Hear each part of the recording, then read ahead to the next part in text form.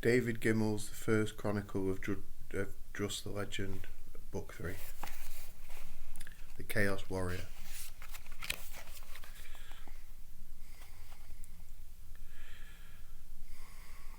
Varsava was enjoying his first sip of his second goblet of wine when the body hit the table. It arrived head first, splintering the central board of the trestle table, striking a platter of meat and sliding towards Varsava. With great presence of mind, the bladesman lifted his goblet high and leaned back as the body hurtled past to slam head first into the wall. Such an impact that a jagged crack appeared in the white plaster. But there was no sound from the man who caused it as he toppled from the table and hit the floor with a dull thud. Glancing to his right, Varsava saw that the inn was crowded, but the revellers had moved back from the circle around the small group, struggling to overcome a black-bearded giant, one fighter. A petty thief, a pickpocket, Varsava recognised, hung from the giant's shoulders. His arms encircled the man's throat.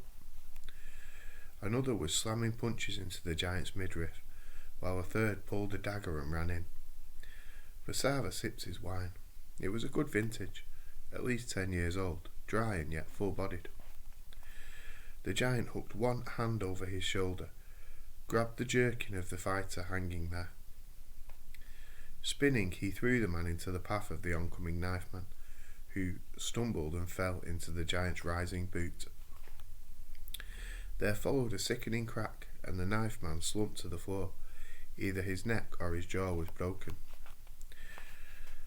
The giant's last opponent threw a despairing punch at the black-bearded chin, and the fist landed, to no effect. The giant reached forward and pulled the fighter into a headbutt. The sound made even Varsava wince. The fighter took 2 faltering steps backwards, then kneeled over in perfect imitation of a felled tree. "Anyone else?" asked the giant, his deep voice cold. The crowd melted away, and the warrior strode through the inn, coming to Varsava's table. "Is this seat taken?" he asked, slumping down to sit opposite the bladesman. "It is now," said Varsava. Lifting his hand, he waved to a tavern maid, and once he had her attention, pointed to his goblet. She smiled and brought a fresh flagon of wine. The bench beneath the table was split down the centre, and the flagon sat drunkenly between the 2 men. "May I offer you some wine?" Varsava asked. "Why not?" countered the giant, filling a clay goblet. A low moan came from behind the table. "He must have had a hard head," said Varsava. "I thought he was dead."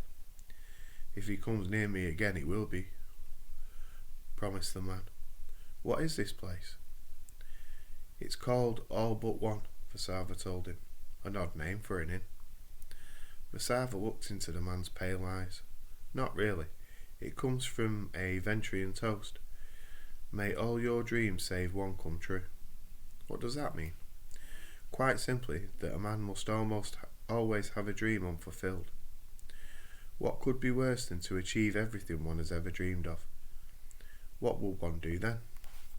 "Find another dream," said the giant. Spoken like a man who understands nothing about dreams. The giant's eyes narrowed. "Is that an insult?" "No, it's an observation.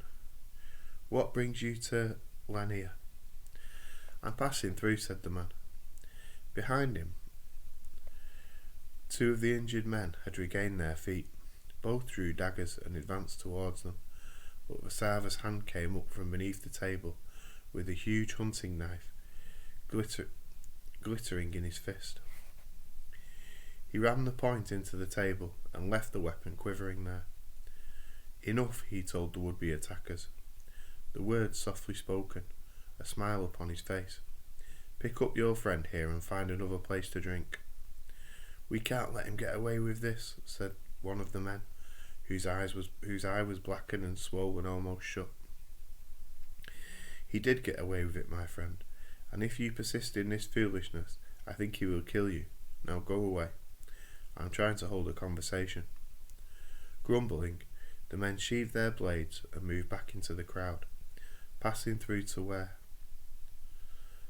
He asked the giant. The fellow seemed amused. You handled that well. Friends of yours? They know me, answered the bladesman, offering his hand across the table.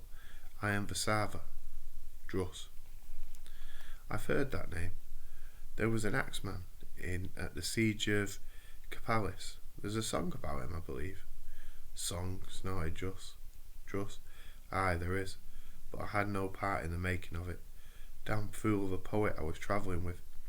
He made it up. Nonsense, all of it. Vasava smiled. They speak in hushed whispers of Druss and his axe. Even demons will scatter when this man attacks. Druss reddened. Aster's tits. You know there's 100 more lines of it. He shook his head. Unbelievable. There are worse fates in life than to be immortalised in song. Isn't there some part of it about a lost wife? Is that also an invention? No, that's true enough, admitted Druss, his expression changing as he drained his wine and poured a second goblet. In the silence that followed, Vasava leaned back and studied his drinking companion. The man's shoulders were truly immense. He had a neck like a bull. But it was not the size that gave him the appearance of a giant, Vasava realised. It was more a power that emanated from him. During the fight he had seemed 7 feet tall, and other warriors puny in comparison. Yet here, sitting quietly drinking, just seemed no more than a large, heavily muscled young man. Intriguing, thought Vasava. If I remember aright, you were also at the relief of a.k.a. and 4 other southern cities. He probed. The man nodded, but said nothing. Vasava called for a 3rd flagon of wine, and tried to recall all he had heard about the young axeman. At a.k.a. it was said he had fought a Nationite champion, Kurul, and been one of the first to scale the walls. And 2 years later he had held off 50 other men. He had held with 50 other men the pass of Kishte, denying the road to a full legion of Nationite troops until Gorban could arrive with reinforcements. What happened to the poet? Asked Vasava, searching for a safe route to satisfy his curiosity. Druss chuckled. He met a woman, several women in fact. Later I heard he was living in Pusha with the widow of a young officer. He laughed again and shook his head. I miss him.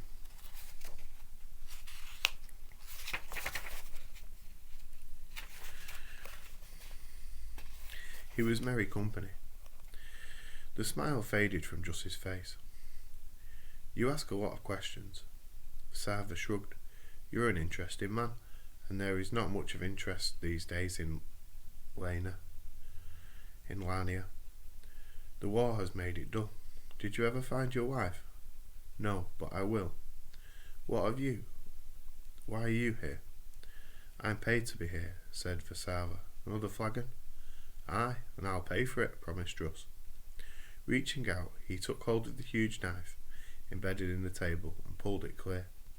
Nice weapon, heavy but well balanced, good steel. Lantrian. I had it made 10 years ago. Best money I ever spent. You have an axe, do you not? Druss shook his head. I had one once. It was lost. How does one lose an axe? Druss smiled. One falls from a cliff into a raging torrent. Yes, I would imagine that would do it, responded Vasava. What do you carry now? Nothing at all. How did you cross the mountains of Lania without a weapon? I walked. And suffered no attacks from robbers? Did you travel with a large group? I have answered enough questions. Now it's your turn. Who pays you to sit and drink in Lania?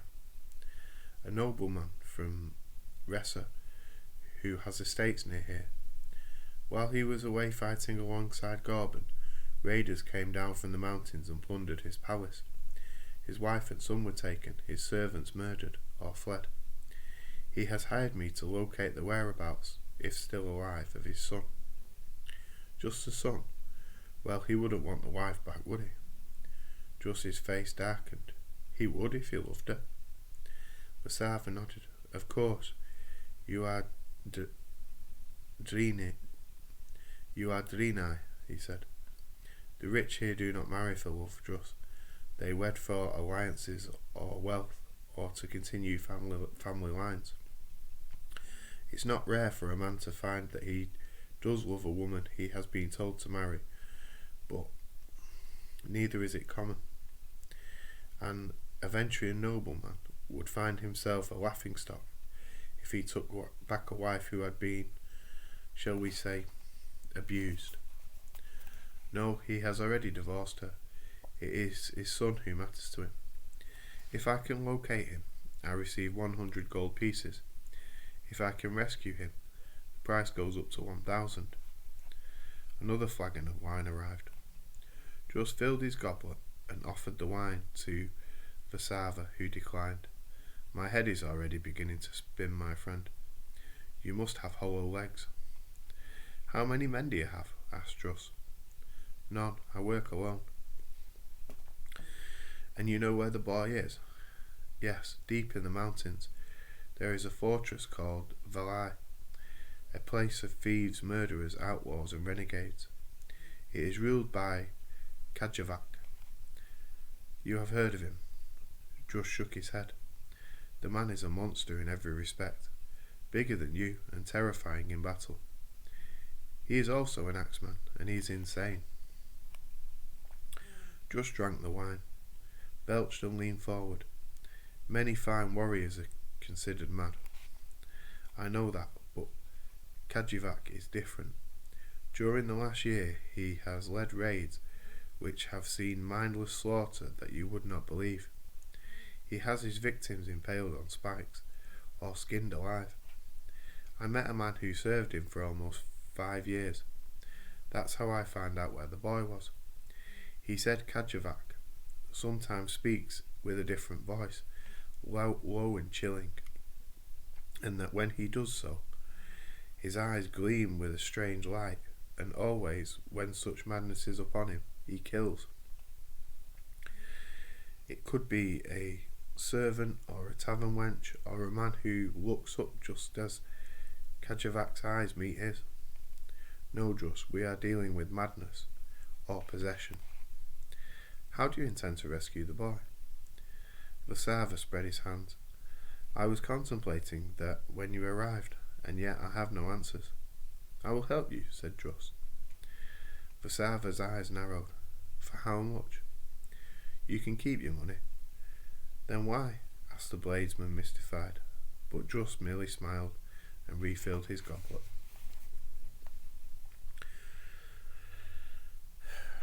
Druss found Vasava an agreeable companion. The tall bladesman said little as they journeyed through the mountains and up into the high valleys far above the plain on which Lania sat. Both men carried packs, and Vasava wore a wide-brimmed brown leather hat with an eagle feather tucked into the brim. The hat was old and battered, the feather ragged and without sheen. Druss had laughed when first he saw it, for Vasava was a handsome man, his clothes immaculately styled from fine green wool, his boots of soft lambskin. Did you lose a wager? Asked Druss. A wager? Queried Vasava. Aye. Why else would a man wear such a hat? Ah, said the bladesman, I imagine that is what passes as humour among you barbarians. I have you know that this hat belonged to my father, he grinned. It is a magic hat, and it has saved my life more than once. I thought Ventrians never lied, said Druss. Only noblemen, Vasava pointed out. However, on this occasion I am telling the truth. The hat helped me escape from a dungeon. He removed it and tossed it to Druss. Take a look under the inside band. Druss did so and saw that a thin saw blade nestled in the right side, while on the left side a curved steel pin. At the front he felt 3 coins and slipped one clear. It was gold. I take it all back, said Druss. This is a fine hat. The air was fresh and cool here, and Druss felt free. It had been almost 4 years since he had left Sabian in Ectanis and journeyed along to the occupied city of Ressa, searching for the merchant Kabuchek and, through him, Rowena. He had found the house only to discover that Kabuchek had left a month before to visit friends in the land of Nashan. He had followed to the Nashanite city of Peropolis and there lost all traces of the merchant. Back once more in Russia, he discovered that Kabuchek had sold his palace and his whereabouts were unknown. Out of money and supplies, Druss took employment with a builder in the capital, who had been commissioned to rebuild the shattered walls of the city. For 4 months he laboured every day until he had enough gold to head back to the south. In the 5 years since the victories at Kapalis and Ectanis, the Ventrian Emperor Gorban had fought 8 major battles against the Nashanites and their Ventrian allies. The first 2 had been won decisively, the last also, but others had been fought to stalemate, with both sides suffering huge losses. 5 years of bloody warfare, and neither side as yet could claim they were close to victory. Come this way, said Vasava. There is something I want you to see. The bladesman left the path and climbed a short slope to where a rusted iron cage had been set into the earth. Within the domed cage was a pile of mouldering bones and a skull that still had vestiges of skin and hair clinging to it. Vasava knelt down by the cage. This was Vasad, the peacemaker, he said. He was blinded and his tongue cut out. Then he was chained here and to starve to death. What was his crime? Asked Druss. I have already told you. He was a peacemaker.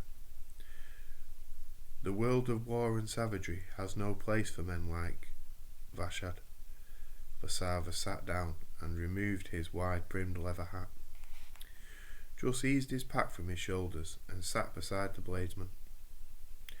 But why would they kill him in such a fashion? He asked. Vasava smiled, but there was no humour in his eyes. Do you see so much and know so little, Druss?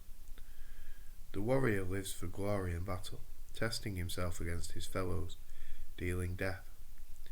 He likes to see himself as noble, and we allow him such vanities, because we admire him, we make songs about him, we tell stories of his greatness.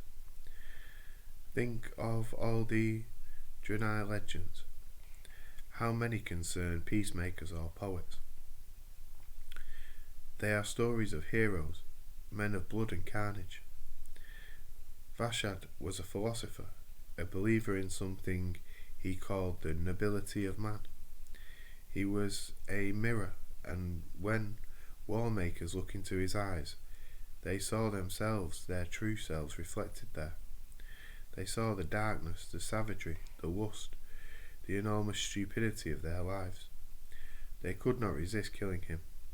They had to smash the mirror, so they put out his eyes, and they ripped out his tongue. Then they left him here, and here he lies. You want to bury him? I'll help with the grave. No, said Vasava sadly. I don't want to bury him. Let others see him, and know the folly of trying to change the world. Did the Nationalites kill him? Asked Druss. No, he was killed long before the war. Was he your father? Vasava shook his head, his expression hardening. I only knew him long enough to put out his eyes. He stared hard at Druss's face, trying to read his reaction. Then he spoke again. I was a soldier then.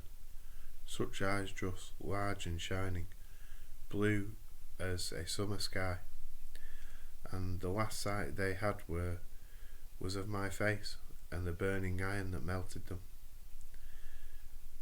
And now he haunts you. Vasava stood. Aye, he haunts me. It was an evil deed, Druss, but those were my orders, and I carried them out, as a Ventrian should. Immediately afterwards, I resigned my commission and left the army. He glanced at Druss. What would you have done in my place? I would not be in your place, said Druss, hoisting his pack to his shoulder. Imagine that you were. Tell me. I would have refused. I wish I had, Vasava admitted, and the two men returned to the trail. They walked on in silence for a mile. Then Vasava sat down beside the path. The mountains loomed around them, huge and towering, and the shrill wind was whistling through the peaks. High overhead 2 eagles were circling. Do you despise me, Druss? Asked Vasava. Yes, admitted Druss, but I also like you. Vasava shrugged. I do so admire a plain speaker. I despise myself sometimes. Have you ever done anything which shamed you? Not yet, but I came close in Ectanis. What happened? Asked Vasava. The city had fallen several weeks before, and when the army arrived the walls were already breached. I went in with the first assault, and I killed many, and then, with the bloodlust on me, I forced my way into the main barracks. A child ran at me. He was carrying a spear, and before I could think about what I was doing, I cut at him with my axe. He slipped, and only the flat of the blade caught him. He was knocked out, but I had tried to kill him. Had I succeeded, it would not have sat well with me. And that is all. It is enough, said Druss. You've never raped a woman, or killed an unarmed man, or stolen. No, and I never shall. Vasava rose. You are an unusual man, Druss. I think this world will either come to hate you or revere you. I don't much care which, said Druss. How far to this mountain city? Another 2 days. We'll camp in high pines, where it will be cold, but the air is wonderfully fresh. By the way, you haven't told me yet why you offered to help me. That's true, said Druss with a grin. Now let us find a campsite. They walked on through a long pass, which opened out onto a stand of pine trees and a wide pear-shaped valley beyond. Houses dotted the valley, clustering in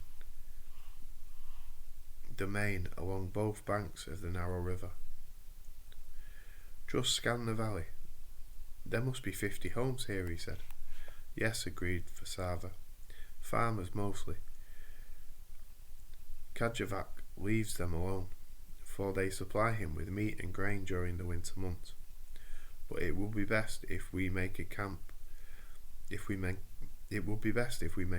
camp in the trees, for Kajavak will have spies in the village, and I don't want our presence announced. The two men moved out from the pass and into the shelter of the trees. The wind was less powerful here, and they walked on seeking a campsite. The landscape was similar to the mountains of home, and Druss found himself once more thinking of days of happiness with Rowena. When he set out from Shadak to find her, he had been convinced that only a matter of days separated them. Even on board ship he had believed his quest was almost over, but the months and years of pursuit had gnawed at his confidence. He knew he would never give up the hunt, but to what purpose? What if she was wed or had children? What if she had found happiness without him? What then as he walked back into her life? His thoughts were broken by the sound of laughter echoing through the trees. Vasava stopped and moved silently from the trail and just followed him. Ahead to the left was a hollow through which ran a ribbon stream, and at the centre of the hollow a group of men were throwing knives at a tree trunk. An old man was tied to the trunk, his arms spread. A blade had nicked the skin of his face. There were wounds in both arms, and a knife jutted from his thigh. It was obvious to Druss that the men were playing a game with the old man, seeing how close they could come with their knives. To the left of the scene, 3 other men were struggling with a young girl, who screamed as they tore her dress and pushed her to the earth. As Druss loosed his pack and started down the slope, Vasava grabbed him. "What are you doing? There are 10 of them." But Druss shrugged him off and strode through the trees to come up behind the 7 knife throwers. Intent as they were on their victim, they did not notice his approach. Reaching out, he grabbed the heads of the 2 nearest knife men and rammed them together. There followed a sickening crack, and both men dropped without a murmur. A 3rd man swung at the sound, but had no time to register surprise as a silver-skinned gauntlet slammed into his mouth, splintering teeth. Unconscious, the knifeman flew backwards to cannon into a comrade. A warrior leapt at Druss, thrusting his blade towards his belly, but Druss slipped the blade aside and hammered a straight left into the man's chin. The remaining warriors ran at him, and a knife blade slashed through his jerkin, ripping a narrow gash across his hip. Druss grabbed the nearest warrior, dragged him into a ferocious headbutt, then swung and backhanded another attacker. The man cartwheeled across the hollow, struggling to rise, then sat back against the tree, having lost all interest in the fight. Grappling with 2 men, Druss heard a blood-curdling scream. His attacker froze. Druss dragged an arm free and struck the first of the men a terrible blow to the neck. The second released his hold on the axeman and sprinted from the hollow. Druss's pale eyes scanned the area, seeking new opponents, but only Vasava was standing there, his huge hunting knife dripping blood. 2 corpses lay beside him. 3 other men Druss had struck lay where they had fallen, and the warrior he had backhanded was still sitting by the tree. Druss walked to where he sat and hauled him to his feet. "Time to go, laddie," Druss said. "Don't kill me," pleaded the man. "Who said anything about killing? Be off with you." The man trotted away on boneless legs as Druss moved to the old man tied to the tree. Only one of his wounds was deep. Druss untied him and eased him to the ground. Swiftly, he dragged the knife clear of the man's thigh as Vasava came alongside. "That will need stitching," he said. "I'll get my pack." The old man forced a smile. "Thank you, my friend. I fear they would have killed me. Where is Dulina?" Druss glanced around, but the girl was nowhere in sight. "She was not harmed," he said. "I think she ran when the fight started." Druss applied a tourniquet to the thigh wound, then stood and moved back to check the bodies. The 2 men who had attacked Vasava were dead, as was another, his neck broken. The remaining two were unconscious. Rolling them on their backs, Druss shook them awake and then pulled them upright. One of the men immediately sagged back to the ground. "Who are you?" asked the warrior still standing. "I am Druss." "Charecter will kill you for this. Were I you, I would leave the mountains. You are not me, laddie. I go where I please. Now pick up your comrade and take him home." Druss dragged the fallen warrior to his feet and watched as the two men left the hollow. When Vasava returned with his pack, a young girl was walking beside him. She was holding her ruined dressing place. "Look what I found," said Vasava. She was hiding under a bush. Ignoring the girl, Druss grunted and moved to the stream where he knelt and drank. Had Saga been with him, the hollow would now be awash in blood and bodies. He sat back and stared at the rippling water. When the axe was lost, Druss had felt as if a burden had been lifted from his heart. The priest back in Palace had been right. It was a demon blade. He had felt its power growing as the battles raged, had enjoyed the soaring, surging bloodlust that swept over him like a tidal wave. But after the battle came a sense of emptiness, a disenchantment. Even the spiciest food was tasteless. Summer days seemed grey and colourless. Then came the day in the mountains when the Nashonites had came upon him alone. He had killed 5, but more than 50 men had pursued him through the trees. He had tried to traverse the cliff, but holding the axe made the movement slow and clumsy.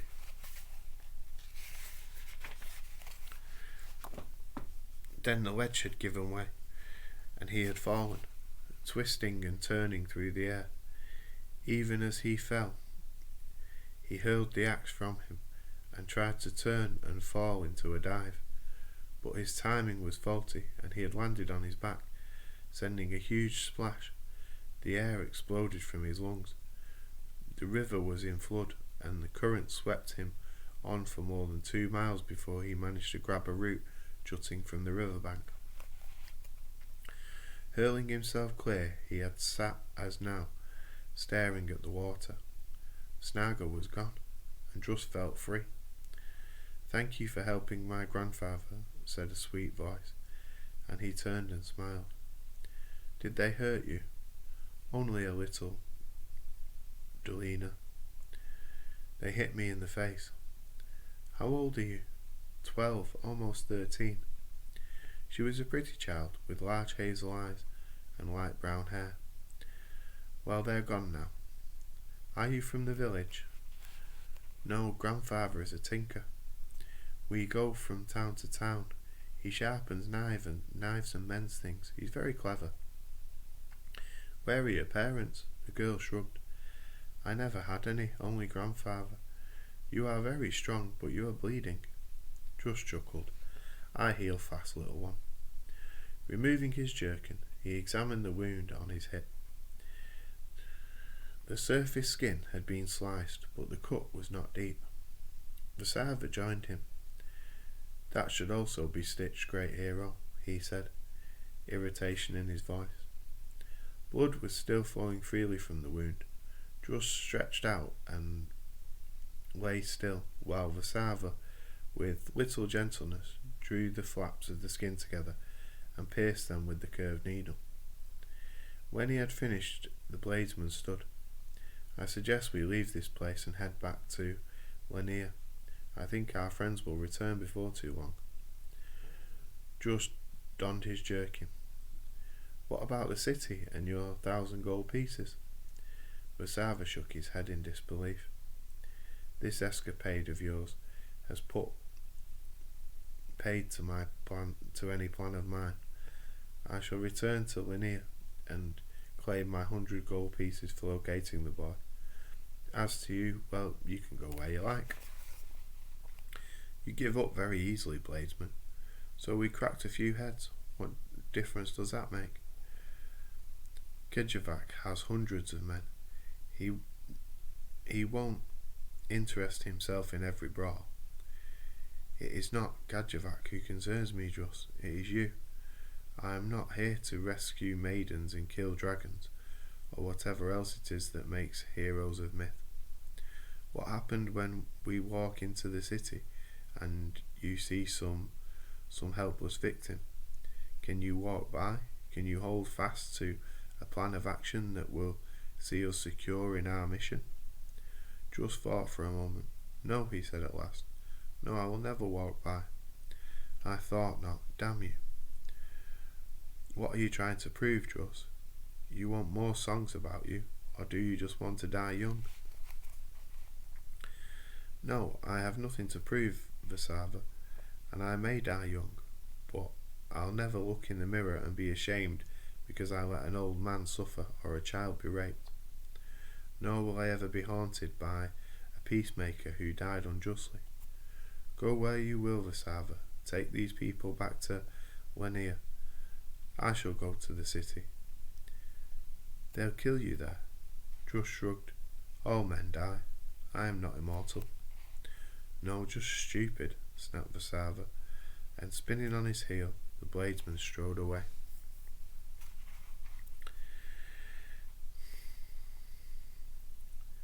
Mechanic laid his bloody sword on the battlements and untied the chain straps of his bronze helm. Lifting it clear and enjoying the sudden rush of cool air to his sweet drenched face, the Ventrian army was falling back in some dismay, having discarded the huge battering ram which lay outside the gate, surrounded by corpses. Mechanic walked to the rear of the ramparts and yelled orders to a squad of men below. Open the gate and drag that damned ram inside, he shouted. Pulling a rag from his belt, he wiped his sword clean of blood and sheathed it. The fourth attack of the day had been repulsed. There would be no further fighting today. However, few of the men seemed anxious to leave the wall. Back in the city, the plague was decimating the civilian population. No, he thought, it is worse than decimation. It is worse than decimation. Far more than 1 in 10 were now suffering the effects. Corbin had not dammed the river. Instead, he had filled it with every kind of corruption, dead animals, bloated and maggot-ridden, rotten food, and human waste from the army of 11,000 men. Small wonder that sickness had ripped into the population. Water was now being supplied by artisan wells, but no one knew how deep they were and how long the fresh water would last. Mechanic gazed up at the clear blue sky, not a cloud in sight, and rain had not fallen in almost a month. A young officer approached him. 200 with superficial wounds, 60 dead, and another 33 who will not fight again, he said. Mechanic nodded, his mind elsewhere. What news from the inner city, brother? He asked. The plague is abating. Only 70 dead yesterday, most of them either children or old people. Mechanic stood and smiled at the young man. Your section fought well today, he said, clapping his hand on his brother's shoulders. I shall see that a report is placed before the Emperor when he returns from Nasham. The man said nothing, and their eyes met, the unspoken thought passing between them. If we return to Nasham, get some rest. Narin, you look exhausted. So do you, Mickey. And I was only here for the last 2 attacks. You've been here since before dawn. Yes, I am tired. Patai will receive me. She always does.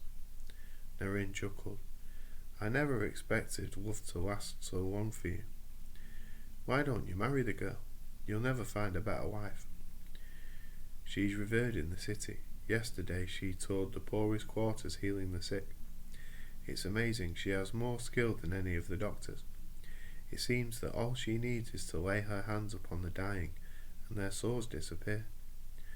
You sound as if you're in love with her yourself, said Mechanic. I think I am a little, admitted Nadine, reddening. Is she still having those dreams? No, lied Mechanic. I'll see you this evening. He moved down the battlement steps and strode through the streets towards his home. Every other house, it seemed, boasted the white chalked cross donating plague. The market was deserted, the stalls standing empty. Everything was rationed now. The food, 4 ounces of flour, a pound of dried fruit, doled out daily from storehouses in the west and the east. Why don't you marry her? For 2 reasons he could never share. 1, she was already wed to another, though she did not know it. And secondly, it would be like signing his death warrant. Rowena had predicted that he would die here with Narin beside him, 1 year to the day after he was wed. She no longer remembered this prediction either, for the sorcerers had done their work well. Her talent was lost to her, and all the memories of her youth and the lands of Drania. Mechanic felt no guilt over this. Her talent had been tearing her apart, and now at least she smiled and was happy. Only Pudri knew the whole truth, and he was wise enough to stay silent. Mechanic turned up the avenue to Laurel's and pushed open the gate to his house. There were no gardeners now, and the flower beds were choked with weeds. The fountain was no longer in operation, the fish pool dry and cracked. As he strode to the house, Pudri came running out to see him. Master, come quickly. It is Patai. What has happened? Called Mechanic, grabbing the little man by his tunic. The plague, master, he whispered, tears in his eyes. It is the plague. Vasava found a cave nestling against a rock face to the north. It was deep and narrow and curled like a figure 6. He built a small fire near the back wall, below a split of rock that created a natural chimney. The old man who Druss had carried to the cave had fallen into a deep healing sleep with the child Dulina alongside him, having walked from the cave to check whether the glare of the fire could be seen from outside. Vasava was now sitting in the cave mouth, staring out over the night dark woods. Druss joined him. Why so angry, Blazeman? He asked. Do you feel some satisfaction to have rescued them?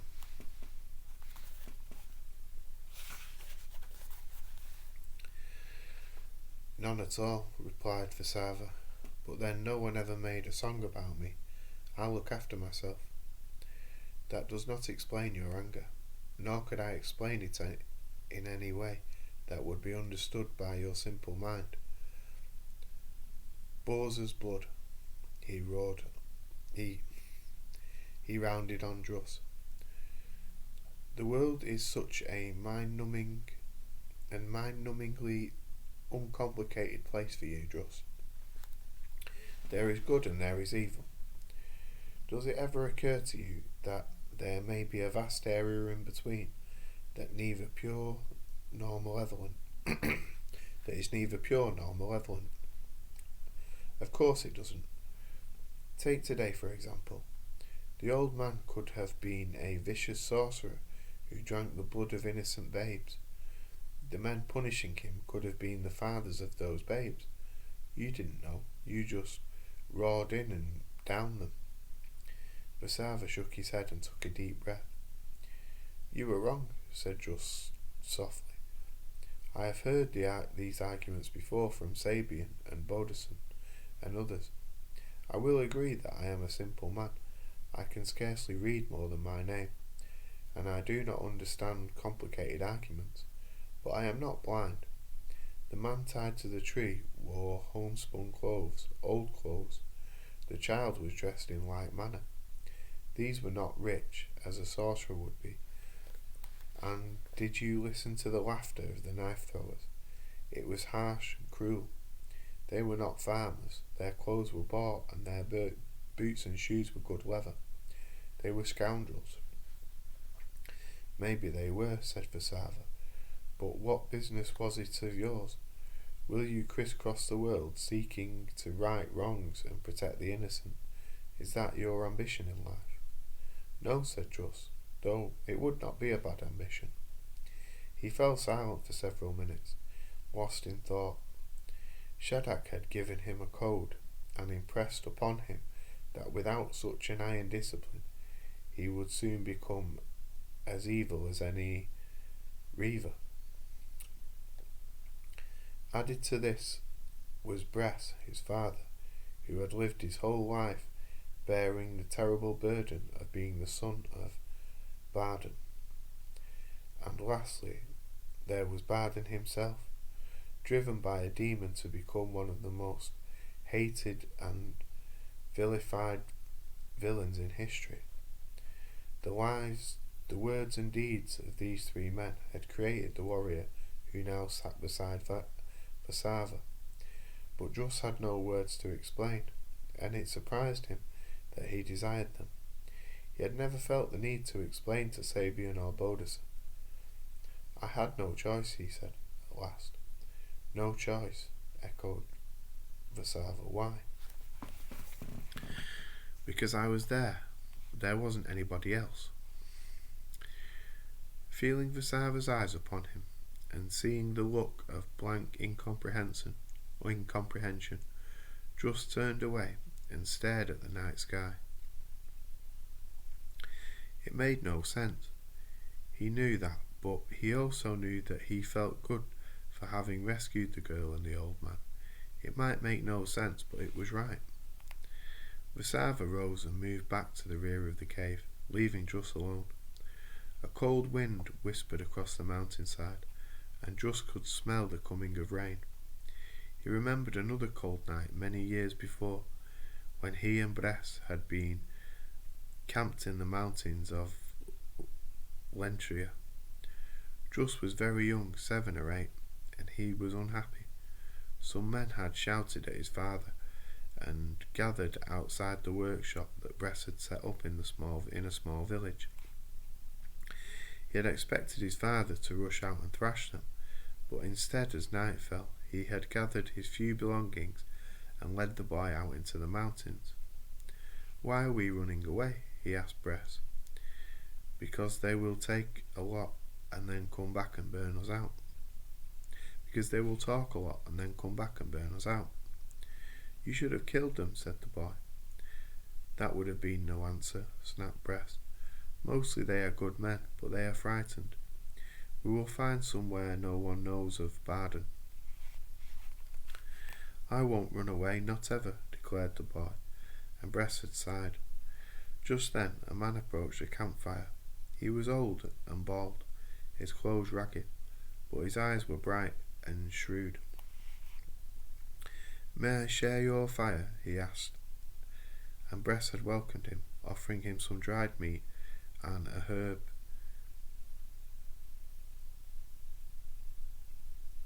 tisane, which the man accepted gratefully. Druss had fallen asleep as the two men talked, but had woken several hours later. Bress was asleep, but the old man was sitting by the fire, feeding the flames with twigs. Druss rose from his blankets and walked to sit alongside him. Frightened of the dark, boy? I am frightened of nothing, Druss told him. That's good, said the old man. But I am frightened of the dark, frightened of starvation, frightened of dying. All my life I've been frightened of something or other. Why? Asked the boy, intrigued. The old man laughed. Now there's a question. Wish I could answer it. As he picked up a handful of twigs and reached out,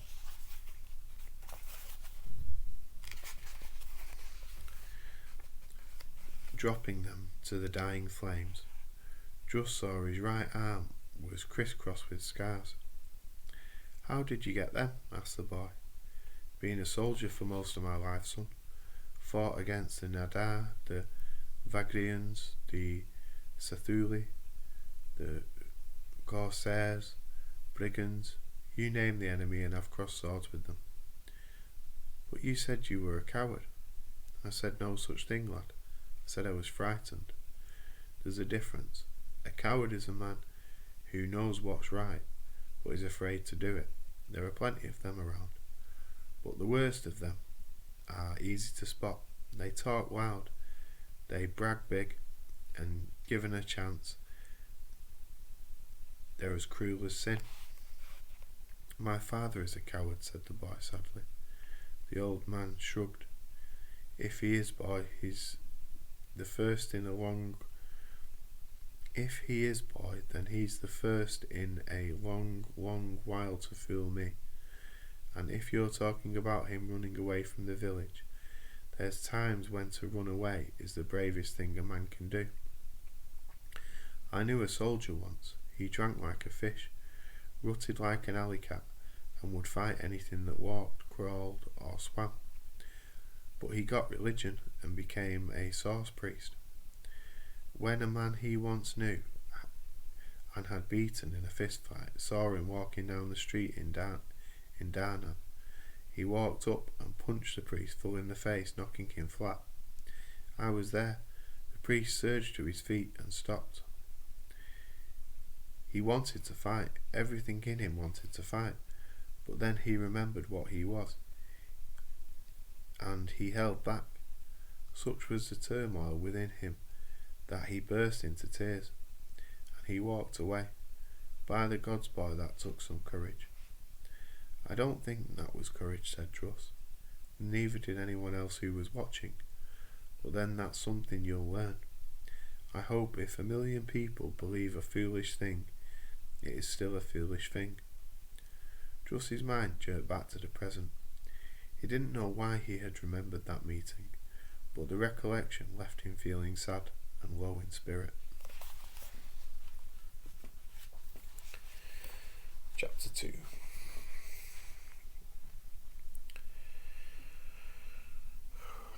A storm broke over the mountains. Great rolls of thunder that made the walls of the cave vibrate. Druss moved back as the rain lashed into the cave's mouth. The land below was lit by jagged spears of lightning, which seemed to change the very nature of the valley. The gentle woods of pine and elm became shadow-haunted layers. The friendly homes looked like tombstones across the vault of hell. Fierce winds buffeted the trees, and Druss saw a herd of deer running from the woods, their movements seeming disjointed and ungainly against the flaring lightning bolts. The tree was stuck and seemed to explode from within, splitting into two halves. Fire blazed briefly from the ruined trunk, but died within seconds in the sheeting rain. Delina crept alongside him, pushing himself against him. He felt the stitches in his side pull as she snuggled him, but he lifted his arm around her shoulders. Is only a storm, child, he said. It cannot harm us. She said nothing, and he drew her to his lap, holding her close. She was warm, almost feverish, he thought. Sighing, Druss felt again the weight of loss, and wondered where Rowena was on this dark and ferocious night. Was there a storm where she lay, or was the night calm, Did she feel the loss, or was just a dim memory of another life in the mountains? He glanced down to see that the child was asleep, her head in the crook of his arm. Holding her firmly but gently, Druss rose and carried her back to the fireside, laying her down on her blanket and adding the last of the fuel to the fire. "You are a good man," came a soft voice. Druss looked up and saw that the old tinker was awake. "How's the leg?"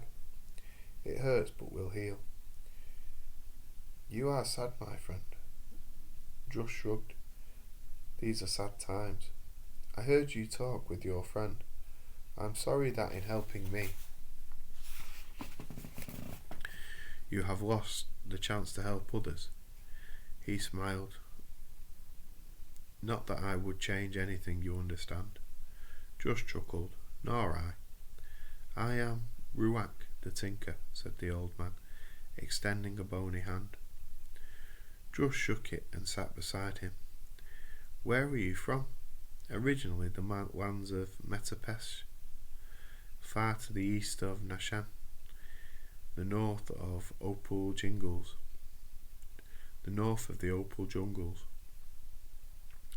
But I have always been a man who needed to see new mountains. People think they are rare all the same, but it is not so. Some are lush and green, others crowded with shining ice and snow. Some are sharp like sword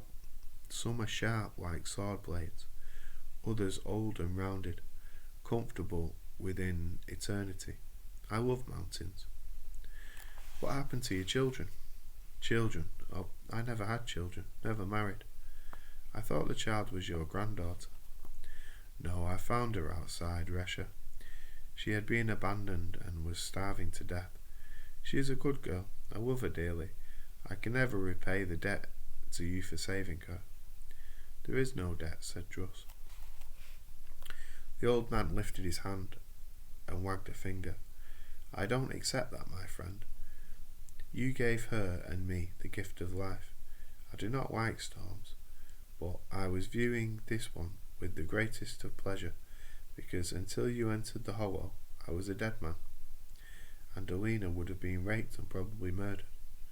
Now the storm is a vision of beauty. No one ever gave me a greater gift."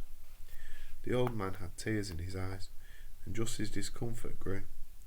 Instead of feeling elated by his gratitude, he experienced a sense of shame. A true hero, he believed, would have gone to the man's aid from a sense of justice and compassion. Druss knew that was not why he had helped them. Not even close. The right deed for the wrong reason. He patted the old man's shoulder and returned to the cave mouth, where he saw that the storm was moving towards the east. The rain lessening, Druss's spirits sank. He wished Sabian were with him. Irritating as the poet could be, he still had a talent for lifting the axeman's mood. But Sabian had refused to accompany him, preferring the pleasures of city life to an arduous journey across the mountains to Resha. No, thought Druss, not the journey. That was just an excuse. I'll make a bargain with you, though, old horse, said Sabian on the last day. Leave the axe and I'll change my mind. Bury it, throw it in the sea. I don't care which. Don't tell me you believe that nonsense. I saw it, Druss, truly. It will be the death of you, or at least the death of the man I know.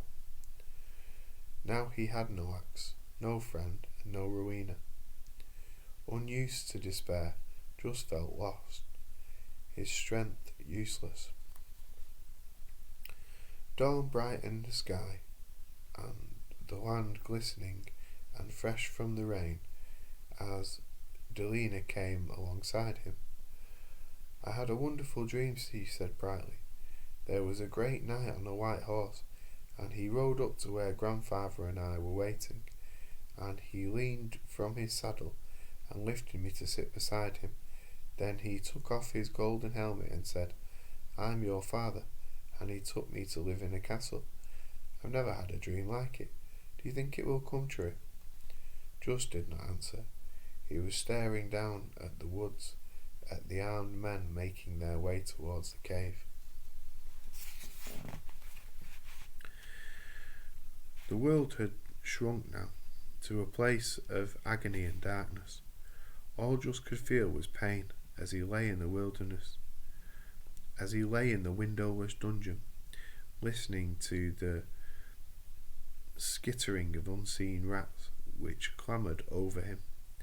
There was no light, save when at the end of the day the jailer strode down to the dungeon corridor, and a tiny flickering beam momentarily lit the narrow grille of the door stone.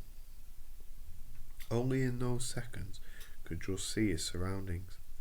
The ceiling was a mere 4 feet from the floor. The airless room 6 square feet. Water dripped from the walls, and it was cold. Druss brushed a rat from his leg, the movement causing him a fresh wave of pain from his wounds. He could hardly move his neck. His right shoulder was swollen and hot to the touch. Wondering if the bones were broken, he began to shiver. How many days he had counted to 63, but then lost track for a while. Guessing at 70, he'd begun to count again, but his mind wandered. Sometimes he dreamt of the mountains of home, under the blue sky, with the fresh northerly wind cooling his brow, and other times he tried to remember events in his life. "I will break you, and then I will watch you beg for death," said Charecter, on the day they had hauled Druss into the castle hall. "In your dreams, you ugly whoreson." Charecter had beaten him then, pounding his face and body with brutal blows. His hands tied behind him, a tight rope around his neck. Druss could do nothing but accept the hammering. For the first 2 weeks, he was kept in a larger cell. Every time he slept, men would appear alongside him in narrow beds to beat him with clubs and sticks. At first he had fought them, grabbing one man by the throat and cracking the skull against the cell wall. But deprived of food and water for days on end, his strength had given out, and he could only curl himself into a tight ball against the merciless beatings.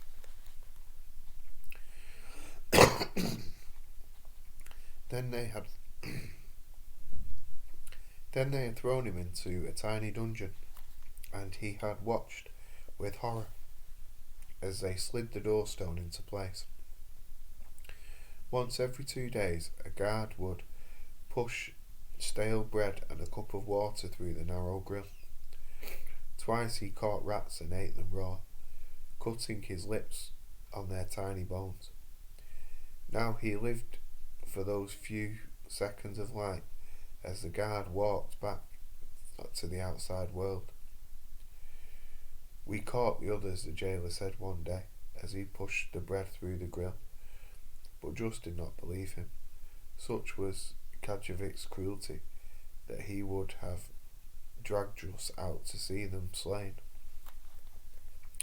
He pictured Masava pushing the child up into the chimney crack in the cave, urging her to climb, and remembered lifting Ruach up to where Vasava could haul the old man out of sight. Druss himself was about to climb when he heard the warriors approaching the cave. He had turned and charged them, but there were too many, and most bore clubs, which finally smashed him from his feet. Boots and fists thundered into him, and he awoke to find a rope around his neck and his hands bound, forced to walk behind the horsemen. He was many times dragged from his feet, the rope tearing the flesh of his neck. Vasava had described Charecter as a monster, which could not be more true. The man was close to 7 feet tall, with an enormous breadth of shoulder and biceps as thick as a man's thigh. His eyes were dark, almost black. No hair grew on the right side of his head, where the skin was white and scaly, covered in scar tissue that only a severe burn could create.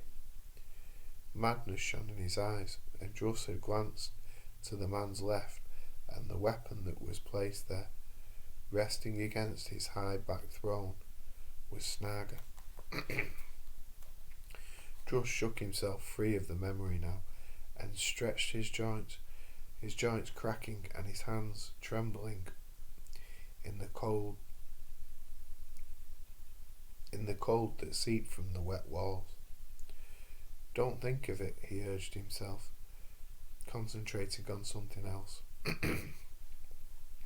He tried to picture Rowena, but instead found himself remembering the day when the priest of Pashtar Sen had followed him into a small village 4 days east of Lanier.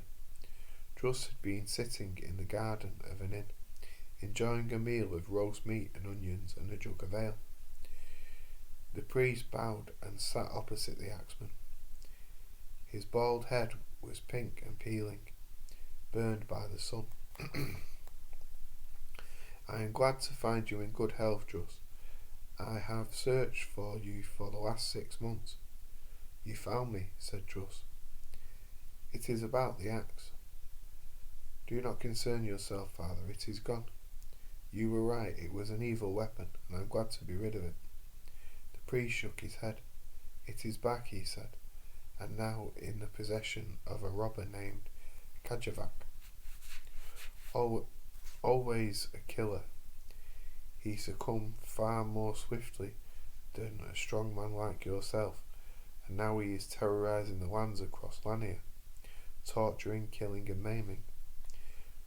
With the war keeping our troops from the area, there is little that can be done to stop him. Why tell me? The priest said nothing for a moment, averting his eyes from Druss's direct gaze. I have watched you, he said at last, not just in the present, but through the past, from your birth through your childhood, to your marriage to Rowena, and your quest to find her. You are a rare man, Druss.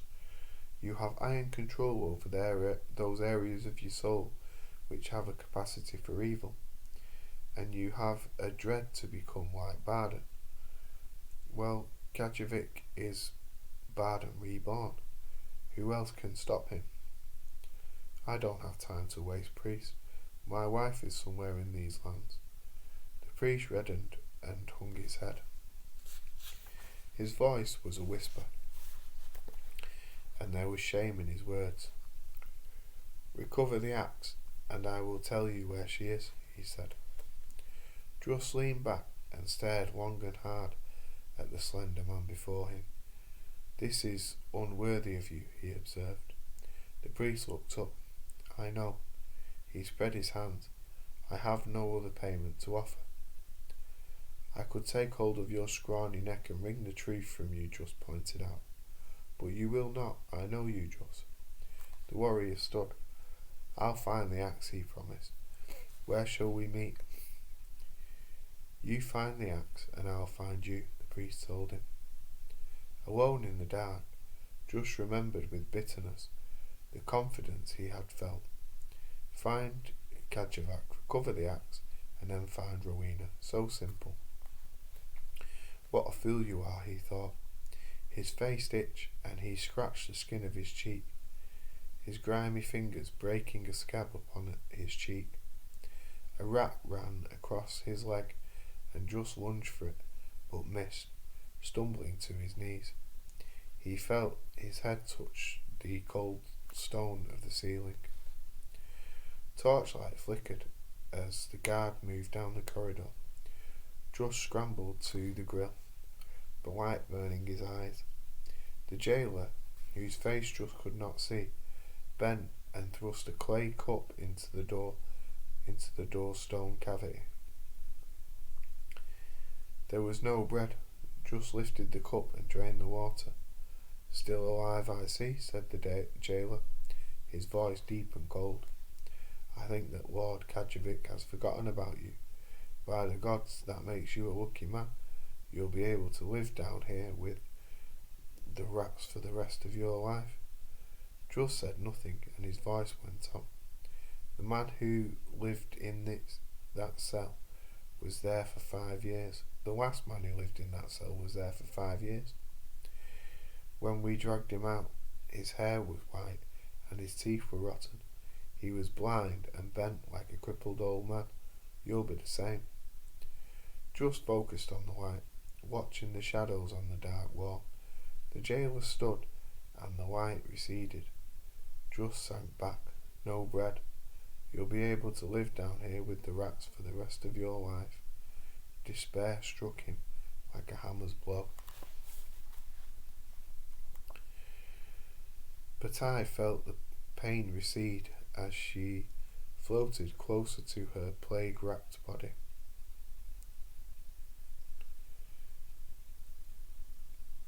But I felt the pain recede as she floated clear of her plague-wrapped body. I am dying, she thought, but there was no fear, no surging panic, merely a peaceful sense of harmony as she rose into the air. It was night and the lanterns were lit, hovering just below the ceiling. She gazed down at Mechanic as he sat beside the frail woman in the bed, holding her hand, stroking her fever-dry skin, and whispering words of love.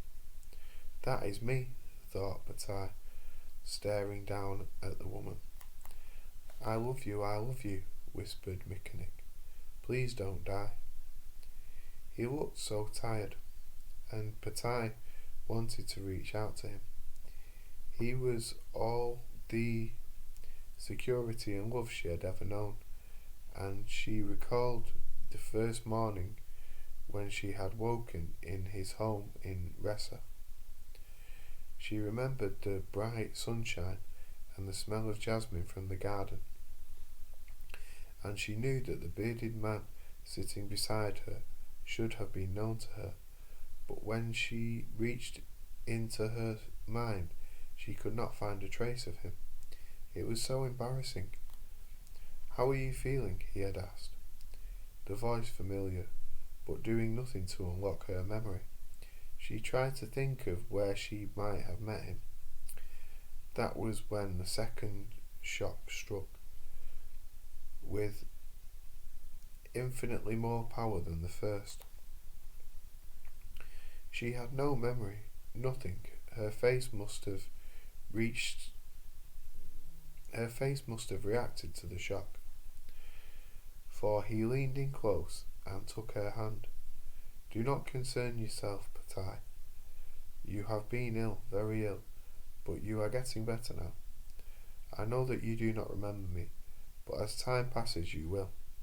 He turned his head and called to another man, tiny, slender and dark-skinned.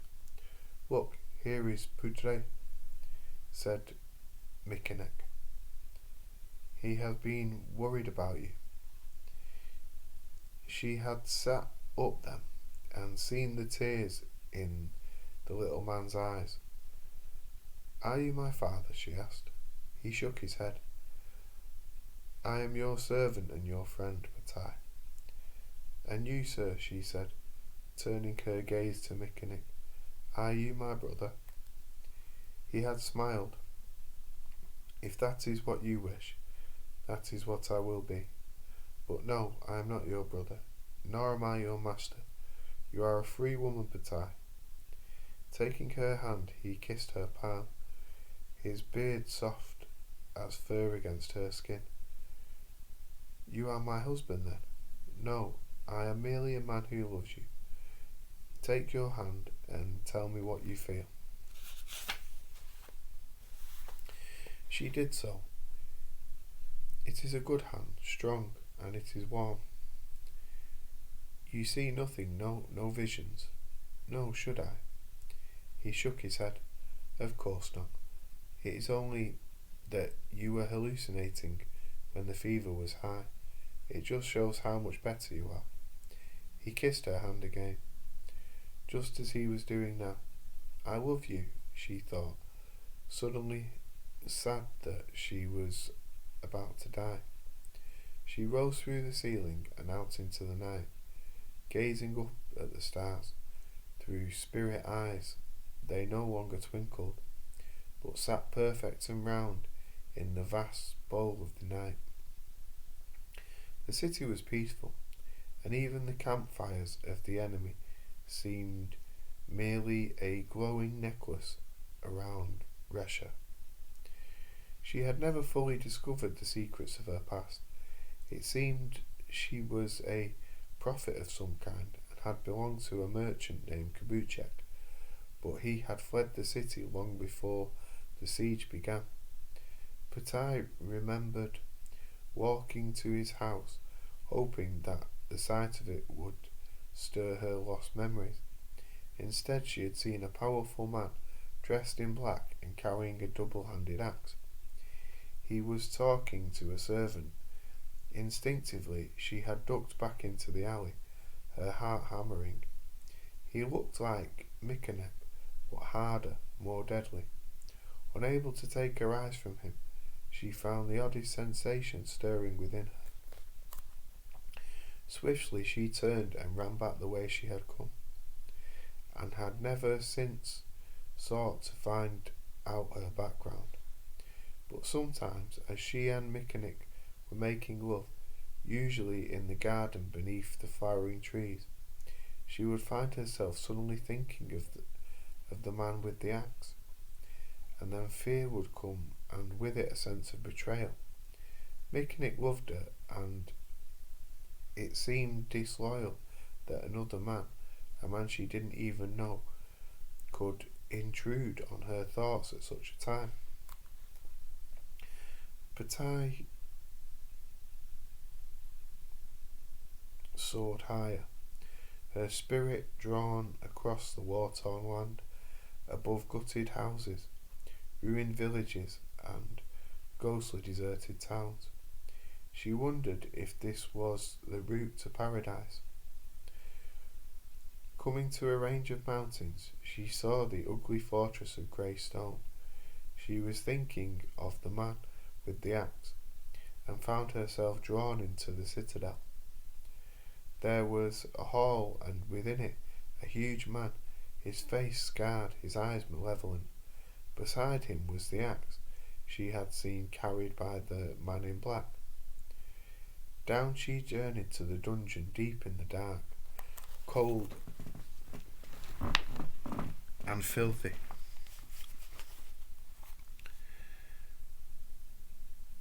The haunt of rats and lice. The axeman lay there, his skin covered in sores. He was asleep and his spirit was gone from his body. Reaching out, she tried to touch his face, but her spectral hand flowed beneath the skin. In that moment she saw a slender line of pulsing light radiating around his body. Her hand stroked the light, and instantly she found him. He was alone and in terrible despair. She spoke with him, trying to give him strength, but he reached for her, and his words were shocking and filled her with fear. He disappeared then, and she guessed that he had been woken from sleep. Back in the citadel, she floated through the corridors and rooms, the antechambers and halls. An old man was sitting in a deserted kitchen. He too was dreaming, and it was the dream that drew her to him. He was in the same dungeon. He had lived there for 3 years. Patai entered his mind and spoke with his dream spirit. Then she returned to the night sky. I am not dying, she thought. I am merely free. In an instant she returned to Resha and her body. Pain flooded through her, and the weight of flesh sank down like a prison around her spirit. She felt the touch of Mekanek's hand, and all thoughts of the axeman disappeared like mist under the sun. She was suddenly happy despite the pain. He had been good to her, and yet... "Are you awake?" he asked her in a low voice. She opened her eyes. "Yes, I love you. And I love you more than life." "Why did we never wed?" she said, her throat dry, the words rasping clear. She saw him pale. "Is that what you wish for? Would it make you well?" "It would make me happy," she told him. "I'll send for the priest," he promised. She found him on a grim mountainside where winter winds were howling through the peaks. He was frozen and weak, his limbs trembling, his eyes dull. "What are you doing?" she asked. "Waiting to die," he told her. "That is no way for you to behave. You are a warrior, and a warrior never gives up."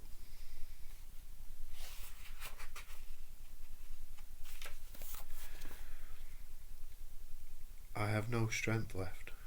Rowena sat beside him, and he felt the warmth of her arms around his shoulders. Smells of sweetness of her hands. "Be strong," she said, stroking his hair. "In despair there is only defeat. I cannot overcome cold stone. I cannot shine a light through the darkness. My limbs are rotting, my teeth shake in their sockets. Is there nothing you would live for?" "Yes," he said, reaching for her. "I live for you. I always have. But I can't find you." He awoke in the darkness amidst the stench of the dungeon and crawled to the door stone grill. Finding it by touch, cool air drifted down the corridor, and he breathed deeply. Torchlight flickered burning in his eyes. He squinted against it and watched as the jailer tramped down the corridor. Then the darkness returned. Druss's stomach cramped and he groaned. Dizziness swamped him and nausea rose in his throat. A faint light showed and rolled painfully to his knees.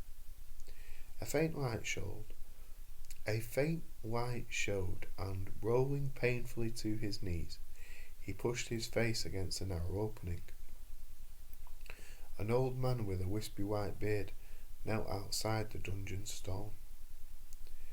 The light from the tin clay oil lamp was tortuously bright, and Druss's eyes stung. "Ah, you are alive. Good," whispered the old man. "I have brought you this lamp and this old tinder box. Use it carefully. It will help accustom your eyes to the light. Also, I have some food." He thrust a linen packet through the door stone, and Druss took it, his mouth too dry for speech. "I'll come back when I can," said the old man. "Remember, only use the light once the jailer has gone." Druss listened to the man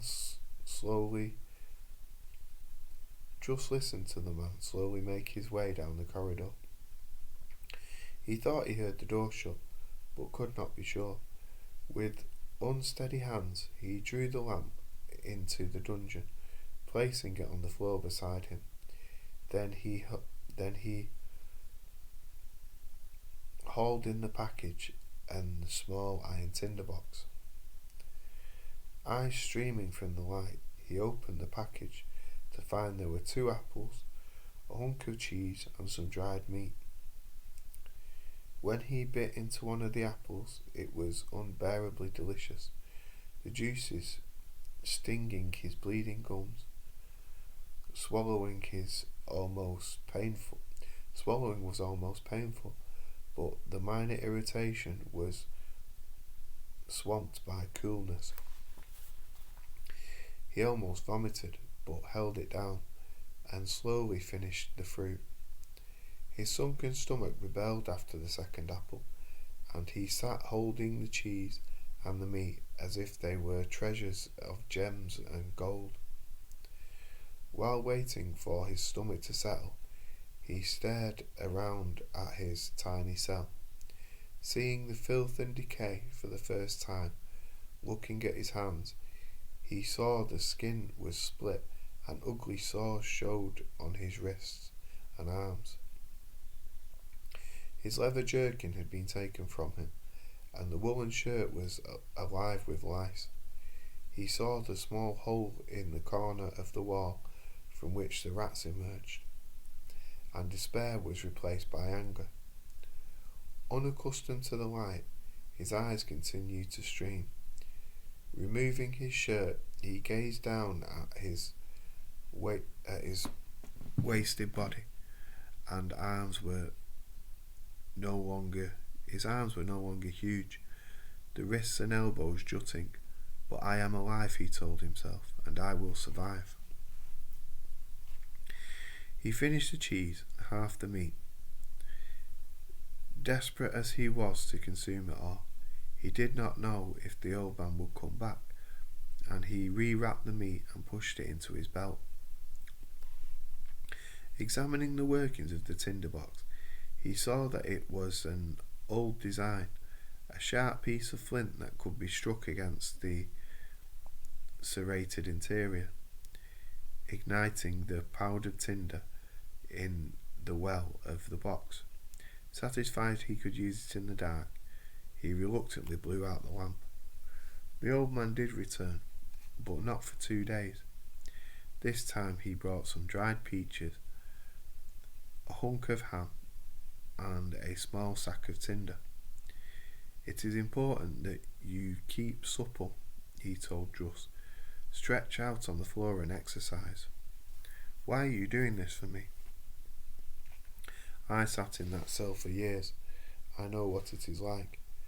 You must build up your strength. There are 2 ways to do this, or so I found. Lie on your stomach with your hands beneath your shoulders, and then keep your legs straight. Push yourself up using only your arms. Repeat this as many times as you can manage. Keep count. Each day try for 1 more. Also, you can lie on your back and raise your legs, keeping them straight. It will strengthen your belly. How long have I been here? Asked Druss. It is best not to think of that, the old man advised. Concentrate on building your body. I will bring some ointments next time for those sores and some lice powder. What is your name? Best you don't know, in case they find the lamp. I owe you a debt, my friend, and I always pay my debts. You have no chance of that unless you become strong again. I shall, promised Druss. When the old man had gone, Druss lit the lamp and lay down on his belly. With his hands beneath his shoulders, he forced his body up and managed 8 before collapsing to the filthy floor. A week later it was 30, and by the end of the month he could manage a count of 100.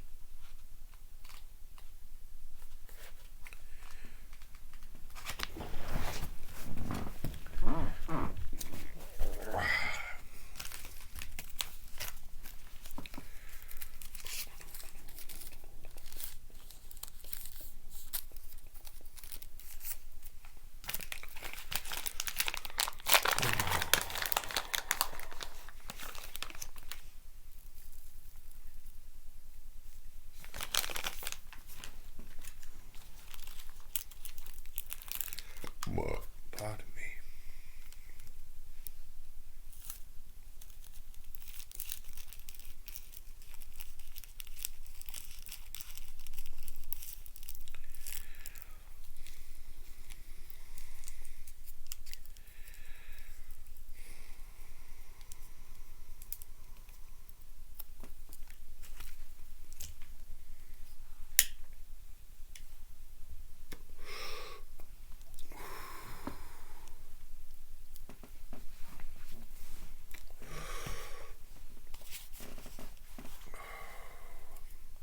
Chapter 3.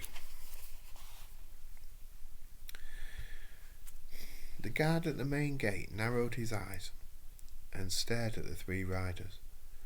None was known to him, but they rode with casual confidence. chatting to one another and laughing. The guard stepped out to meet them. "Who are you?" he asked. The first of the men, a slim blonde-haired warrior wearing a baldric from which hung 4 knives, dismounted from his bay mare. "We are travellers seeking lodging for the night," he said. "Is there a problem? Is there plague in the city?" "Plague? Of course there's no plague," answered the guard hastily, making the sign of the protective horn. "Where are you from?" "We are ridden from Lania, and we're heading to Kepalis and the coast. All we seek is an inn." "There are no inns here. This is the fortress of Lord Kajavak." The other 2 horsemen remained mounted. The guard looked up at them. One was slim and dark-haired, a bow slung across his shoulders, and a quiver hanging from a pommel at his saddle. The third man wore a wide leather hat that sported no weapons save an enormous hunting knife, almost as long as a short sword. "We can pay for our lodgings," said the blond man, with an easy smile. The guard licked his lips. The man dipped his hand into the pouch and slid and produced a thick silver coin, which he dropped into the guard's hand.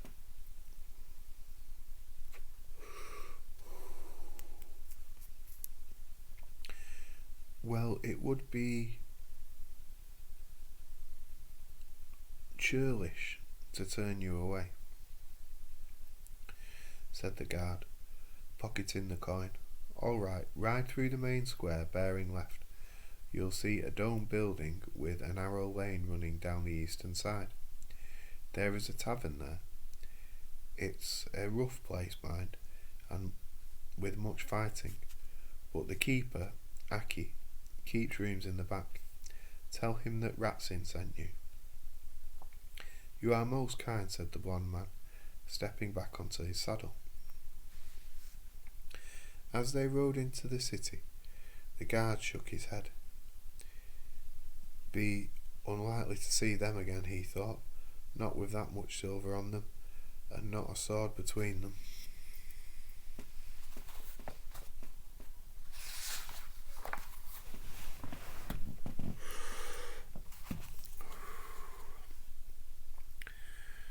The old man came almost every day, and just grew to treasure the moments.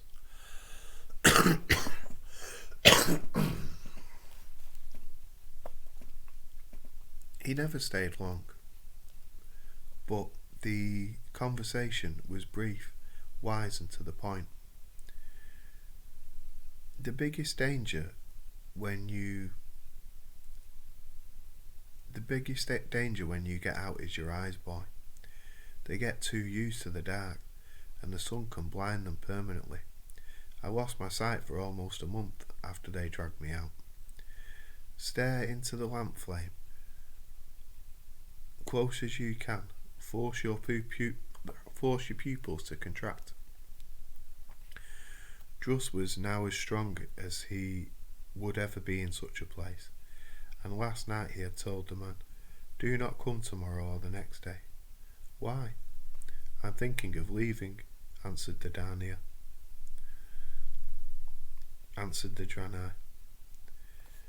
The old man had laughed. "I'm serious, my friend. Don't come for 2 days. There's no way out.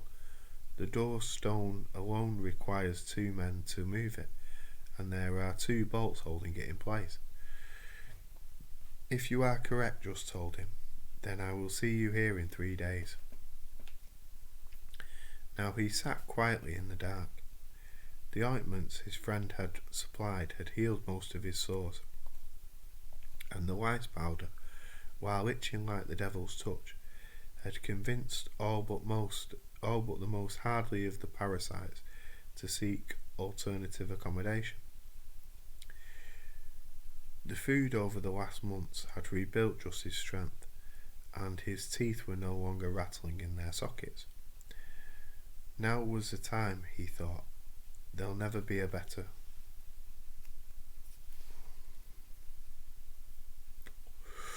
Silently, he waited through the long day. At last he heard the jailer outside. A clay cup was pushed into the opening, with a hunk of stale bread by it. Druss sat and drank unmoving. "Here it is, my black-bearded rat," the jailer called. Silence. "Ah, well, suit yourself. You'll change your mind before long." The hours drifted by. Torchlight flickered in the corridor, and he heard the jailer halt. Then the man walked on. Druss waited for an hour, and then lit the lamp and chewed on the last of the meat the old man had left the night before. Lifting the lamp to his face, he stared hard into the flame, passing it back and forth before his eyes. The light didn't sting as once it had. Blowing out the light, he turned over on his stomach, pushing himself through 150 press raises.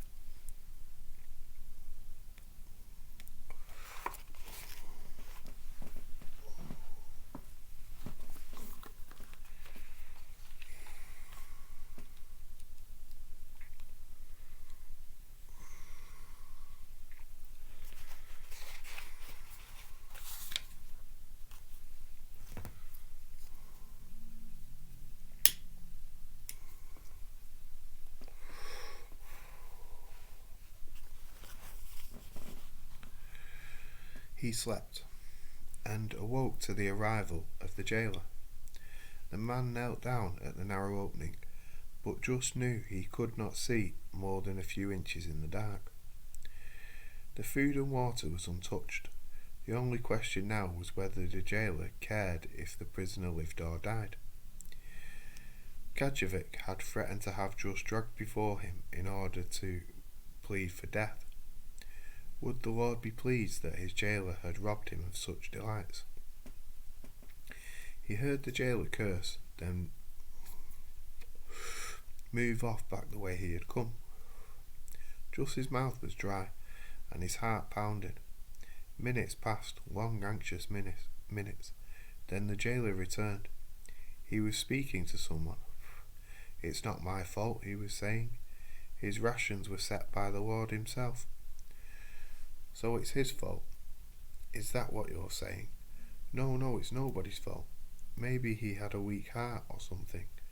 Maybe he's just sick, that's it. He's probably sick. We'll move him to a bigger cell for a while." "I hope you're right," said the voice. "Otherwise you'll be wearing your own entrails for a necklace." A grating sound followed, then another, and Druss guessed the bolts were being drawn back. "All right together now," came a voice. "Heave." The stone groaned as the men hauled it clear. "Gods, but it stinks in there," complained one of the guards as a torch was thrust inside. Druss grabbed the wielder by the throat, hauling him in. Then he dived through the opening and rolled. He rose, but dizziness caused him to stagger, and the guard laughed. "There's your dead man," he said. Druss heard the rasp of a sword being drawn. It was so hard to see. There were at least 3 torches, and the light was blinding. A shape moved towards him. "Back in your hole, rat," said the guard. Druss leapt forward to smash a punch into the man's face. The guard's iron helm flew from his head, and his body shot backwards. He heard his head cannoning into the dungeon wall.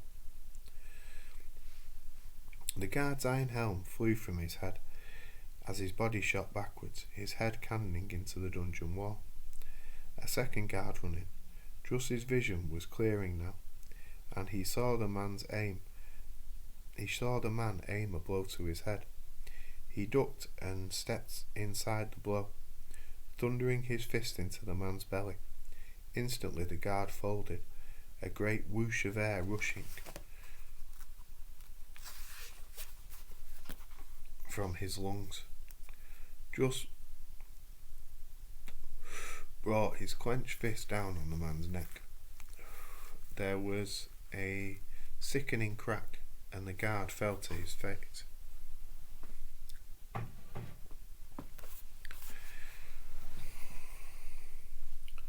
The jailer was trying to wriggle clear of the dungeon opening as Druss turned on him.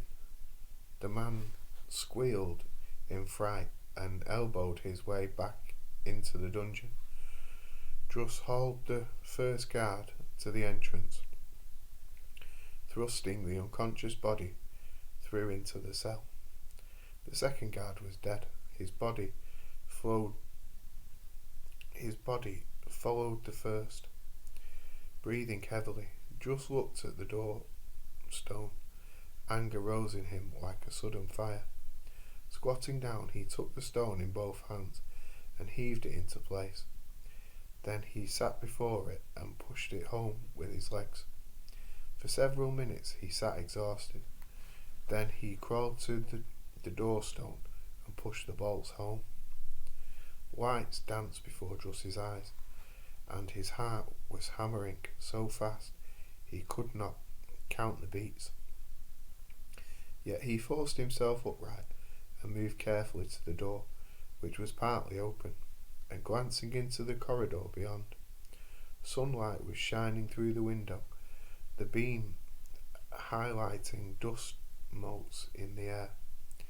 It was indescribably beautiful. The corridor was deserted. He could see 2 chairs and a table, and 2 cups upon it. Moving to the corridor, he halted at the table, and seeing the cups contained watered wine, he drained them both. More dungeons lined the walls, but these all had doors or iron bars. He moved on the second wooden door beyond, which was a stairwell, dark and unlit. His strength was fading as he slowly climbed the stairs, but anger drove him on.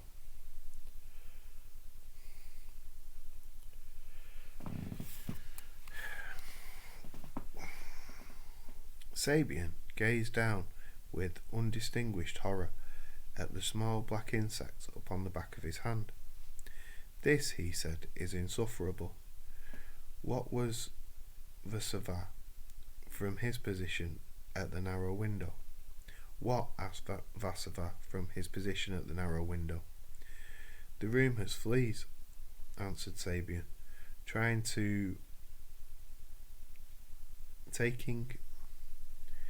The room has fleas, answered Sabian, taking the insect between thumb and forefinger and crushing it. "They seem to prefer you, poet. Put in Escadas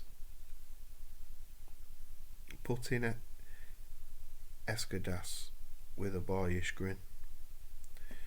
"The risk of death is one thing," said Sabian icily. "Fleas are quite another. I have not even inspected the bed, but I would imagine it is teeming with wildlife. I think we should make the rescue attempts at once." Vasava chuckled. "After dark would probably be best," he said. "I was here 3 months ago when I took a child back out to his father. That's how I learned that Druss was here. The dungeons are, as you would expect, on the lowest level. Above them are kitchens, and above that the main hall. There is no exit from the dungeon save through the hall, which means we must be inside the keep by dusk. There is no night jailer, therefore if we can hide within the keep until around midnight, we should be able to find Druss and get him out. As to leaving the fortress, that is another matter. As you saw, the 2 gates are guarded by day and locked by night. There are sentries on the walls and outlooks in the towers. How many? Asked Escadas. Well, I was here before. There were 5 near the main gate. How did you get out with the child? He was a small boy. I hid him in a sack and carried him out just after dawn, draped behind my saddle. I can't see Druss fitting in a sack, said Sabian. Visava moved to sit alongside the poet. Do not think of him as you knew him, poet. He's been over a year in a tiny windowless cell. The food would be barely enough to keep him alive. He will not be the giant we all knew, and he's likely to be blind or insane, or both. Silence fell upon the room as each man remembered the axeman they had fought alongside. I wish I had known sooner, muttered Sabian. I did not know myself, said Vasava. I thought they'd killed him. It's strange, put in Escadas. I could never imagine Druss being beaten, even by an army. He was always so indomitable. Vasava chuckled. I know. I watched him walk unarmed into a hollow where a dozen or so warriors were torturing an old man. He went through them like a scythe through wheat. Impressive. So how shall we proceed? Sabian asked. We will go to the main hall and pay our respects to Lord Kajavak. Perhaps he won't kill us outright. Oh, that's a good plan, said Sabian, his voice dripping with sarcasm. You have a better? I believe that I have. One would imagine that a sordid place like this would be short of entertainment. I shall go alone and announce myself by name. I will offer to perform for my supper. At the risk of being considered rude, said Escudos, I don't think your epic poems will be well received as you think. My dear boy, I am an entertainer. I can fashion a performance to suit any audience. Well, this audience, said Varzava, will be made up of the dregs of Ventria and Nashan, and all points east and west. There will be Drenai renegades, Vagrian mercenaries, and Ventrian criminals of all kinds. I shall dazzle them, promised Sabian. Give me half an hour to make my introductions, then make your way into the hall. I promise you no one will notice your entrance. Where did you acquire such humility? Asked Escadas. It's a gift, replied Sabian. I'm very proud of it. Druss reached the second level and paused at the top of the stairwell. He could hear the sound of many people moving around, the scraps and panes being cleaned of the scraps of pans being cleaned and of cutlery being prepared. He could smell fresh bread cooking, mixed with the savoury aroma of roasting beef. Leaning against the wall, he tried to think. There was no way through without being seen. His legs were tired, and he sank down to his haunches. What to do? He heard footsteps approaching and pushed himself upright. An old man appeared, his back hideously bent, his legs bowed. He was carrying a bucket of water. His head came up as he approached Druss, his nostrils quivering.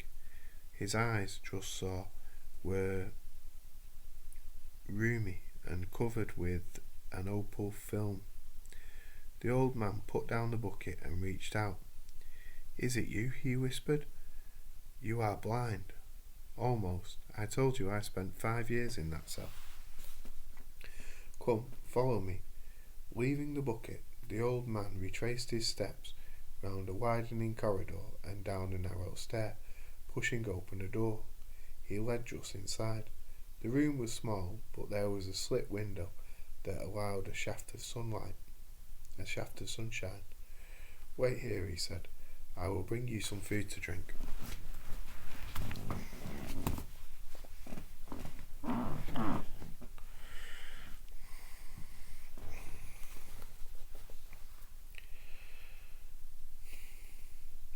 He returned within minutes with a half loaf of fresh baked bread, a slab of cheese, and a jug of water. Druss devoured the food and drank deeply, then leaned back on the cot bed. "I thank you for your kindness," he said. "Without it, I would be worse than dead. I would have been lost."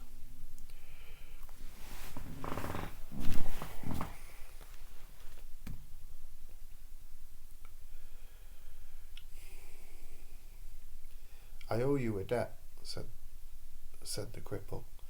"Another man fed me, just as I fed you." "I owed a debt," said the cripple. "Another man fed me just as I fed you. They killed him for it. Charecter had him impaled, but I would never have found the courage had the goddess not appeared to me in a dream." "Was it she who brought you from the dungeon?" "Goddess? She told me of you and your suffering, and she filled me with shame at my cowardice. I swore to her that I would do all that was in my power to help you, and she touched my head, and when I awoke, all the pain had gone from my back." "Did she make the stone disappear?" "No, I tricked the jailer," he told the man of the ruse and his fight with the guards. "They will not be discovered until later tonight," said the cripple. "Aye, but I would love to hear their screams as the rats come at them in the dark." "Why do you say the woman in your dreams is a goddess?" asked Druss. "She told me her name, Fatai,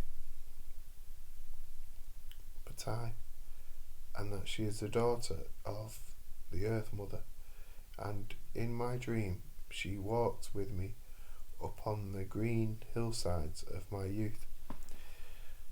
I shall never forget her." "Fatai," said Druss softly. "She came to me also in my cell, and gave me strength." He stood and laid his hand on the old man's back. "You risked much to help me. I have no time left in this world in which to repay you." "No time," echoed the old man. "You can hide here and escape after dark.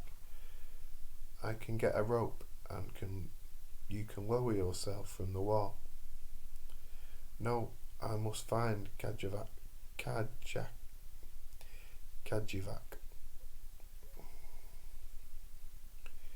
and kill him." "God," said the old man, "the goddess will give you powers, yes. She will pour strength into your body." "I fear not," said Druss. "In this I shall be alone." "You will die. Do not attempt this," pleaded the old man, tears streaming from his opal eyes. "I beg you. He will destroy you. He is a monster with the strength of 10 men. Look at yourself."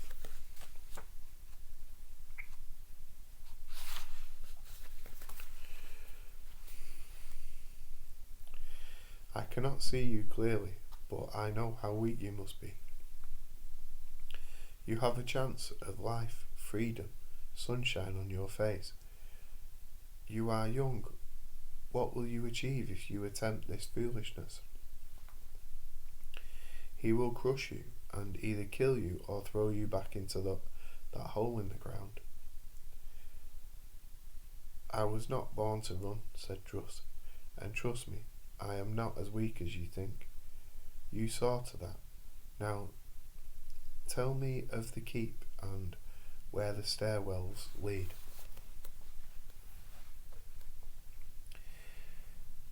Eschados had no fears of death, for he had no love of life. In fact, he had known for many years, ever since his father was dragged from their home and hanged, he had known no depth of joy. He felt the loss, but accepted it in a calm and tranquil manner. On board ship he had told Sabian that he enjoyed killing people, but this was not true. He experienced no sensation whatsoever when his arrow struck home, save for the momentary satisfaction when his aim was particularly good. Now, as he strolled with Varsava towards the grey foreboding hall, he wondered if he would die. He thought of Druss imprisoned beneath the keep in a dark, dank dungeon, and found himself wondering what such incarceration would do to his own personality. He took no especial pleasure from the sight of the world, the mountains, the lakes, the oceans and valleys. Would he miss them? He doubted it. Glancing at Varsava, he saw that the bladesman was tense, expectant. Escudus smiled. No need for fear, he thought. It is only death. The two men climbed the stone steps to the keep gates, which were open and unguarded. Moving inside, Escudus heard a roar of laughter from the hall. They walked to the main doors and looked inside. There were some 200 men seated around great tables, and at the far end on a dais raised some 6 feet from the floor sat Charecter. He was seated in a huge, ornately carved chair of ebony, and he was smiling. Before him, standing on one end of the table, was Sabian. The poet's voice sang out. He was telling them a tale of such mind-bending raunchiness that Escudus's jaw dropped. He had heard Sabian tell epic stories, recite ancient poems, and discuss philosophy, but never had he heard the poet talk of whores and donkeys. Varsava laughed aloud as Sabian finished the story with an obscene double entendre. Escudus gazed around the hall. Above them was a gallery, and he located the recessed stairway that led to it. This might be a good place to hide, he nudged Varsava. I'll take a look upstairs, he whispered. The bladesman nodded, and Escudus strolled in, noticing through the throng, and climbed the stairs. Unnoticed through the throng, and climbed the stairs. The gallery was narrow and flowed round the hall. There were no doors leading from it, and a man seated here would be invisible to those below. Sabian was now telling a story of a hero captured by a vicious enemy. Escudus paused to listen. He was taken before the leader and told that he had one opportunity for life. He must survive the trials by ordeal. The first was to walk barefoot across a trench filled with hot coals. The second, to drink a full quart of the most powerful spirit. Thirdly, he had to enter a cave and with a small set of tongs remove a bad tooth from a man-killing lioness. Lastly, he was told he had to make love to the ugliest crone in the village. Well, he pulled off his boots and told them to bring in the hot coals. Mindfully, he strode through them to the other side of the trench, where he lifted a quart of spirit and drained it. Hurling the pot aside, he then stumbled into the cave. There followed the most terrible sound of spitting, growling and banging and shrieking. The listening men found their blood growing cold. At last the warrior staggered out into the sunlight. Right, he said. Now where's the woman with the toothache? Laughter echoed round the rafters, and Escudus shook his hand in amazement. He had watched Sabian back in Capolis, listening to warriors and swapping jests and jokes. Not once had the poet laughed or appeared to find the stories amusing, yet here he was performing the same tales with apparent relish. Transferring his gaze to Charecter, the archer saw that the leader was no longer smiling, but was sitting back in his chair, his fingers drumming on the armrest. Escudos had known many evil men, and knew well that some could look fine as angels, handsome, clear-eyed, golden-haired, but Kajevac looked as he was, dark and malevolent. He was wearing Druss's jerkin of black leather with the silver shoulder guards, and Escudos saw him reach down and stroke the black haft of the axe that was resting against the chair. It was Snaga. Suddenly, the colossal warrior rose from his chair. "Enough," he bellowed, and Sabian stood silently before him. "I don't like your performance, Bard, so I'm going to have you impaled on an iron spike." The hall was utterly silent now. Escudos drew a shaft from his quiver and notched it to his bow. "Well, any more jests before you die?" Kajevac asked. "Just the one," answered Sabian, holding to the madman's gaze. "Last night I had a dream, a terrible dream. I dreamt I was beyond the gates of hell. It was a place of fire and torture, exquisitely ghastly. I was very frightened, and I said to one of the demon guards, 'Is there any way out of here?' And he said there was only one, and no one had ever achieved the task set. He led me to a dungeon, and through a narrow grill I saw the most lonesome woman. She was leprous, with weeping sores, toothless and old beyond time. Maggots crawled in what was left of her hair. The guard said, 'If you can make love to her all night, you will be allowed to leave.' And you know, I was prepared to have a try. But as I stepped forward, I saw a second door, and I glanced through, and you know what I saw, Lord? I saw you. You were making love to one of the most beautiful women I've ever seen. So I said to the guard, 'Why is it that I have to bed the crone when Kajevac gets the beauty?' 'Well,' he said, 'it's only fair the woman also has a chance to get out.'" Even from the gallery, Escudos could see Kajevac's face lose its colour. When he spoke, his voice was harsh and trembling. "I will make your death last for an eternity," he promised. Escudos drew back on his bowstring and paused. A man had appeared at the back of the dais, his hair and beard matted and filthy, his face blackened with ingrained dirt. He ran forward, throwing his shoulder into the high back of Kabuchik's chair, which hurtled forward to catapult the warlord from his dais. He fell head first onto the table upon which Sabian stood. The filth-covered warrior swept up the shining axe, and his voice boomed out through the hall. "Now do you want me to beg, you miserable whoreson?"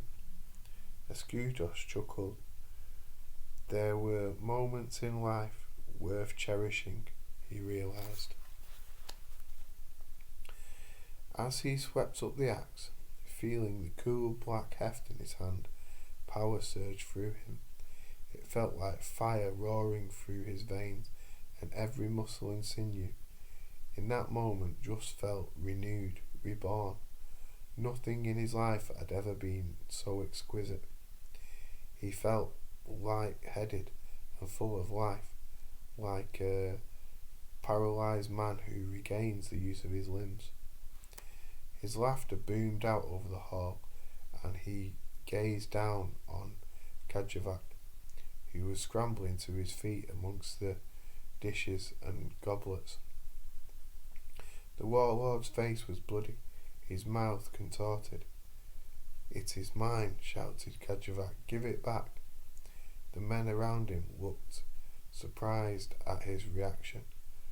Where they had expected fury and violence, they saw instead their dread lord reaching out, almost begging. "Come and get it," invited Druss. Kajevac hesitated and licked his lips. "Kill him," he screamed suddenly. The warriors surged to their feet, the nearest man drawing his sword and running towards the dais. An arrow slashed into his throat, pitching him from his feet. All movement ceased then, as scores of armed men scanned the hall, seeking the hidden bowman. "What a man you choose to follow," said Druss, his voice booming in sudden silence. "He stands with his feet in your stew, too frightened to face a man who has been locked in a dungeon and fed on scraps." "You want the axe?" he asked Kajevac. "I say again, come and get it." Twisting the weapon, he slammed it down into the boards of the dais, where it stood quivering, the points of the butterfly blades punching deep into the wood. Druss stepped away from the axe, and the warriors waited. Suddenly Kajevac moved, taking 2 running steps and leaping towards the dais. He was a huge man, with immense shoulders and powerful arms. But he leapt into a straight left from the former champion of Mashrupa and smashed his lips into his teeth, and a right cross that hit his jaw like a thunderbolt. Kajevac fell to the dais and rolled back to the floor, landing on his back. He was up fast, and this time he slowly mounted the steps to the dais. "I'll break you, little man. I'll rip your entrails and feed them to you."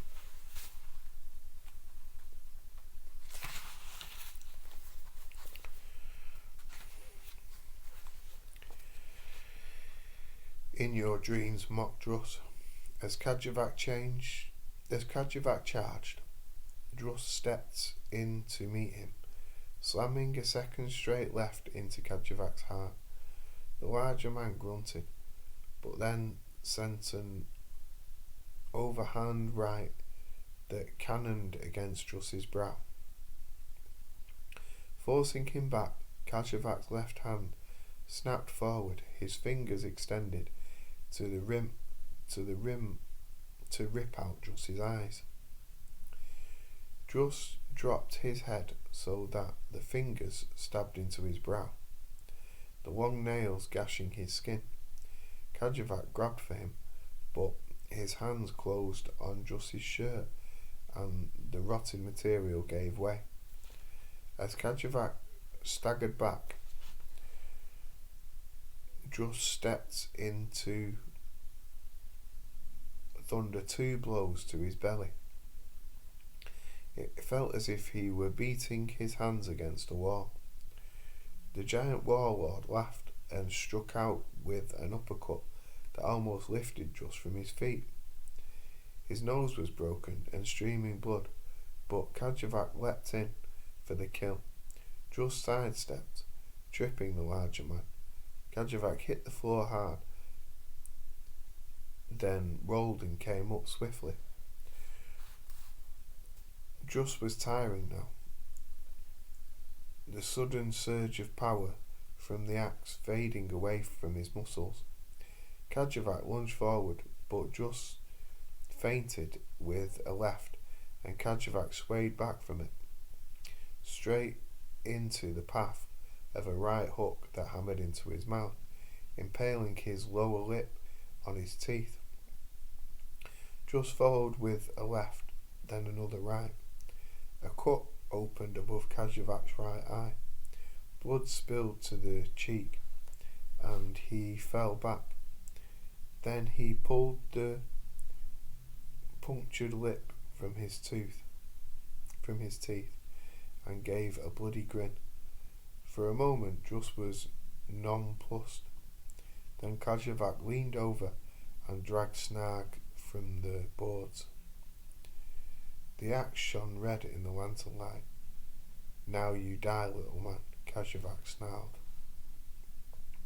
He raised the axe as Druss took one running step and leap, his right foot coming down on Kajavak's knee. The joint gave way with an explosive crack, and the giant fell screaming to the ground, losing hold of the axe. The weapon twisted in the air, then plunged down, the twin points sticking the warlord just below the shoulder blades, glancing through the leather jerkin and the skin beyond. Kajavak twisted, and the axe ripped clear of his body. Druss knelt and retrieved the weapon. Kajavak, his face twisted in pain, pushed himself into a sitting position and stared at the axeman with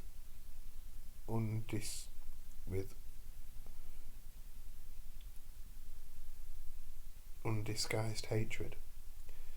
"Let the blow be a clean one," he said softly. Still kneeling, Druss nodded, then swept Snaga in a horizontal arc. The blades bit into Kajavak's bull neck, slicing through the muscle, sinew and bone.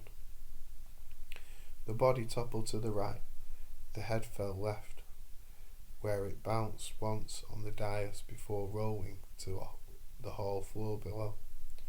Druss stood and turned to face the stunned warriors. Suddenly wary, he sat down on Kajavak's throne. "Somebody bring me a goblet of wine," he ordered. Sabian grabbed a pitcher and goblet and moved slowly to where the axeman sat. "You took your damn time getting here," said Druss.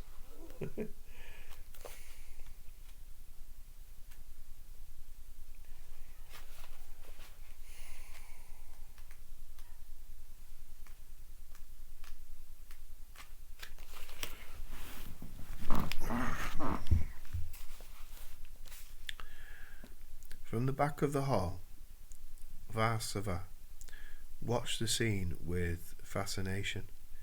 Kajavak's body lay on the dais. Blood stained the floor around it and the hall itself. The warriors stood with their eyes locked on the man sitting slumped in Kajavak's throne. Varsava glanced up at the gallery where Askadas waited, an arrow still strung to his bow.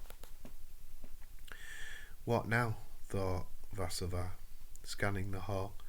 "There must be over 100 killers here." His mouth was dry. At any moment the unnatural calm would vanish. What then? Would they rush to the dais? And what of Druss? Would he take up his axe and attack them all? "I don't want to be here," he thought, wondering what he would do if they did attack Druss. He was close to the rear door. No one would notice if he just slipped away into the night. After all, he owed the man nothing. Varsava had done more than his share, locating Sabian, setting up the rescue attempt. To die now in a meaningless skirmish would be nonsense. Yet he did not move but stood silently, waiting, with all the other men, and watching Druss drain a third goblet of wine. Then the axeman rose and wandered down into the hall, leaving his axe on the dais. Druss moved to the first table and tore a chunk of bread from a fresh-baked loaf. "None of you hungry?" he asked the men. A tall warrior wearing a crimson shirt stepped forward. "What are your plans?" he asked. "I'm going to eat," Druss told him. "Then I'm going to bathe. After that I think I'll sleep for a week." And then the hall was silent. The warrior milling closer to hear the axeman's answer. The warriors milling closer to hear the axeman's answer. "One thing at a time, laddie. When you sit in a dungeon in the dark and with only rats for company, you learn never to make too many plans. Are you seeking to take his place?"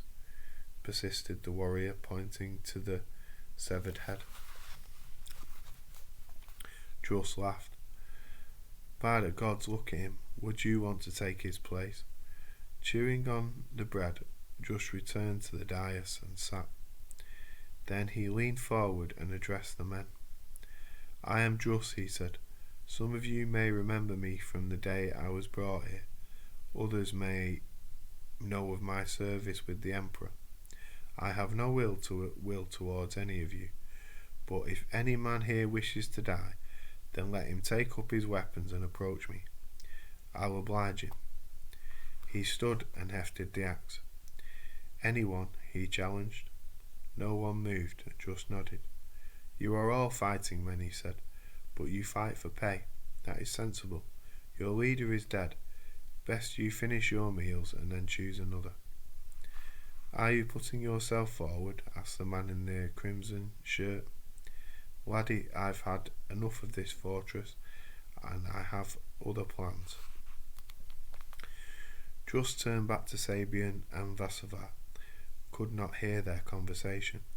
The warriors gathered together in small groups, discussing the various merits and vices of Kazhevik's under leaders, and Vassavar strolled out of the hall, confused by what he had seen. Beyond the hall was a wide antechamber where the bladesman sat on a long couch. His feelings mixed, his heart heavy. Escadas joined him. "How did he do it?" asked Vassavar. 100 killers, and they just accepted his murder of their leader. Incredible. Escudos shrugged a smile. "That's Druss." Vassavar swore softly. "You call that an answer?" "It depends what you're looking for," responded the bowman. "Perhaps you should be asking yourself why you are angry. You came here to rescue a friend, and now he is free. What more did you want?" Vassavar laughed, but the sound was dry and harsh. "You want the truth. I half desired to see Druss broken. I wanted confirmation of his stupidity, the great hero. He rescued an old man and child, and that's why he spent a year or more in this cesspit. You understand? It was meaningless. Not for Druss. What is so special about him?" stormed Vassavar.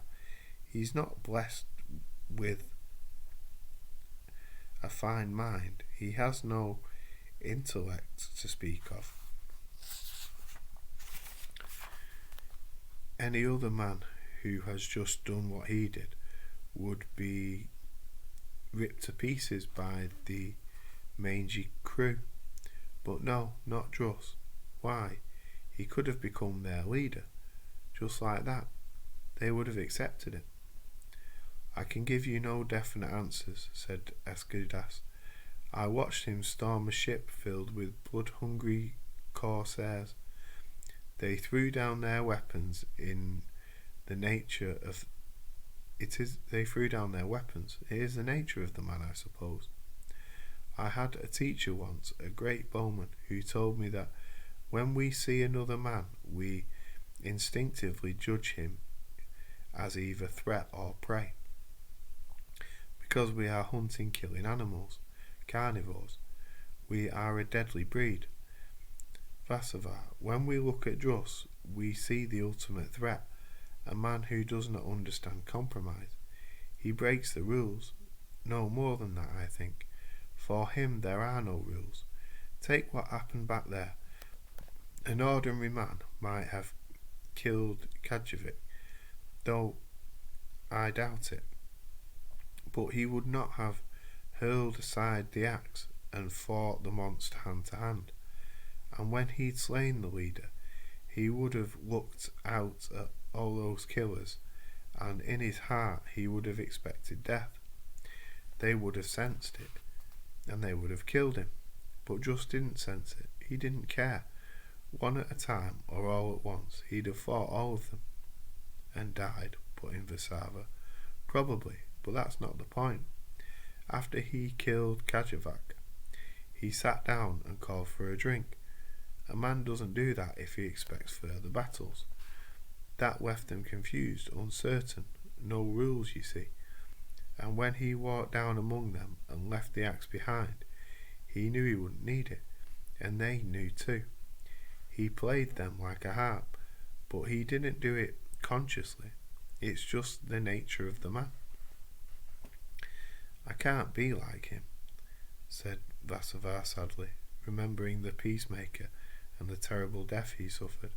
Few can, agreed Escudas. That's why he has become a legend. Laughter echoed from the hall. Sabian is entertaining them again, said Escudas. Come on, let's go and listen. We can get drunk.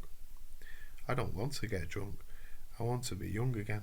I want to change my past. Wipe a wet rag over the filthy slate. It's a fresh day tomorrow, said Escudas softly. What does that mean? The past is dead, Bladesman. The future largely unwritten.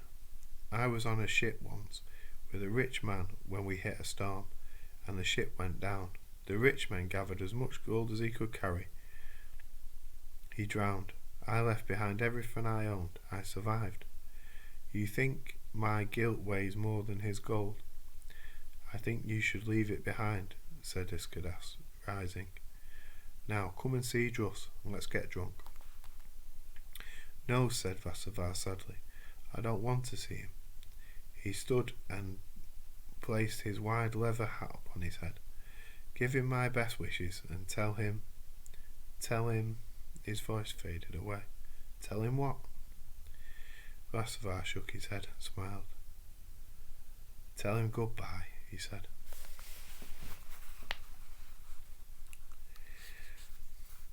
Mickenek followed the young officer to the base of the wall. Then both men kept their ears to the stone. Then both men knelt with their ears to the stone. At first Mickenek could hear nothing, but then came the sound of scraping like giant rats beneath the earth, and he swore softly. You have done well, Sincerin. They are digging beneath the walls. The question is, from where? Follow me. The young officer followed the powerfully built champion as Mickenek scaled the rampart steps and leaned out over the parapet. Ahead was the main camp of the Ventrian army, their tents pitched on the plain before the city. To the left was a line of low hills with a river beyond them, and to the right was a higher section hall, heavily wooded. My guess, said Mickenek, would be that they begin their work on the far side of that hill. After about halfway up, they will have taken a bearing and know that if they hold to a level course, they would come under the walls by around 2 feet. How serious is it, sir? Said Cicerin nervously. Mickenek smiled at the young man. Serious enough. Serious enough. Have you ever been down a mine? No, sir. Mickenek chuckled. Of course he hadn't. The boy was the youngster, son of a Nashanite satrap, who until this siege had been surrounded by servants, barbers, valets and huntsmen. His clothes would have been laid out for him each morning, his breakfast brought to him on a silver tray as he lay in bed with satin sheets.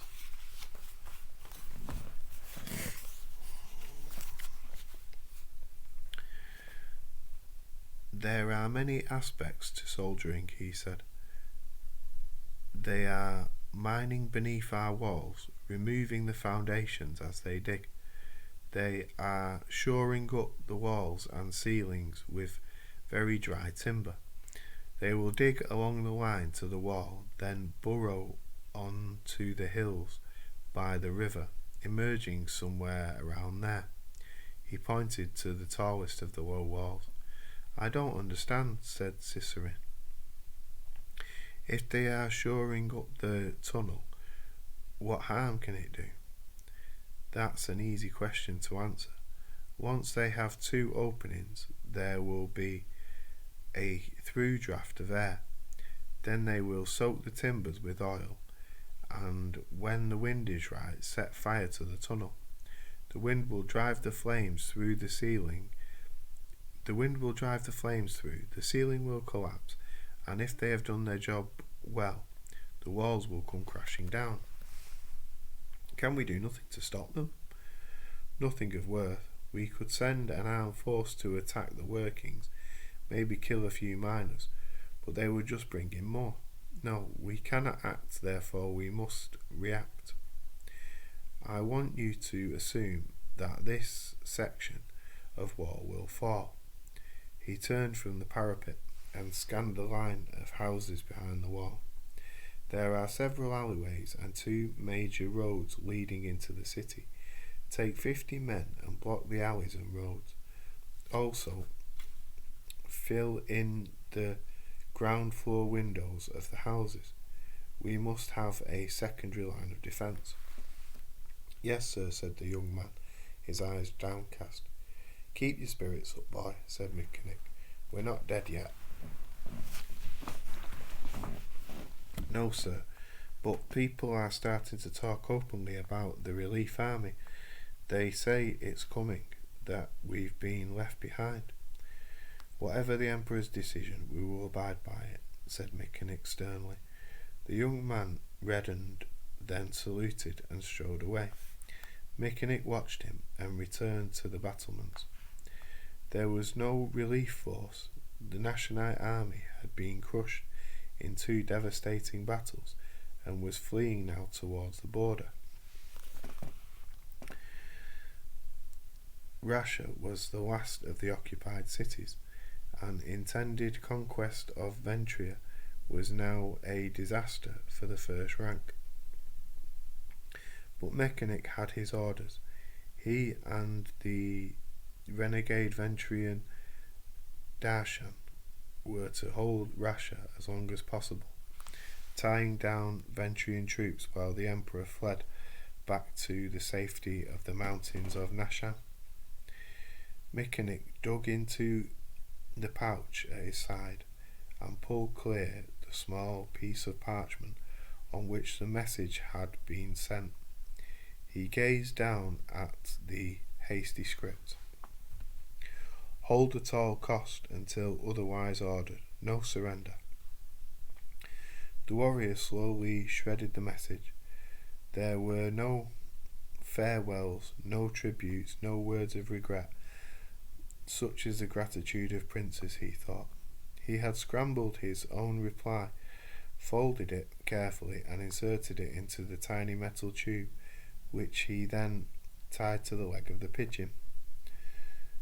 The bird soared into the air and flew east, bearing Mechanic's last message to the Emperor he had served since a boy. As you order, so shall it be. The stitching wound on the side of the stitched wound on his side was itching now, a sure sign of healing. Idly he scratched it. You were lucky, he thought. Bodesson almost had you, but the western gate he saw the first of the food convoys wending its way through the Ventrians' ranks, and he stood down to meet the wagons. The first driver waved as he saw him. It was his cousin, Shupak. The man leapt down from a plank seat, throwing the reins to the fat man beside him. Well met, cousin, said Shupak, throwing his arms around Mechanic and kissing both bearded cheeks. Mechanic felt cold, the thrill of fear coursing through him as he remembered Rowena's warning.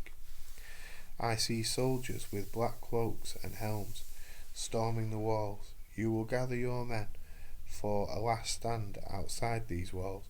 Beside you will be your young brother and a second cousin. What's wrong, Mickey? You look as if a ghost has drifted across your grave. Mickenick forced a smile. I did not expect to see you here. I heard you were with the Emperor. I was, but these are sad times, cousin. He is a broken man. I heard you were here and was trying to find a way through. Then I heard about the duel. Wonderful. The stuff of legends. Why did you not kill him?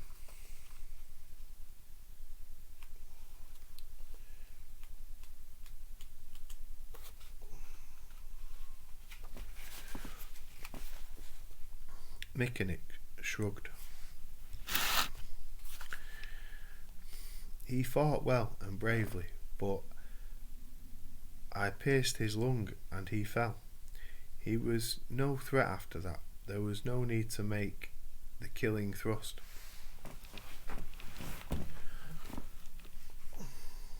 I'd love to have seen Gorbin's face, he said, to have believed Bodison unbeatable with the blade. No one is unbeatable, cousin, no one. Nonsense, announced Sherpak. You are unbeatable. That's why I wanted to be here, to fight beside you. I think we'll show these Ventrians a thing or three. Where is Narry? Where is Narin? At the barracks, waiting for the food. We will test it on Ventrian prisoners. You think Gorbin may have poisoned it? Mickenick shrugged. I don't know, perhaps. Go on, take them through. Sorpak clambered back to his seat, lifted a whip and lightly cracked it over the heads of 4 mules. They lurched forward into traces. They lurched forward into the traces and the wagons rolled on. Mickenick strolled out through the gates and counted the wagons. There were 50, all filled with flour and dried fruit, oats, cereal, flour and maize. Gorbin had promised 200. Will you keep your word? Wondered Mickenick. As if in answer, a lone horseman rode from the enemy camp. The horse was a white stallion of some 17 hands, a handsome beast built for power and speed. It charged towards Mickenick, who held the ground with arms crossed against his chest. At the last moment the rider dragged on the reins. The horse reared and the rider leapt down. Mickenick bowed as he recognised the Ventrian Emperor. How is Bodison? Asked Mickenick. Alive. I thank you for sparing the last thrust. He means much to me. He's a good man. So are you, said Gorbin. Too good to die here for a monarch who has deserted you. Mickenick laughed. I made an oath of allegiance. I do not recall it having a clause that would allow me to break it. You have such clauses in your own oaths of fealty?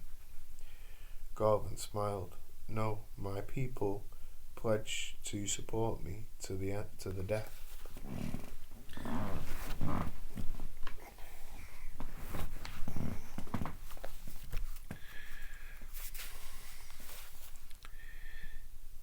Mickenick spread his arms. Well, then, my lord, what else would you expect this poor Nashanite to do? Gorbin's smile faded as he stepped in close. I had hoped you would surrender, Mickenick. I do not seek your death. I owe you a life. You must see now that even with these supplies, you cannot hold out much longer. Why must I send in my immortals to see you cut to pieces? Why not merely march out in good order and return home? You may pass unmolested. You have my word." "That would be contrary to my orders, my lord. Might I ask what they are?" "To hold until ordered otherwise." "Your lord is in full flight. I have captured his baggage train, including his 3 wives and his daughters. Even now one of his messengers is in my tent, negotiating for their safe return, but he asks nothing for you, his most loyal soldier. Do you not find that galling?" "Of course," agreed Mechanic, "but it alters nothing." Garvin shook his head, then turned on it to his stallion. Taking hold of the reins and pommel, he vaulted to the horse's back. "You are a fine man, Mechanic. I wish you could have served me. And you, sir, are a gifted general. It has been a pleasure to thwart you for so long. Give my regards to Bodison, and if you wish to stake it all on another duel, I will meet whoever you send." "If my champion was here, I would hold you to that," said Gorbin, with a wide grin. "I would like to see how you would fare against Druss and his axe. Farewell, Mechanic. May the gods grant you a splendid afterlife." The Ventrian Emperor heeled his stallion into a run and galloped back to the camp. Patai was sitting in the garden when the first vision came to her. She was watching a bee negotiating the entry to a purple bloom, when suddenly she saw the image of a man with the axe. Only he had no axe and no beard. He was sitting upon a mountainside overlooking a small village with a half-built stockade wall.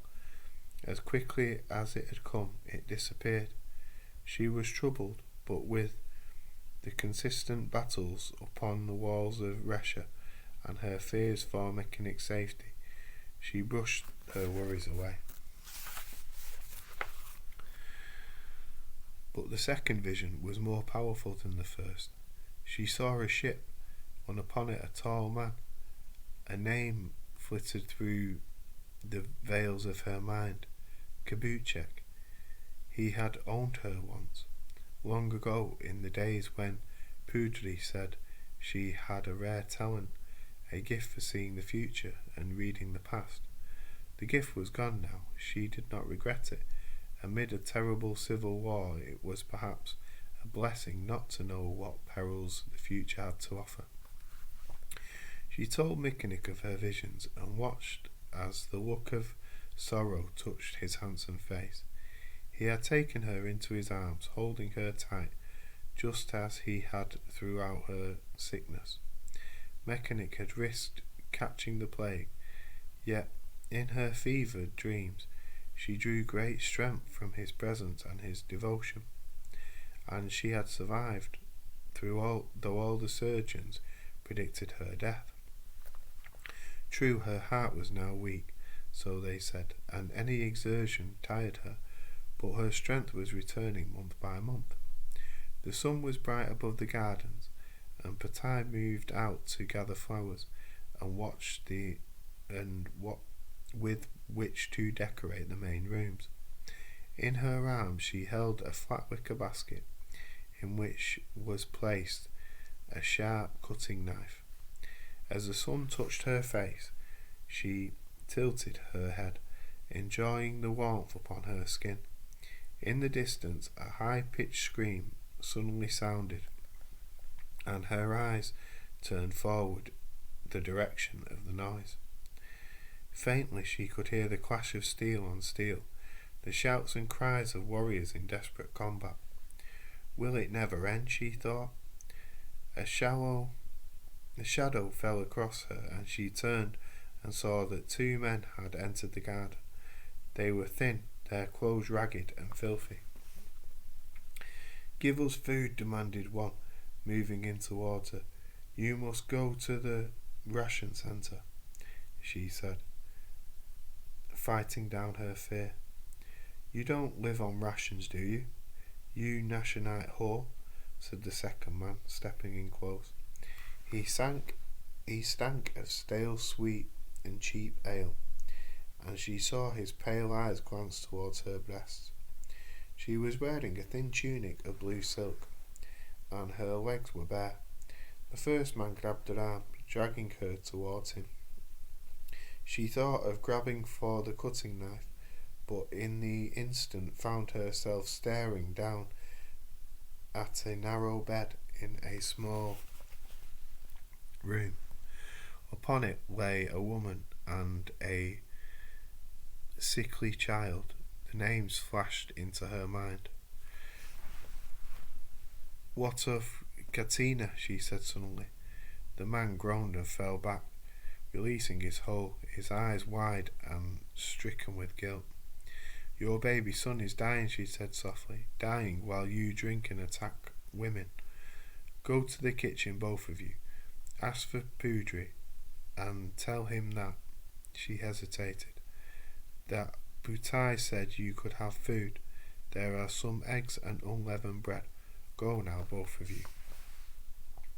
The men backed away from her, then turned and ran out from the house.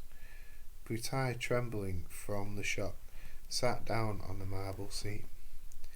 Boutai, Rowena, the name rose up from the deepest levels of her memory, and she greeted it like the song of morning after a night of storms. Rowena, I am Rowena. A man came walking along the garden path, bowing as he saw her. His hair was silver and braided, yet his face was young and almost unlined. He bowed again, greeting. Boutai, are you well? I am well, Darisan, but you look tired of sages. That's for sure. May I sit beside you? Of course. Mechanai is not here, but you are welcome to wait for him. He leaned back and sniffed the air. I do love roses. Exquisite smell. They remind me of my childhood. You know, I used to play with Gorban. We were friends. We used to hide in bushes such as these and pretend we were being hunted by assassins. Now I am hiding again, but there is no rosebush large enough to conceal me. Rowena said nothing, but she gazed into his handsome face.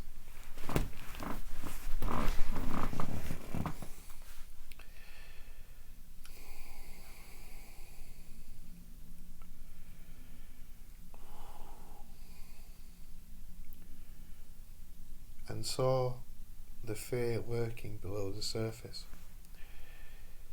I saddled the wrong horse, my dear, he said, with a show of brightness. I thought the Nationalites would be preferable to watching Gorban's father destroy the Empire, but all I have done is to train a young lion in the ways of war and conquest. Do you think I could convince Gorban that I have in fact done him a service? He looked into her face. No, I suppose I couldn't. I shall just have to face my death like a Ventrian.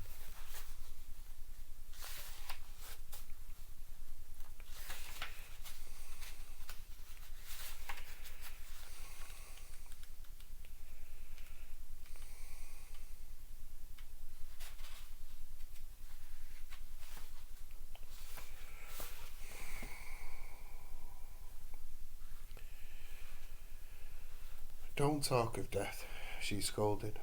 The walls still hold, and now we have food. Darishan smiled. Yes, it was a fine duel, but I don't mind admitting that my heart was in my mouth throughout. Mechanic might have slipped, and then where would I have been, with the gates open to Gorban? There is no man alive who could defeat Mechanic, she said, so far, but Gorban had another champion once, Druss, I think his name was, Axeman. He was rather deadly, as I recall. Rowena shivered. "Are you cold?" he asked, suddenly solicitous. "You're not getting a fever, are you?" Lifting his head, he laid his palm on her brow. As he touched her, she saw him die, fighting upon the battlements. Black-cloaked warriors all around him, swords and knives piercing his flesh. Closing her eyes, she forced the images back. "You are unwell," she heard him say, as if from a great distance. Rowena took a deep breath. "I am a little weak," she admitted. "Well, you must be strong for your celebration. Mechanic has found 3 singers and a lyre player. It should be quite an entertainment. I have a full barrel of the finest Lantrian red, which I shall have sent over." At the thought of the anniversary, Rowena brightened. It was almost a year since she recovered from the plague, a year since Mechanic had made her happiness complete. She smiled at Darishan. "You will join us tomorrow. That is good. I know Mechanic values your friendship." "And I his." Darishan rose. "He's a good man, you know. Far better than the rest of us. I'm proud to have known him." "I'll see you tomorrow," she said. "Tomorrow," he agreed. "I have to admit, old horse, that life without you was dull," said Sabian. Druss said nothing, but sat staring into the flames of the small fire, watching them dance and flicker. Snaga was laid beside him, the blades upwards, resting against the trunk of an oak tree. The heft wedged against the jutting root. On the other side of the fire, Escadas was preparing 2 rabbits for the spit. When we have dined,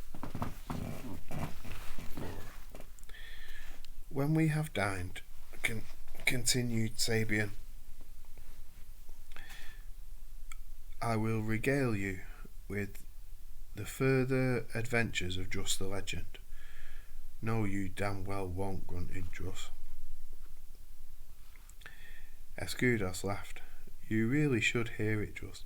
He has you descending into hell to rescue the soul of a princess." Druss shook his head, but a brief smile showed through the black beard as Sabian was heartened. In the months since Druss had killed Kajavik, the axeman had said little. For the first 2 weeks they had rested in Lania. Then they had journeyed across the mountains, heading east. Now 2 days from Rasha, they were camped on the wooded hillside above a small village. Druss had regained much of his lost weight, and his shoulders almost filled the silver embossed jerkin he had removed from Kajavik's body. Escadas placed the spitted rabbits across the fire and sat back, wiping grease and blood from his fingers. "A man can starve to death eating rabbit," he observed. "Not a lot of goodness there. We could have gone down to the village." "I like being outside," said Druss. Had I known, I would have come sooner," said Sabian softly, and Druss nodded. "I know that, poet, but it is the past now. All that matters is that I find Rowena. She came to me in a dream while I was in that dungeon. She gave me strength. I'll find her," he sighed, "some day." "The war is almost over," said Escudas. "Once it is won, I think you'll find her. Gorban will be able to send riders to every city, village or town. Whoever owns her will know that the Emperor wants her returned." "That's true," said Druss, brightening, "and he did promise to help. I feel better already. The stars are bright, the night is cool. But it's good to be alive. All right, poet, tell me how I rescued the princess from hell, and put in a dragon or two. No, said Sabian with a laugh. You are now in altogether too good a mood. It's only amusing when your face is dark as thunder and your knuckles are clenched and white. There is truth in that, muttered Druss. I think you obviously invent these tales just to annoy me. Escadas lifted the spirits and turned the roasting meat.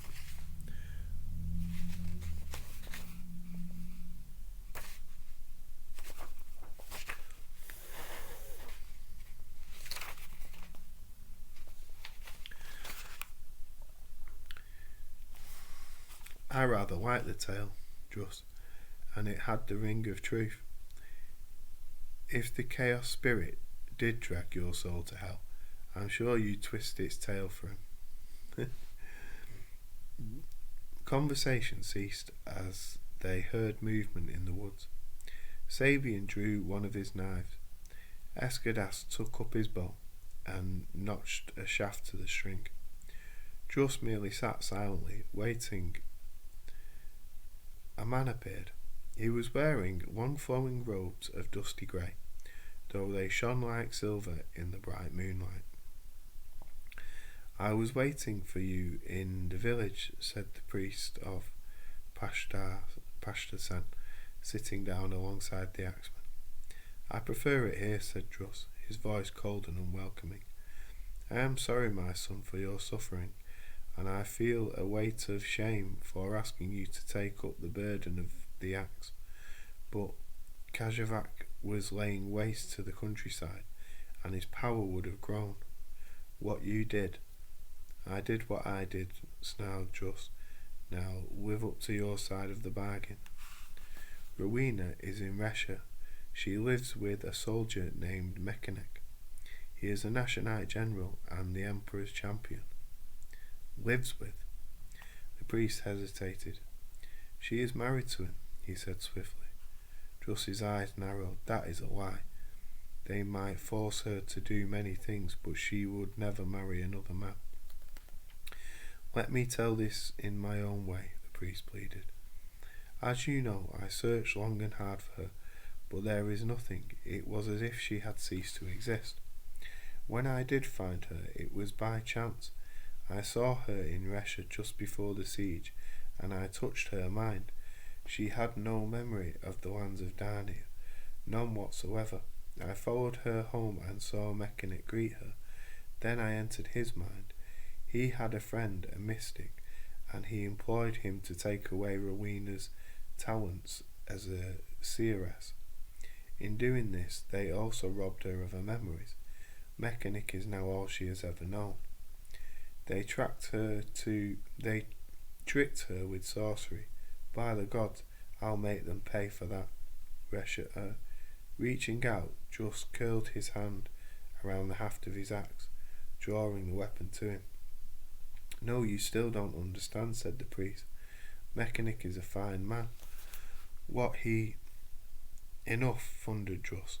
Because you have spent more than a year in a hole in the ground, with only rats for company. Because of you, I've spent more than a year in a hole in the ground with only rats for company. Now get out of my sight. Never ever cross my path again. The priest slowly rose and backed away from the axeman. He seemed about to speak, but just turned his pale eyes upon the man, and the priest stumbled away into the darkness. Sabian and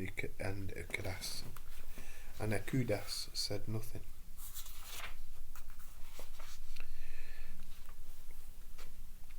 High in the cliff, far to the east, the Nashanite emperor sat, his woolen cloak wrapped tightly around him. He was 54 years of age and looked 70. His hair white and wispy, his eyes sunken. Beside him sat his staff officer, Anindas,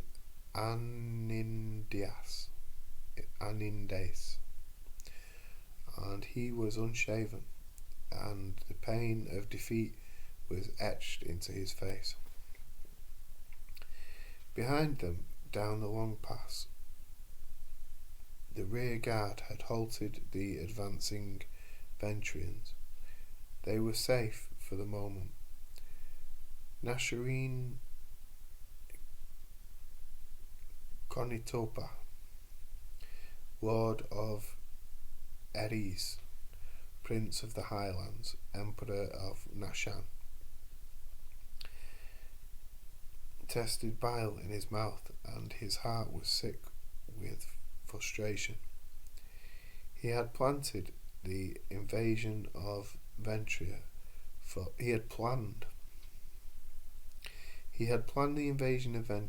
almost 11 years, and the empire had been his for the taking. Gorban was beaten, everyone knew it, from the lowest peasant to the highest satraps in the land. Everyone, that is, except Gorban. Nazarene silently cursed the gods for snatching away his prize. The only reason he was still alive was because Mechanic was holding Ressa and tying down 2 Ventrian armies. Nazarene rubbed at his face and saw in the firelight that his hands were grubby, the paint on his nails cracked and peeling. "We must kill Gorban," said Anindace. Suddenly his voice harsh and cold as the winds that hissed through the peaks. Nazarene gazed sullenly at his cousin. "And how do we do that?" he countered. "His armies have vanquished ours. His immortals are even now harrying our rear guard. We should do now what I urged 2 years ago, cousin. Use the dark light. Send for the old woman." "No, I will not use sorcery." "Ah, you have so many other choices then, cousin." The tone was derisive, contempt dripping from every word. Nazarene swallowed hard. Anindace was a dangerous man, and Nazarene's position as a losing emperor left him exposed.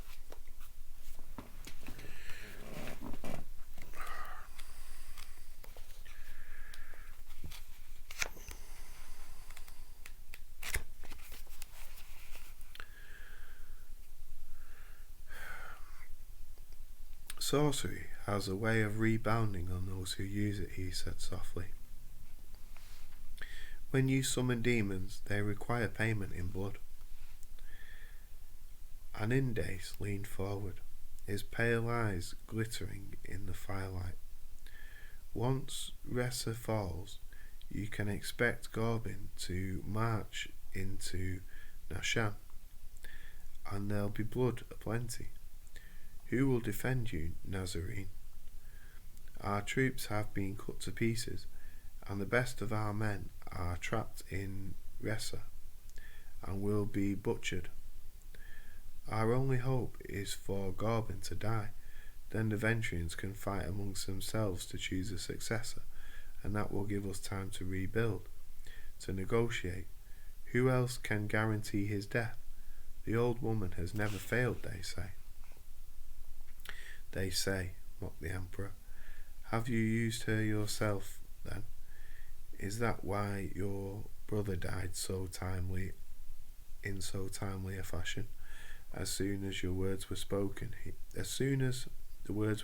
he regretted them, for Anandius was not a man to offend, not even in the best of times, and these were certainly not the best of times." Nazarene was relieved to see his cousin smile broadly as Anindace leaned in and placed an arm around the Emperor's shoulder. "Ah, cousin, you come so close to victory. It was brave It was a brave gamble, and I honour you for it. But times change, needs change. Nazarene was about to answer when he saw the firelight glint from the dagger's blade. There was no time to struggle or scream, and the blade plunged in between his ribs, cutting through his heart. There was no pain, only realize as he stumbled sideways, his head resting on Anande's shoulder. The last feeling he experienced was of Anandes stroking his hair. It was soothing. Anandes pushed the body from him and stood. A figure shuffled from the shadows, an old woman in a wolfskin cloak. Kneeling by the body, she dipped her skeletal finger into the blood and licked them.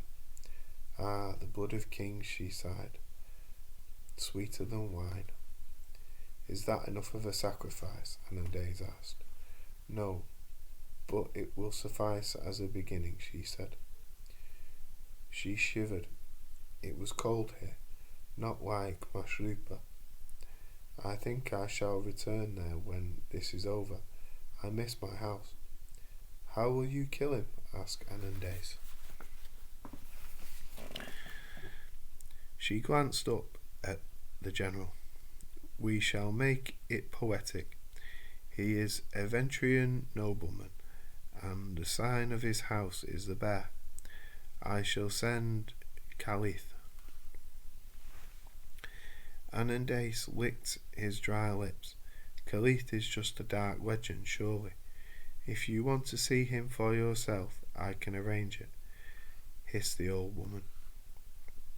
Anandes fell back. No, I believe you. I like you, Anandes, she said softly. You do not have a single redeeming virtue. That is rare. So I will give you a gift and charge nothing for it. Stay by me and you will see the Caliph kill the Ventrian. She stood and walked to the cliff face. Come, she called, and Anandes followed.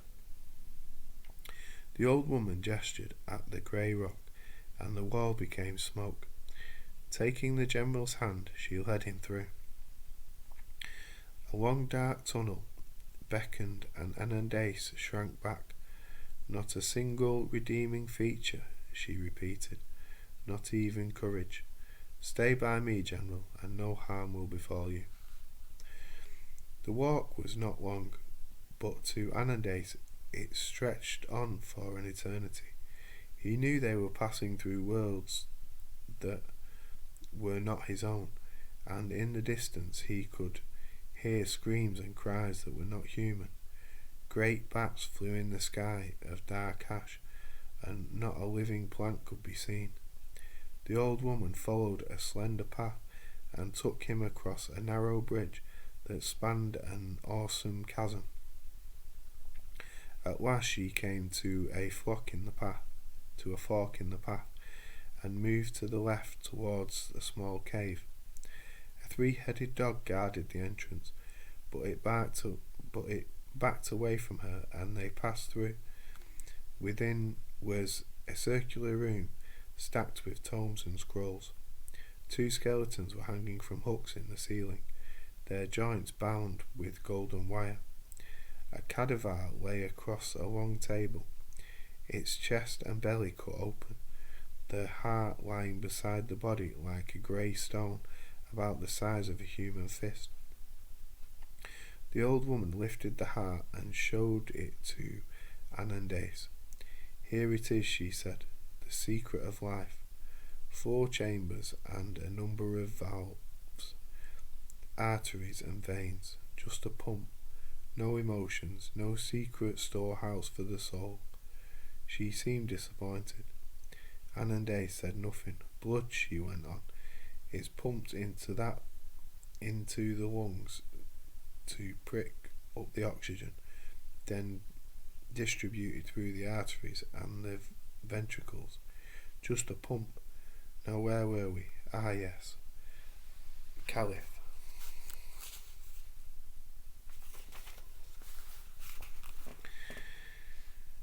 She sniffed loudly and threw the heart back towards the table. It hit the cadaver, then fell to the dusty floor. Swiftly she rummaged through the books on a high shelf, pulling one clear and flicking through the yellowed pages. Then she sat at the second desk and laid the book on the table. Then the left hand page bore a neat script, the letters tiny. Anandace could not read, but he could see the pictures painted on the right hand page. It showed a huge bear with claws of steel and eyes of fire, its fangs dripping venom.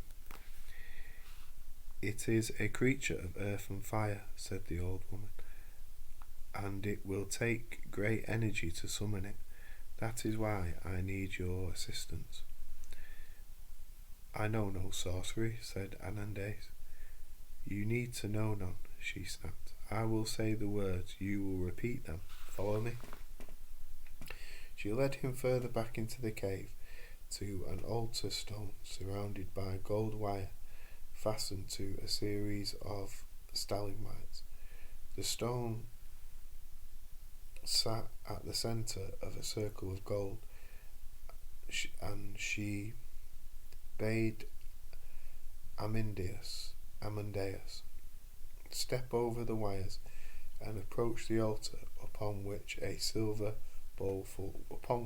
a silver bowl full of water. "Look into the water," she said, "and repeat the words I speak."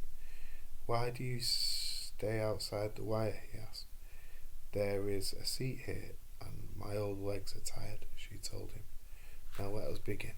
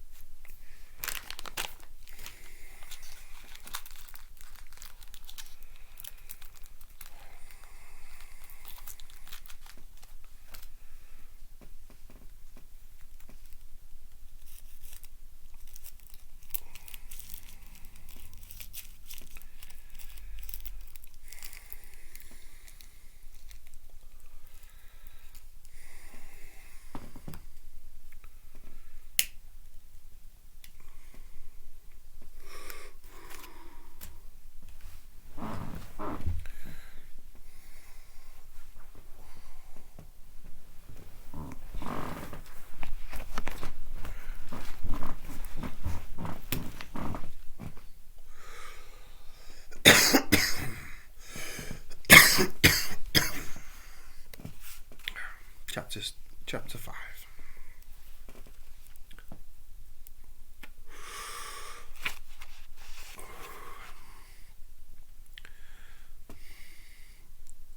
Olicqua was the first of the immortals to see Druss striding down the hill.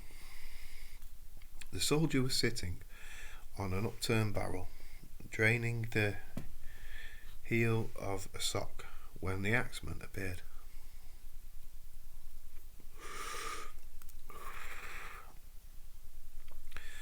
Laying the worn garment aside, Olicqua stood and called out Druss's name. Several of the soldiers sitting nearby looked up as Olicqua ran to meet him, throwing his brawny arms around Druss's neck.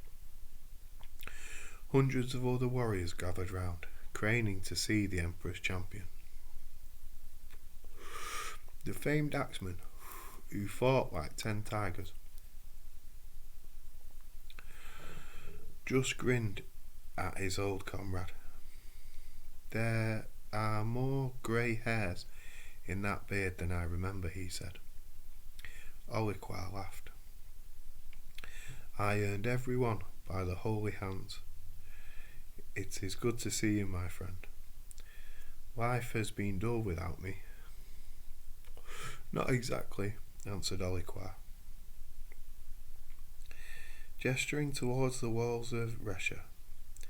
They fight well, these Nashanites, and they have a champion too, Mechanic, a great warrior. The smile left Druss's face. We'll see how great it is, he promised. Olicquar turned to Sabian and Escadas.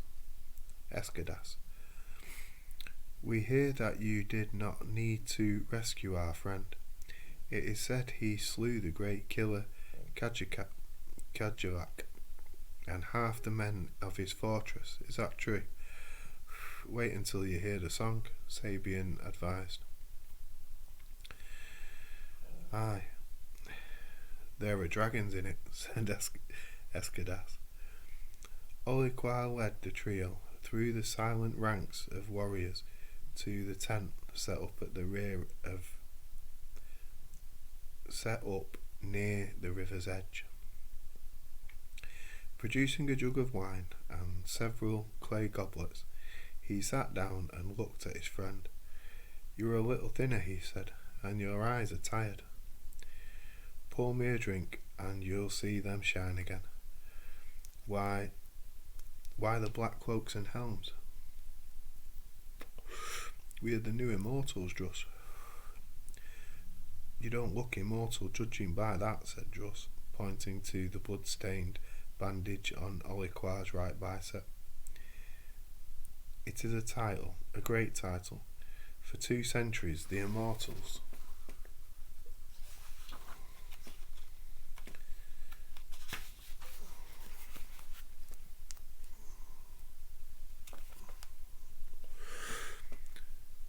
were the Emperor's hand-picked honour guard. The finest soldiers.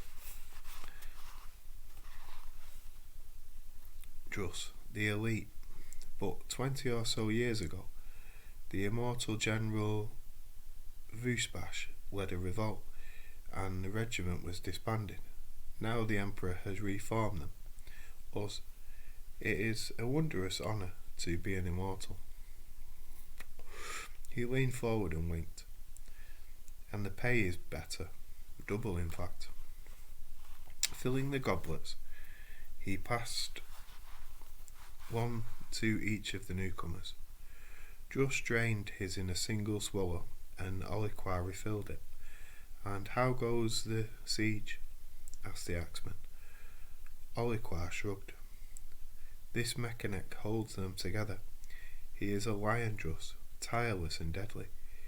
He fought Bodison in single combat. We thought the war would be over. The Emperor offered 200 wagons of food for the The Emperor offered 200 wagons of food for there is starvation in the city. The wager was that if Bodison lost, the food would be delivered, but if he won, the city gates would be opened and the Nashanites allowed to march free. He killed Bodison, put in Escudas. He was a great swordsman. He didn't kill him.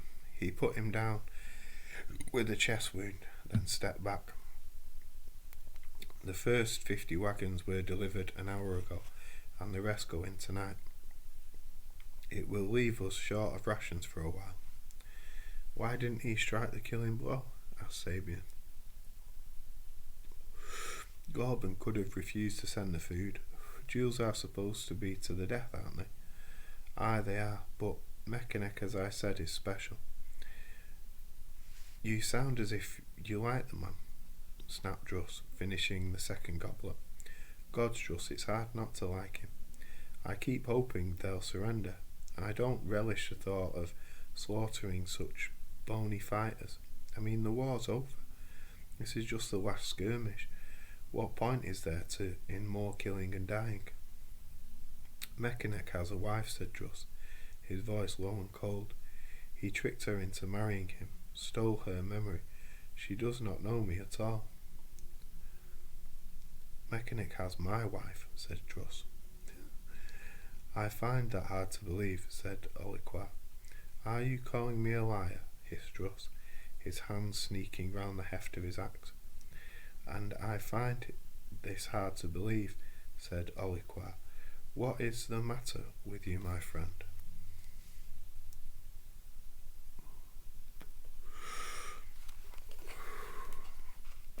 Druss's hand trembled on the heft, and he snatched it clear and rubbed his eyes. Taking a deep breath, he forced a smile. Ah, a.k.a., I am tired, and the wine has made me stupid.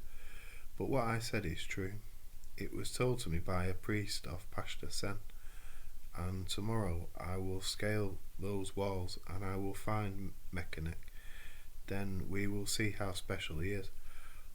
Just levered himself to his feet and entered the tent. For a while the three men sat in silence. Then a.k.a. spoke, keeping his voice low. Mechanic's wife is called Patai. Some of the refugees from the city spoke of her. She is a gentle soul, and when the plague struck the city, she went to the homes of the sick and dying, comforting them, bringing them medicines. Mechanic adores her, and she him. This is all well known. And I say again, he is not the man to take a woman by trickery. It doesn't matter, said Escadas. It is like fate carved into stone. 2 men and 1 woman. There must be blood. Isn't that right, poet? Sadly you are correct, said Sabian, but I can't help wondering how she will feel when Druss marches into her drenched in the blood of the man she loves. What then? Laying on a blanket within the tent, Druss heard every word. They cut his soul with knives of fire.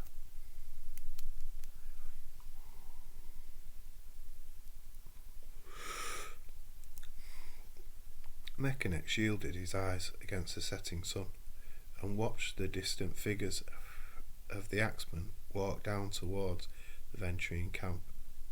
Saw the soldiers gathering round him, heard them cheer. Who is it, do you think?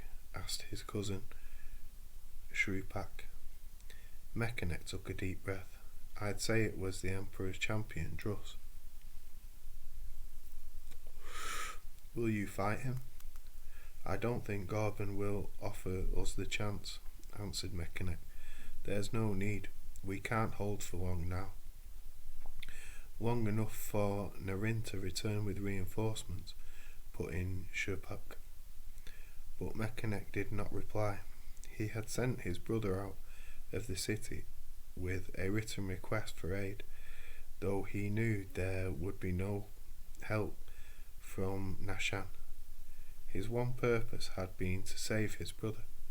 You yourself, the thought leapt unbidden from deep within.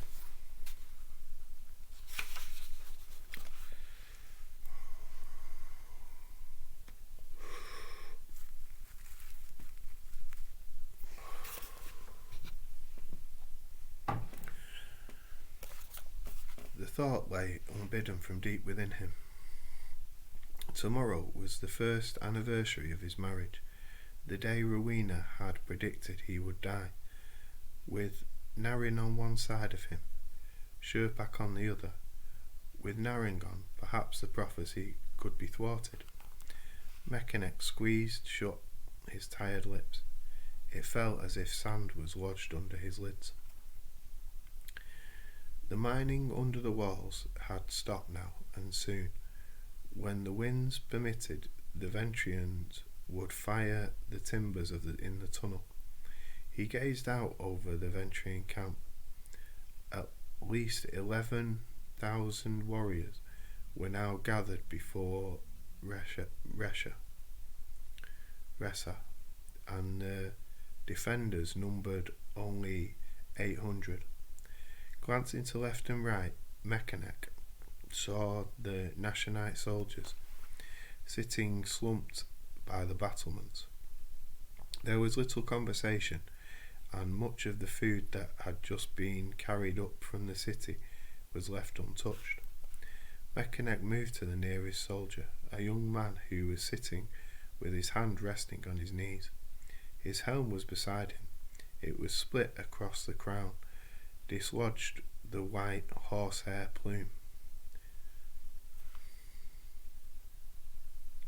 It was split across the crown, dislodging the white horsehair plume. "Not hungry, lad?" asked Mechanic. The boy looked up. His eyes were dark brown, his face beardless and feminine. Too tired to eat, Gemell," he said. "The food will give you strength, trust me." The boy lifted a hunk of salted beef and stared down at it. "I'm going to die," he said. And Mechanic saw a spill in his dust-stained cheek. Mechanic saw a tear spill to his dust-stained cheek. The general laid his hand on the boy's shoulders. "Death is merely another journey, lad, but you won't be walking that road alone. I'll be with you, and who knows what adventures await." "I used to believe that," said the soldier sadly, "but I've seen so much death. I saw my brother die yesterday, his guts spilling out. His screams were terrible. Are you frightened of dying, sir?" "Of course, but we are soldiers of the Emperor. We know the risks when we first strapped on the breastplate and greaves. And what is better, lad, to live until we are toothless and mewling our muscles like rotted string, or to face down our enemies in the fullness of our strength? We are all destined to die one day.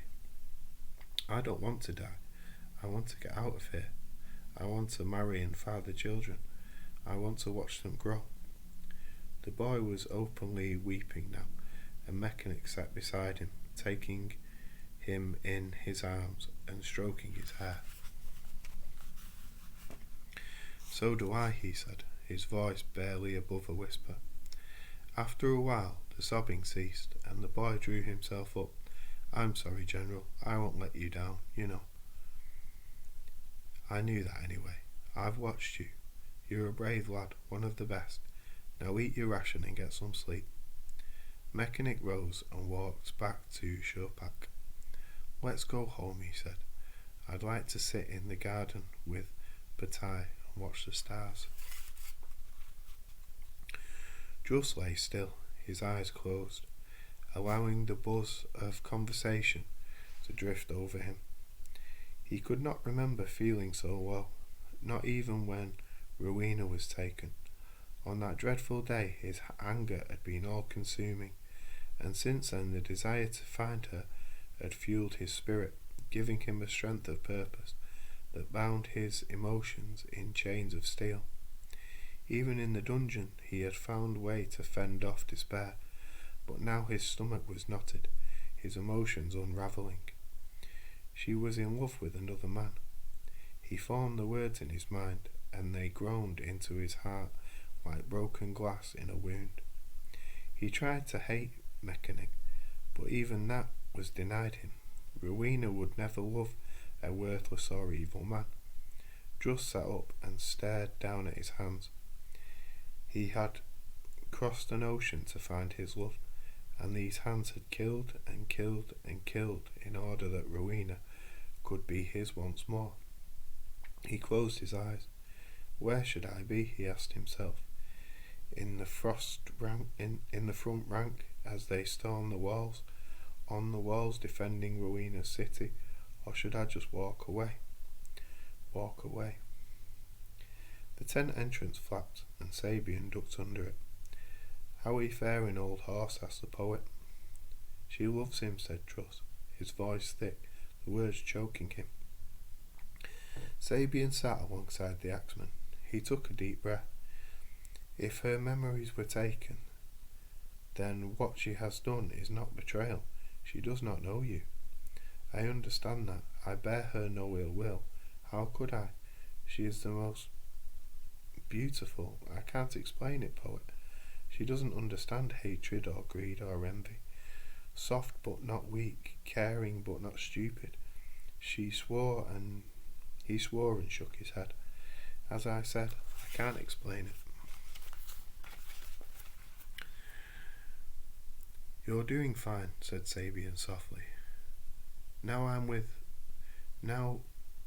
I'm with her, there is no fire in my mind, no anger. When I was a child, I hated to be laughed at. I was big and clumsy. I'd knock over pots, trip over my own big feet. But when people laughed at my clumsiness, I wanted to, crush them. But I was with Rowena one day on the mountainside, and it had been raining. I lost my footing and fell headlong into a muddy puddle. Her laughter was bright and fresh. I sat up and I just laughed with her. It was so good, poet. It was so good. She's still there, just across the wall. The axeman nodded. I know. What do I do? Scale the wall, kill the man she loves, and then march up to her and say, remember me? I cannot win here. One step at a time, my friend. Resha will fall, from what I gathered from a.k.a. Mechanic will fight to the end, to the death. You don't have to kill him, his fate's already sealed, and then Rowena will need somebody. I can't advise you, Druss. I have never truly been in love, and I envy you that. But let us see what tomorrow brings, eh? Druss nodded, and took a deep breath. Tomorrow, he whispered, Gorban has asked to see you, Druss. Why not come with me? Bodison is with him, and there'll be wine and good food. Druss stood and gathered Snaga to him. The blades glittered in the light from the brazier burning in the centre of the tent. A man's best friend is said to be a dog, said Sabian, stepping back as Druss lifted the axe. The axeman ignored him and stepped out into the night.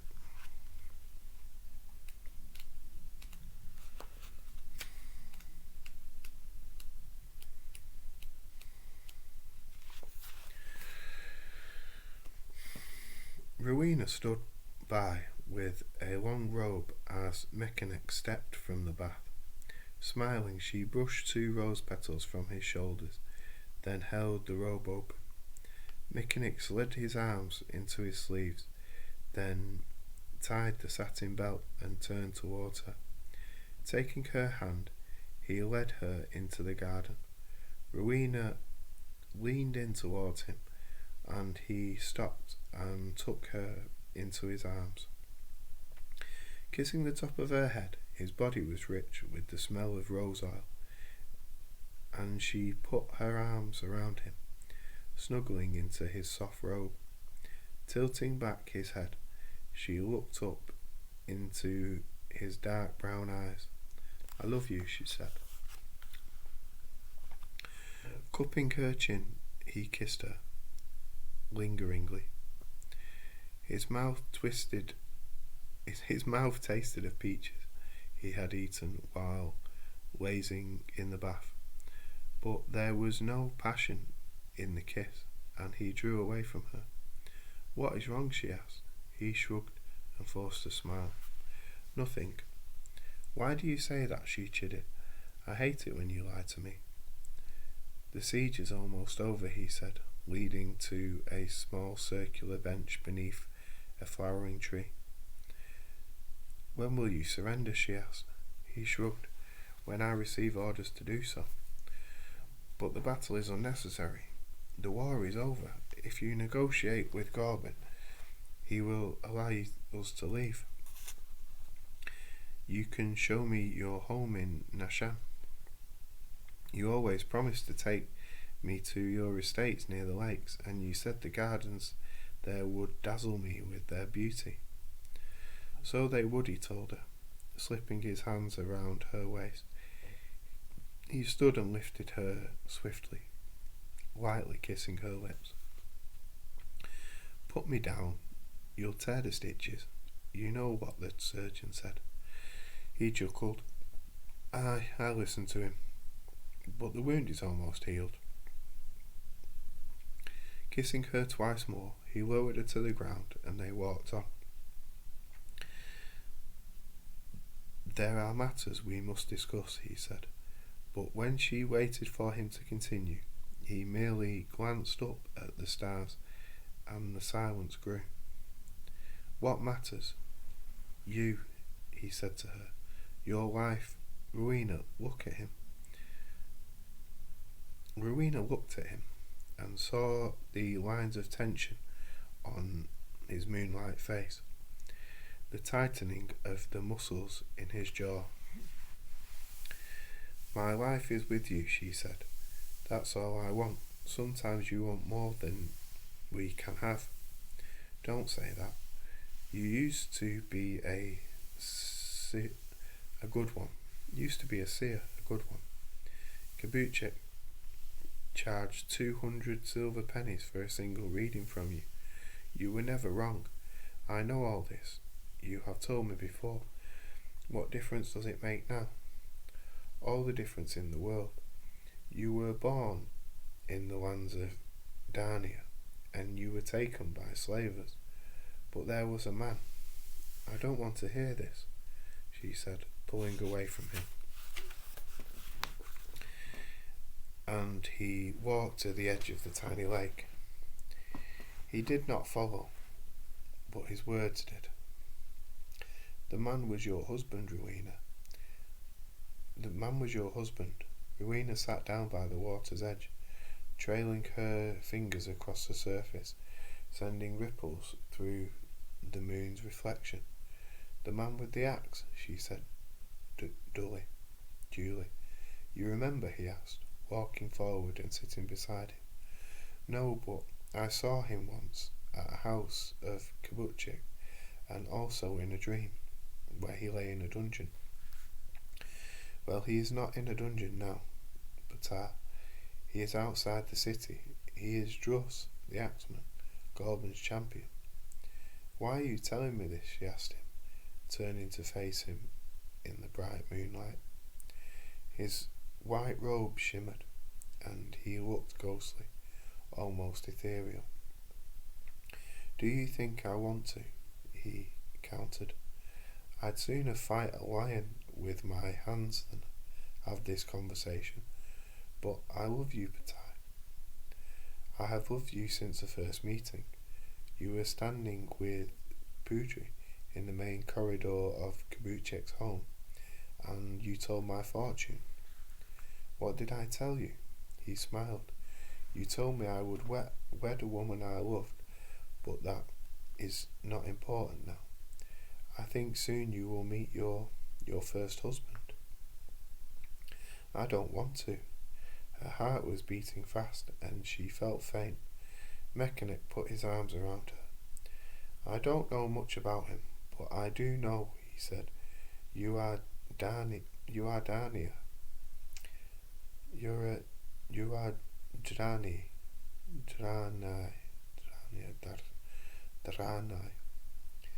Your customs are different to ours.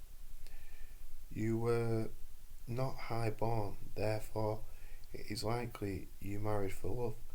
And think of this, Druss has followed you across the world for 7 years. He must love you deeply. I don't want to talk about this, she said, her voice rising to panic flooded her. She tried to rise, but he held her close. Neither do I, he whispered, his voice hoarse. I wanted to sit here with you and watch the stars. I wanted to kiss you and to make love. His head dropped, and she saw tears in his eyes. Her panic disappeared, and a cold touch of fear settled on her soul. She looked up into his face.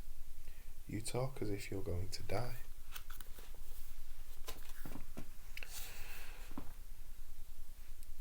Oh, I will someday, he said with a smile. Now I must go. I'm meeting Dadisham and the other officers to discuss tomorrow's strategy. They should be in the house now. Don't go, she pleaded. Stay with me a little while. Just a little while. I'll always be with you, he said softly.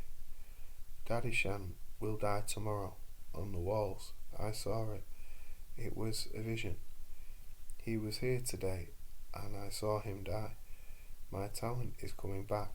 Give me your hands. Let me see our future. No, he said, and moving back from her. A man's fate is his own. You read my future once. Once was enough, but I predicted your death, didn't I? She said. But it was not a question, for she knew the answer even before he spoke. You told me about my dreams, and you mentioned my brother, Narin. I don't remember much of it now. We'll talk later. Why did you mention Druss? You think that if you die, I will just go to him and take up a life I know nothing of? If you die, I will have nothing to live for. Her eyes looked at his. And I will not live, she said. A figure moved out of the shadows. Mikai, why are you keeping us all waiting? Ruana saw her husband flinch and glanced over at the Narin striding towards them. I sent you away, said Mikanek. What are you doing here? I made it as far as the hills, but the Ventrians are everywhere. I came in through the sewers. The guards there recognized me, thank the gods. What's the matter with you? Are you not pleased to see me? Mikanek did not answer. Turning to Rowena, he smiled, but she saw the fear in his eyes. I'll not be long. We'll talk again later. She remained on the seat as the two men walked away. Closing her eyes, she thought of the axeman, picturing the pale grey eyes and the broad flat face. But even as she pictured him, another image came to her. The face of a terrible beast with talons of steel and eyes of fire. Gorbin leaned back on his couch and watched with appreciation the sword jugglers before the huge fire, the 5 razor-sharp blades.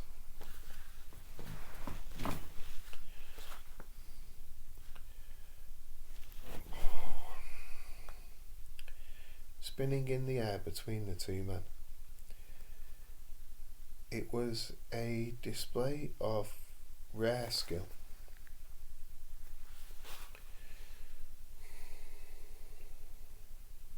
As the jugglers deftly caught the swords, before sending them soaring back across the open ground. The men were clad in loincloths, and their skin shone red, gold in the firelight. Around them sat more than 500 immortals enjoying martial displays.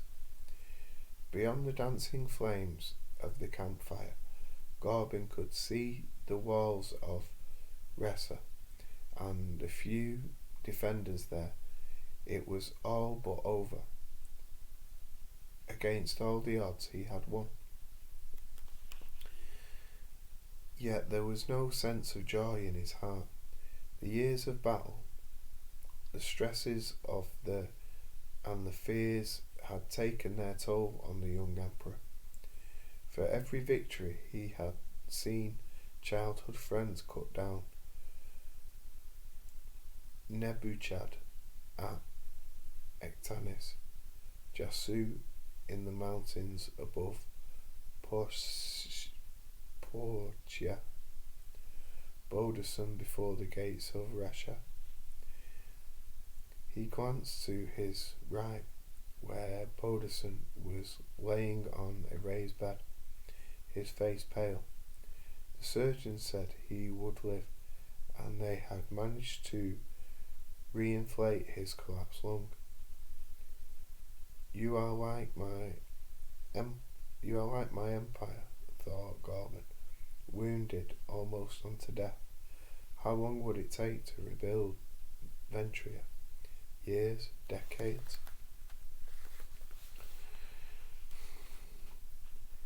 A great roar went up from the watching men as the sword jugglers completed their performance. The men bowed to the emperor. Gorban rose and tossed them a pouch full of gold pieces. There was great laughter when the first of the jugglers reached out and failed to catch the pouch. You are better with blades than coins, said Gorban. Money has always slipped through his fingers, Lord, said the second man. Gorban returned to his seat and smiled down at Bodison. How are you feeling, my friend? My strength is returning, Lord. The voice was weak. His breathing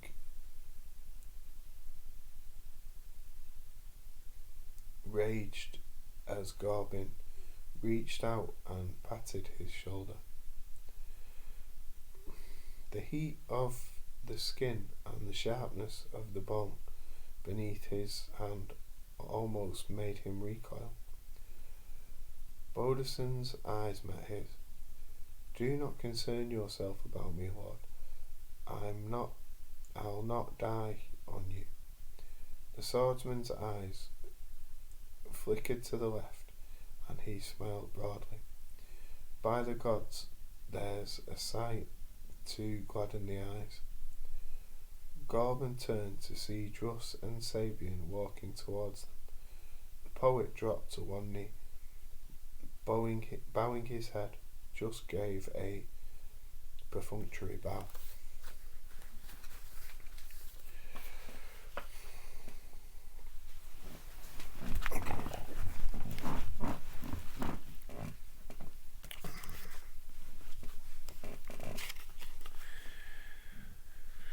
Well met, Axeman, said Gorban, stepping forward and embracing Druss. Turning, he took Sabian's arm and raised him to his feet. And I have missed your talents, Saga Master. Come join us. Servants brought 2 couches for the Emperor's guests and golden goblets filled with fine wine. Druss moved to Bodison. You look as weak as a 3-day kitten, he said. Are you going to live? I'll do my best, Axeman. He cost me 200 wagons of food, said Gorban. I blame myself for believing him to be unbeatable. How good is this mechanic? Asked Druss. Good enough to leave me lying here, scarce able to breathe, answered Bodison. He's fast and he's fearless, the best I've ever met. I tell you truly, I wouldn't want to face him again. Druss turned to Gorban. You want me to take him? No, said Gorban.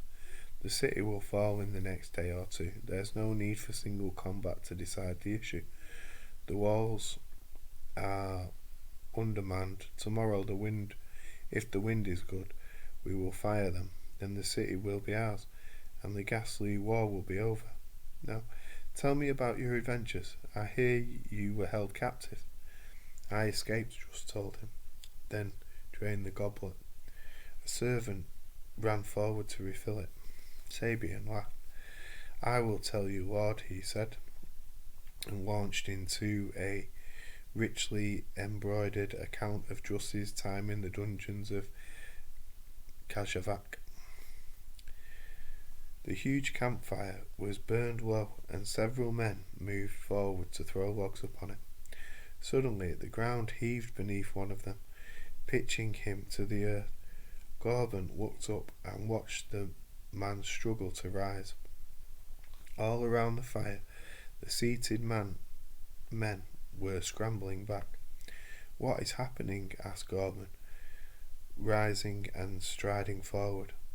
The ground lurched beneath him. Is it an earthquake? He heard Sabian and asked Druss. Gorban stood still and gazed down. The earth was writhing. The campfire suddenly flared, sending bright sparks into the night sky. The heat was intense, and Gorban moved back from it, staring into the flames. Logs exploded out from the blaze, and a huge shape appeared within the fire, a beast with outstretched arms.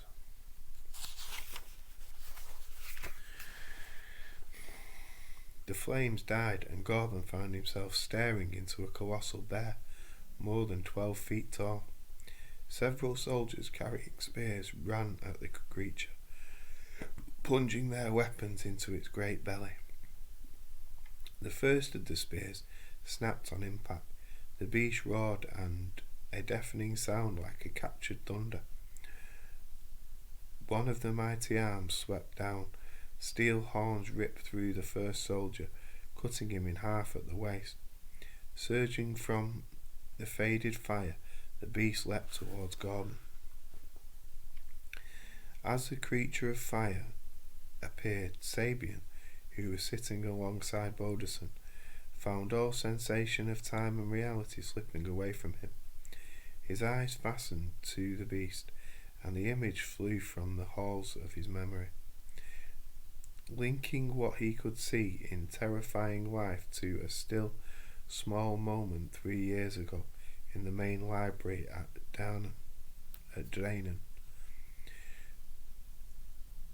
Researching for an epic poem, he had been scanning the ancient leather-bound books in the archives. The pages were dry and yellow, and much of the ink and paint had faded from them. But on one large page the colours were still vibrant. Fierce hues glowing gold, savage crimsons, sun-bright yellows. The figure painted there was colossal. The flames sprouted like blooms from its eyes. Sabian could still picture the carefully painted letters above the painting. The Caliph of Numar.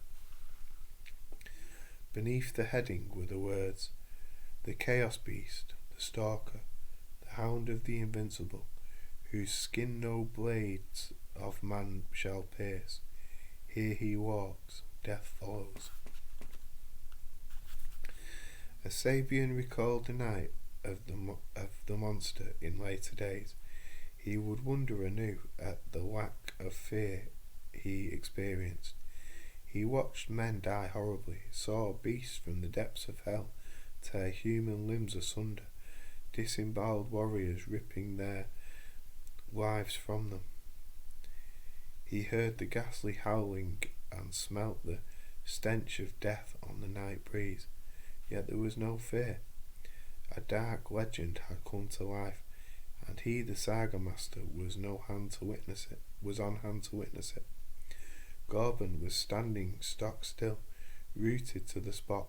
A soldier Sabian recognised as a.k.a. threw himself at the beast, slashing at it with a sabre, but the blade clanged against the creature's side, and the sound that followed was like a dim tolling of a distant bell. A taloned paw swept down, and a.k.a.'s face and head disappeared in a bloody spray of shattered bone. Several archers shot arrows, but these either shattered on impact or ricocheted away. The creature advanced on Gorban. Sabian saw the Emperor flinch, then hurl himself to his right, rolling to his feet smoothly. The enormous beast turned ponderously, the glowing coals of its eyes seeking out Gorban. Loyal soldiers showing incredible bravery threw themselves into the path of the beast, stabbing at it ineffectually. Each time the talon slashed down, the blood sprayed across the campsite. Within a few heartbeats, there were at least 20 dead or maimed soldiers. The Chaos Bear's talons ripped into the soldier's chest, lifting him from his feet and hurling him across the dying fire. Sabian heard the man's ribs snap and saw his entrails spill out like a tattered banner as the corpse sailed through the air. Druss, axe in hand, strode out towards the creature. Soldiers were falling back before it, but still they formed a wall between the beast and the Emperor. Looking tiny and insubstantial against the colossal flame of the Caliph, Druss stepped into its path. The moon was bright in the night sky, shining from his shoulder guards and glinting on Snaga's terrible blades. Chaos Beast paused and seemed to stare down at the tiny man before it. Sabian's mouth was dry. He could feel the hammering of his own heart. And the Caliph spoke, voice deep and rumbling, words slurred by the foot-long tongue. "Step aside, brother," it said. "I have not come for you." The axe began to glow red as blood. Druss stood his ground, and Snaga held in both hands. "Step aside," replied the Caliph, "or I must kill you." "In your dreams," said Druss. The creature lunged forward, one great paw sweeping in towards the axeman. Druss dropped to one knee and swung the blood-red axe, the blade striking the beast's wrist and cleaving through. And as the talon paw fell to the ground beside the axeman, the Caliph reeled back. No blood issued from the wound, but an oily smoke pumped out into the air, billowing and growling.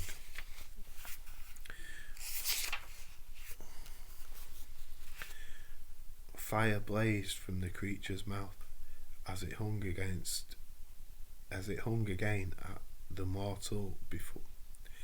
As it lunged again at the mortal before it, but instead of jumping back, Druss leapt in to meet it, swinging Snaga high over his head and bringing the weapon down on the lateral arc that clove into the Caliph's chest, smashing the sternum and ripping the wound from throat to groin. Flames exploded from the beast, engulfing the axeman. Druss staggered and the Caliph fell back, and as the huge form struck the ground, even Sabian, some 30 feet away, felt the tremor of the earth. A breeze blew up and smoke disappearing, and there was no sign of the Caliph. Sabian ran to where Druss stood. The axeman's eyebrows and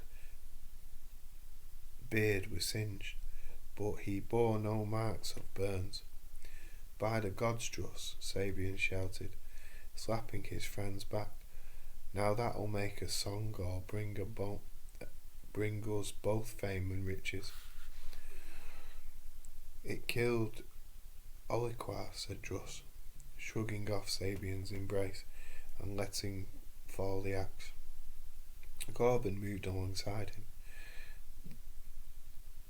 "That was nobly done, my friend. I'll not forget. I owe you my life." Bending his body, he lifted the axe. It was now black and silver once more, and the enchanted weapon whispered the Emperor, "I will give you 20,000 in gold for it." "It is not for sale, my lord," said Druss. "Ah, Druss, I thought you liked me." "I do, laddie. That's why I'll not sell it to you."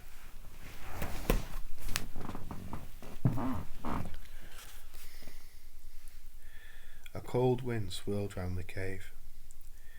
Ananias felt a chill and swung from the altar.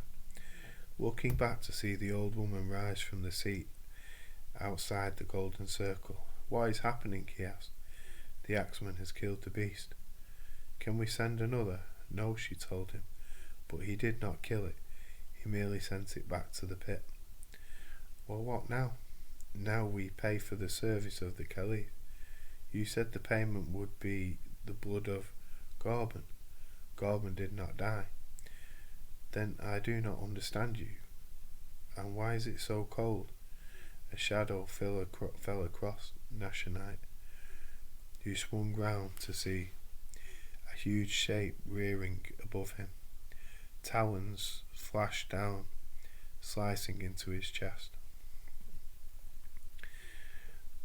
Not even intelligence, repeated the old woman, turning her back on his screams. Returning to her apartment, she sat back in an old wicker chair. Ah, Druss, she whispered, perhaps I should have let you die back in Mashrupa.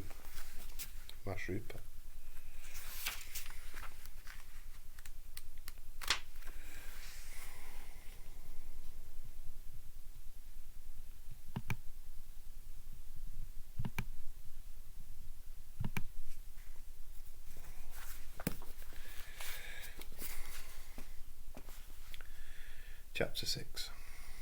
Rowena opened her eyes and saw Mechanic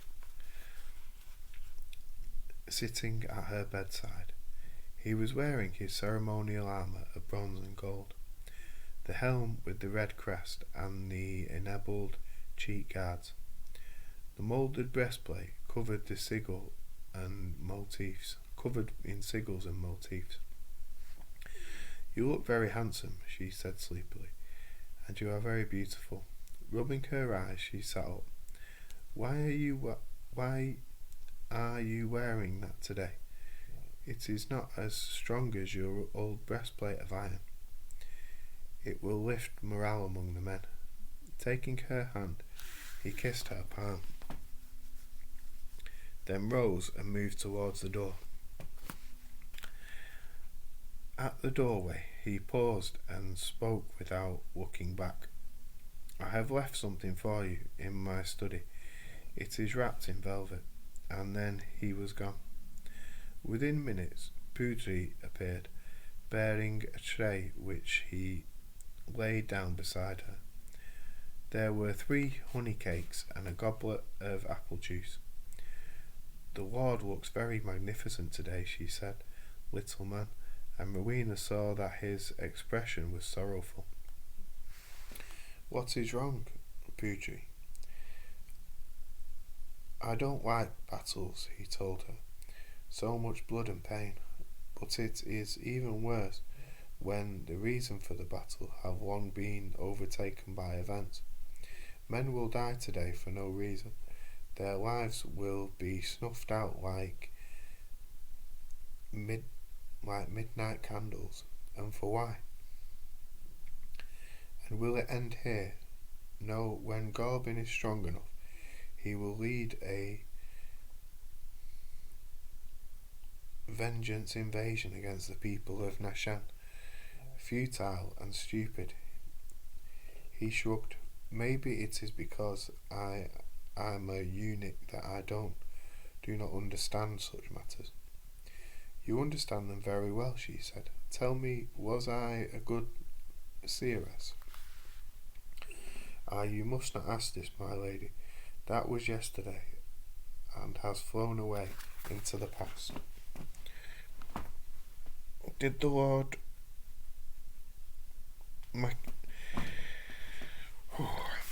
Did Lord Mechanic ask you to withhold my past from me?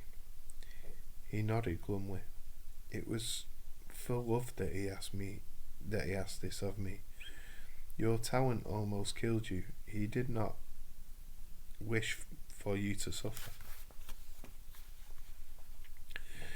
He did not wish for you to suffer again. Anyway, your bath is prepared. It is hot and steaming, and I managed to find some rose oil for the water. An hour later, Rowena was walking through the garden when she saw the window of Mechanek's study was open. This was unusual, for there were many papers here, and the summer breezes would often scatter them around the room. Moving inside, she opened the door and pulled shut a small window. Then she saw the package on the oak desk. It was small, and Mechanek had said was wrapped in purple velvet. Slowly, she unwrapped the velvet to find a small, unadorned wooden box with a hinged lid. When she opened, within lay a brooch which was simple, even crudely made, of soft copper strands surrounding a moonstone. Her mouth was suddenly dry. A part of her mind told her the brooch was new to her, but a tiny warning bell was ringing in the deep recesses of her soul. This is mine. Her right hand dropped slowly towards the brooch, then stopped, her fingers hovering just above the moonstone. Rowena drew back and then sat down. She heard Pudri enter the room. "You were wearing that when I first saw you," he said gently. She nodded, but did not answer. The little Ventrian approached and handed her a letter sealed with wax. "The Lord asked me to give this to you when you had seen his gift." Rowena broke the seal and opened the letter. It was written in Mechanek's bold, clear script.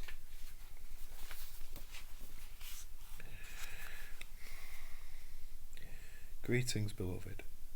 I am skilled with the sword, and yet, at this moment, I would sell my soul to be skillful with words. A long time ago, as you lay dying, I paid 3 sorcerers to seal your talents deep within you. In doing so, they closed also the doorways of memory. The brooch was, they told me, made for you as a gift of love. It is the key to your past and a gift for your future. Of all the pain I have known, there is no suffering greater than the knowledge of your future will be without me. Yet I have loved you and would not change a single day. And if by some miracle I was allowed to return to the past and court you once more, I would do so in the same way.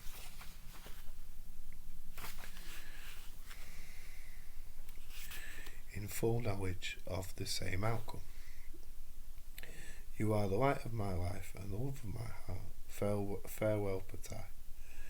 May your paths be made easy and your soul know many joys." The letter fell from her hands, floating to the floor. Pudri stepped forward swiftly and placed the slender arm around her shoulders. "Take the brooch, my lady." She shook her head. "He's going to die." "Yes," admitted the Ventrian, "but he bade me urge you to take the brooch. It was his great wish. Do not deny him." "I'll take the brooch," she said solemnly, "but when he dies, I shall die with him."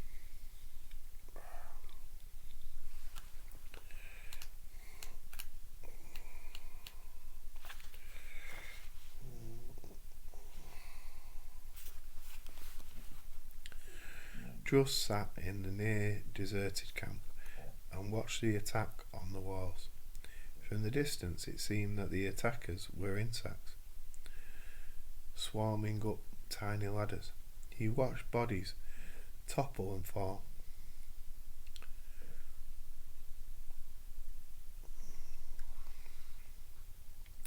Heard the sounds of battle horns and occasionally high-pitched screams that drifted on a shifting breeze. Sabian was beside him. "The first time I've ever seen you miss a fight, Druss. Are you mellowing in your old age?" Druss did not answer. His pale eyes watched the fighting and saw the smoke seeping out from under the wall. The timber and the brushwood in the tunnels were burning now, and soon the foundations of the wall would disappear. As the smoke grew thicker, the attackers fell back and waited. Time passed slowly now, in a great silence that descended over the plain. The smoke thickened, then faded. Nothing happened. Druss gathered his axe and stood. Sabian rose to him. "It didn't work," said the poet. "Give it time," grunted Druss as he marched forward. Sabian followed until they were within 30 yards of the wall. Gorban was waiting here with his officers around him. No one spoke. A jagged line, black as a spider's leg, appeared on the wall, followed by a high screeching sound. The crack widened and a huge block of masonry dislodged itself from the nearby tower, thundering down to a crash on the rocks before the wall. Druss could see defenders scrambling back. A second crack appeared. Then a third. A huge section of wall crumbled, and a high tower pitched to the right, smashing down to the ground on the ruined wall and sending up an immense cloud of dust. Gorban covered his mouth with his cloak and waited until the dust settled. Where moments before there had been a wall of stone, there was now only jagged ruins like the broken teeth of a giant. The battle horn sounded. The black line of the immortals surged forward. Gorban turned to Druss. "Will you join them in the slaughter?" Druss shook his head. "I have no stomach for slaughter," he said. The courtyard was littered with corpses and pools of blood. Mechaneck glanced to his right, where his brother Narin was lying on his back, with a lance jutting from his chest. His sightless eyes stared up at the crimson-stained sky. Almost sunset, though Mechaneck, blood ran from his wound in his temple, and he could feel it trickle down his neck. His back hurt, and when he moved he could feel the arrows that were lodged above his left shoulder blade, gouging into muscle and flesh. It made holding the heavy shield impossible, and Mechaneck had long since abandoned it. The hilt of his sword was slippery with blood. A man groaning to his left. It was his cousin Shurupak. He had a terrible wound in his belly and was attempting to stop his entrails from gushing forth. Mechaneck transferred his gaze to the enemy soldiers surrounding him. They had fallen back now and were standing in a grim circle. Mechaneck turned slowly. He was the last of the Nashanites still standing, glaring at the immortals. He challenged them. "What's the matter with you? Frightened of Nashanite steel?" They did not move. Mechaneck staggered and almost fell, but then righted himself. All pain was fading now. It had been quite a day. The undermined wall had collapsed, killing a score of his men, but the rest had responded well, and Mechaneck was proud of them. Not one had suggested surrender. They had fallen back to the second line of defence and met the Ventrians with arrows, spears and even stones, but there were too many, and it had been impossible to hold the line. Mechaneck had led the last 50 warriors towards the inner keep, but they were cut off and forced down the side road that led to the courtyard of Kabuchik's old house. What were they waiting for? The answer came to him instantly. "They're waiting for you to die." He saw a movement at the edge of the circle, the men moving aside, and Gorban appeared, dressed now in a robe of gold, a 7-spiked crown upon his head. He looked every inch the emperor. Beside him was an axeman, the husband of Patai. "Ready for another duel, my lord?" called Mechaneck. A racking cough burst from his lungs, spraying blood in the air. "Put up your sword, man. It's over," said Gorbin. "Do I take it you are surrendering?" Mechanic asked. "If not, then let me fight your champion." Gorbin turned to the axeman, who nodded and moved forward. Mechanic steadied himself, but his mind was wandering. He remembered a day with Buta by the waterfall. She had made a crown of white water lilies, and she had placed on his brow. The flowers were wet and cool. He could feel them now. No fight win. He looked up. The axeman seemed colossal now, towering above him, and Mechanic realised he had fallen to his knees. "No," he said, his words slurring. "I'll not die on my knees." Leaning forward, he tried to push himself upright, but fell again.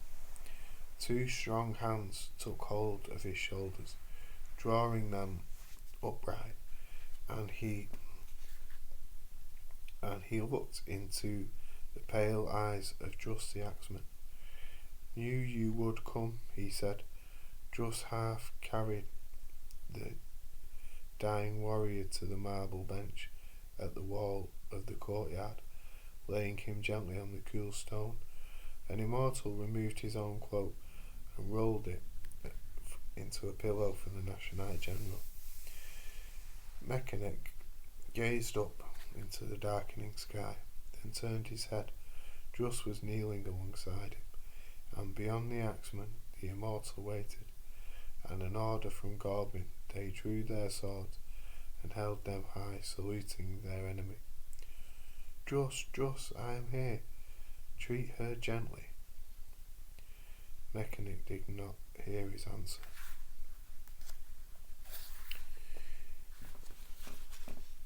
He was sitting on the grass by the waterfall, cool petals of a water lily crown against his skin.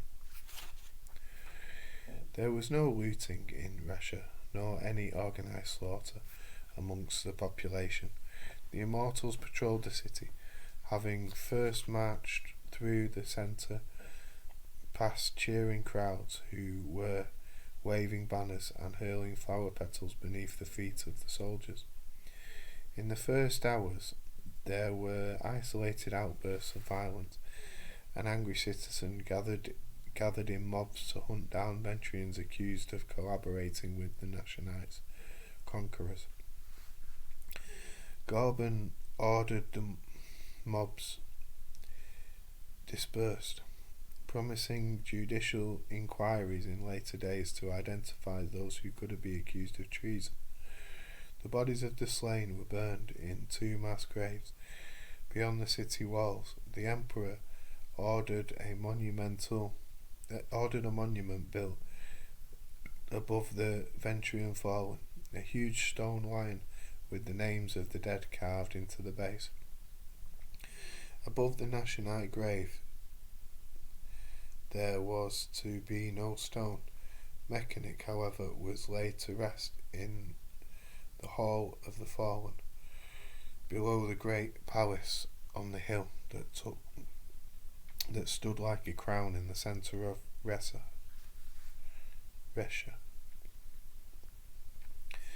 Food was brought in to feed the populace, and builders began work removing the dams that had starved the city of water, rebuilding the walls and repairing the houses and shops damaged by huge stones and ballistics that had hurtled over the walls during the past 3 months. Druss had no interest in the affairs of the city. Day by day he sat by Rowena's bedside, holding her cold pale hand. After Mechanic had died, Druss had sought out his house. The directions supplied by the Nashanite soldiers who had survived the last assault. With Sabian and Escadas, he had run through the city streets until at last he had come to the house on the hill. Entering it through the beautiful garden, there he saw a small man sitting weeping by an ornamental lake. Druss seized him by his woolen tunic, hauling him to his feet. "Where is she?" he demanded. "She is dead," wailed the man, his tears flowing freely.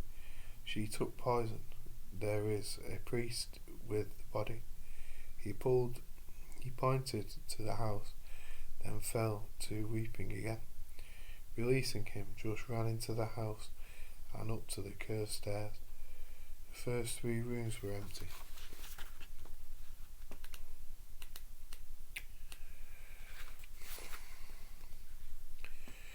But the 4th he found a priest of Peshtar Sen sitting by the bedside. "Gods, no," said Druss. He saw the still form of Rowena, her face grey, her eyes closed. The priest looked up, his eyes tired. "Say nothing," urged the priest, his voice weak and seemingly far away. "I have sent for a friend, and it is taking all my power to hold her to life." He closed his eyes, at a loss. Druss walked to the far side of the bed and gazed down at the woman he had loved for so long. It was 7 years since he had laid eyes on her. Her beauty tore at his heart with talons of steel. Swallowing hard, he sat at the bedside. The priest was holding her hand. Sweat was flowing down his face, making grey streaks on his cheeks, and he seemed mortally weary when Sabian and Escadas entered the room. Druss waved them to silence, and they sat and waited.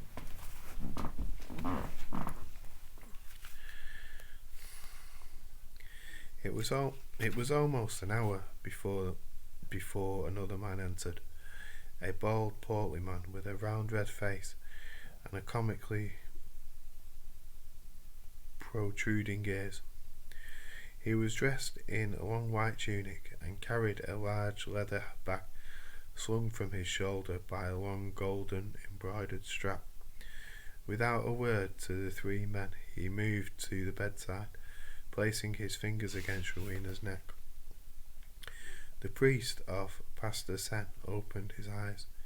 "She has taken Yashroot Shilitar," he said. The bald man nodded. "How long ago?" 3 hours, though I have prevented most of it from spreading through her blood, but a minute part has reached the lymphatic system." Sheltar clicked his teeth, then delved into his leather bag. "One of you fetch water," he ordered. Escadas stood and left the room, returning moments later with a silver jug. Shalitar took him to stand close to the head of the bed, and from the bag he produced a small packet of powder, which he tipped into a jug. It foamed briefly, then settled. Delving into the bag again, he pulled clear a long grey tube and a funnel. Reaching down, he opened Rowena's mouth. "What are you doing?" stormed Druss, grabbing the man's hand. The surgeon was unperturbed. "We must get the potion into her stomach. As you can see, she is in no condition to drink. Therefore I intend to insert this tube into her throat and pour the potion in through the funnel. It is a delicate business, for I would not want to flood her lungs. It would be hard for me to do it correctly with a broken hand." Druss released him and watched in silent anguish as the tube was eased into her throat. Shalitar held the funnel in place and ordered Escadas to pour. When half the contents of the jug had vanished, Shalitar nipped the tube between thumb and forefinger and withdrew it. Kneeling by the bed, he paused it He pressed his ears to Rowena's breast. The heartbeat is very slow, he said, and weak. A year ago, I tested her for plague. She almost died then, but the illness left its mark. The heart is not strong. He turned to the men. Leave me now, for I must keep her circulation strong, and that will involve rubbing oil into her legs, arms and back. I'll not leave, said Druss. Sir, this lady is a widow of the Lord Mechanic. She is well loved here. Despite being wed to a Nashenite, it is not fitting for men to observe her naked, or any man who causes her shame will not survive the day. I'm her husband, hissed Druss. The others can go, I stay. Charecter rubbed his chin, but looked ready to argue no further. The priest of Pashtarsen touched the surgeon's arm. It is a long story, my friend, but he speaks truly. Now do your best. My best may not be good enough, muttered Charecter.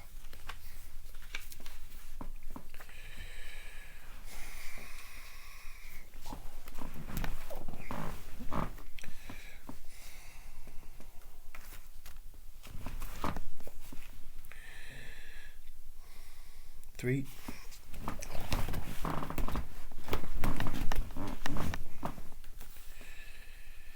3 days passed. Druss ate little and slept by the bedside. There was no change in Rowena's condition. The Charecter grew ever more despondent. The priest of Pashtarsen returned on the morning of the 4th day. The poison is gone from her body, said Charecter, yet she does not wake. The priest nodded sagely. When first I came, she was sinking into a coma. I touched her spirit. It was fleeting from life. She had no will to live. Why? Asked Druss. Why would she want to die? The man shrugged. She's a gentle soul. She first loved you back in your own lands, and carried that love within as something pure in a tarnished world. Knowing you were coming from her, she was ready to wait. Her talents grew astonishingly swiftly, and they overwhelmed her. Charecter and some others saved her life by closing the pathways of that talent, but in doing so they also took her memory. So here she woke in the house of Mechanic.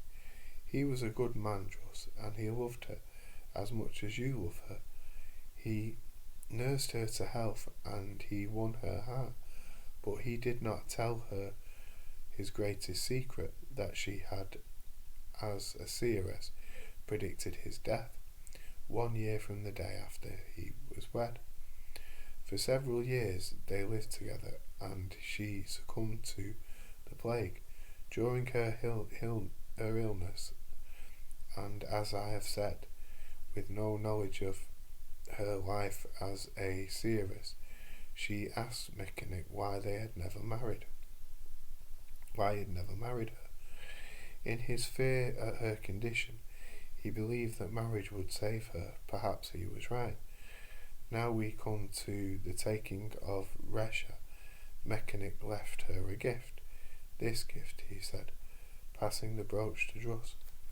Druss looked at the delicate brooch in his huge hand and closed his fingers over it. I made this, he said. It seemed like a lifetime ago. This was the key which Mechanic knew would unlock her memories.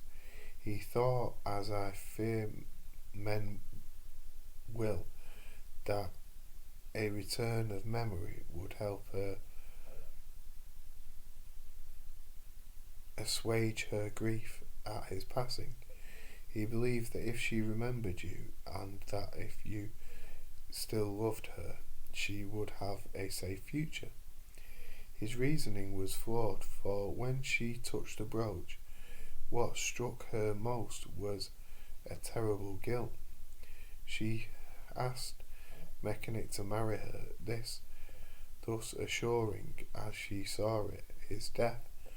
She had seen you, Druss, at the house of Kabuchik, and had run away, frightened to find out her past, terrified it would destroy her newfound happiness. In that one moment she had seen you, Druss, at the house of Kabuchik, and had run away, frightened to find out her past, terrified it would destroy her newfound happiness. In that one moment she saw herself as a betrayer, and as a harlot, and I fear as a killer. None of it was her fault, said Druss. How could she think it was?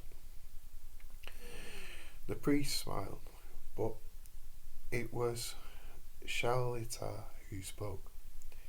Any deaths produced guilt, Druss.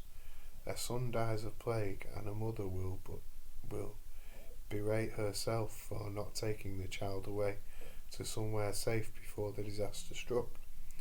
A man falls to his death, and his wife will think, if only I had asked him to stay home today.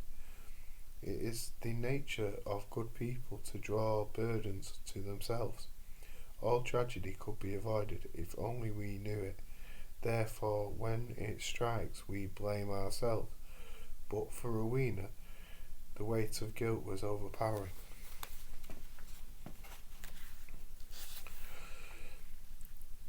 What can I do?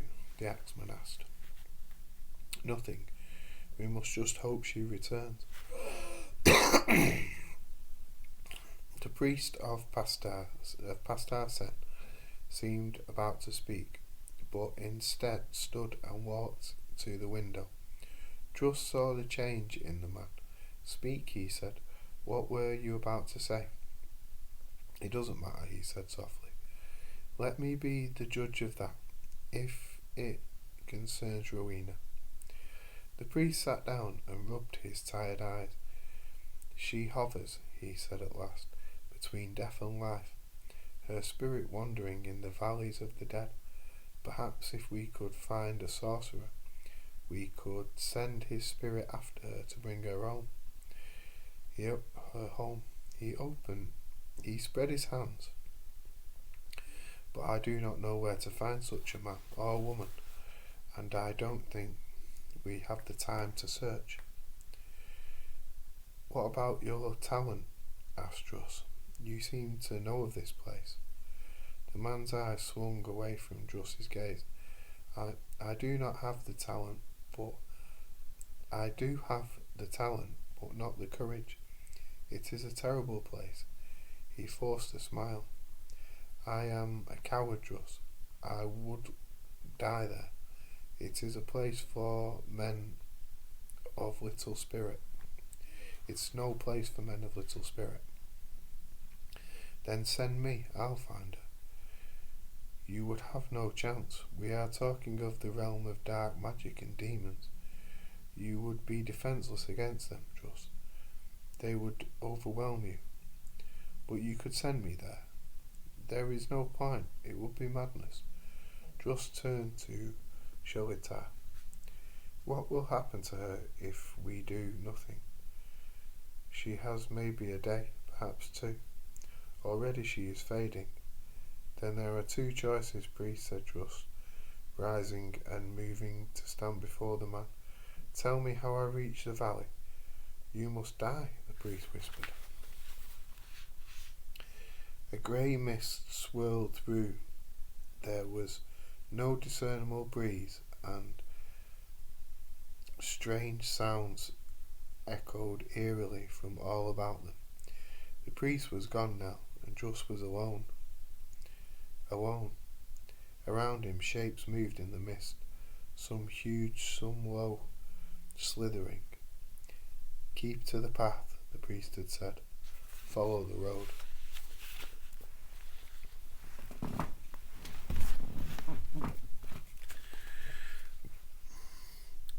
through the mist. Under no circumstances allow yourself to be led from the road. Druss glanced down. The road was seamless and grey, as if it had been created from molten stone. It was smooth and flat, and the mist held to it, floating and swaying in cold tendrils that swayed all around his legs and lower body.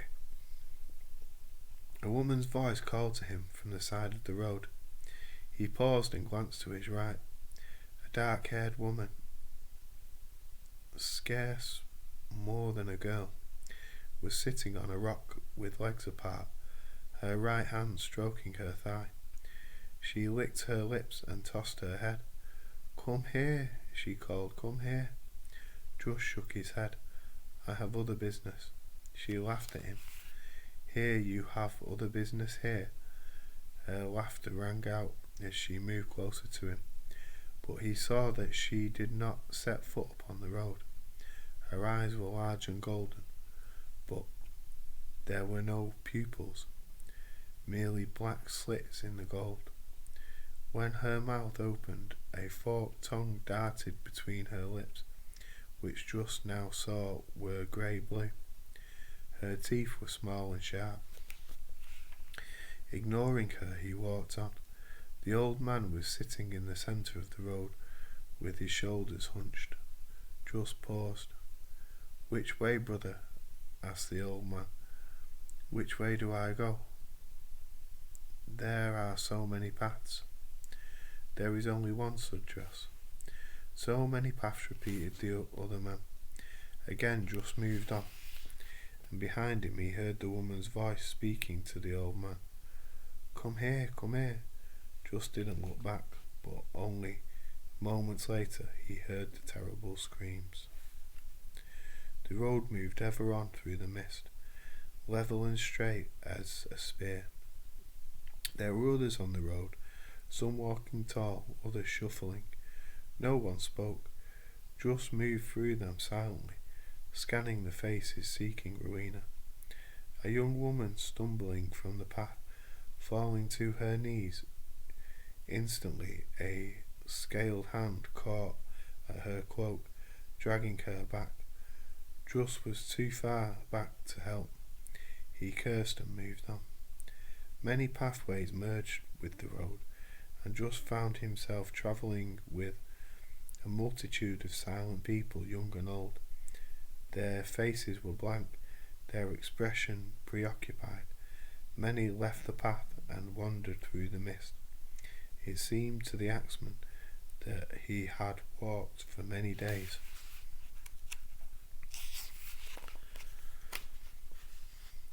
There was no sense of time here, nor any fatigue nor hunger. Gazing ahead, he could see the vast numbers of souls winding their way through the mist-enveloped road. Despair touched him. How would he find her among so many? Ruthlessly he pushed the fear from his mind, and concentrating only on scanning the faces, he moved ever on. Nothing would ever have been achieved, he thought, if men had allowed themselves to be diverted by the scale of the problems faced. After a while, Druss noted that the road was rising. He could see further ahead, and the mist was thinning. There was no more merging pathways now. The road itself was more than 100 feet wide, and on and on he moved, facing his way through the silent throng. Then he saw that the road was beginning to diverge once more into scores of pathways leading to the arched tunnels, dark and foreboding. A small man in a robe of coarse brown wool was moving back through the river of souls. He saw Druss and smiled. "Keep moving, my son," he said, patting Druss's shoulder. "Wait," called the axeman as the man moved past him. Brown robe swung back, surprising Stepping to Druss, he gestured him to the side of the road. "Let me see your hand, brother," he said. "What? Your hand? Your right hand? Show me the palm." The little man was insistent. Druss held out his hand, and the brown rogue grasped it, peering intently at the callous palm. "But you are not ready to pass over, brother. Why are you here?" "I'm looking for someone." "Ah," said the man, apparently relieved. You are the despairing heart many of you tried to pass through. Did your loved one die? Has the world treated you savagely?"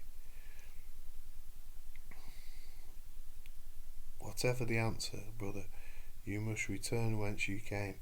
There is nothing for you here, unless you stray from the path. And then there is only an eternity of suffering. Go back."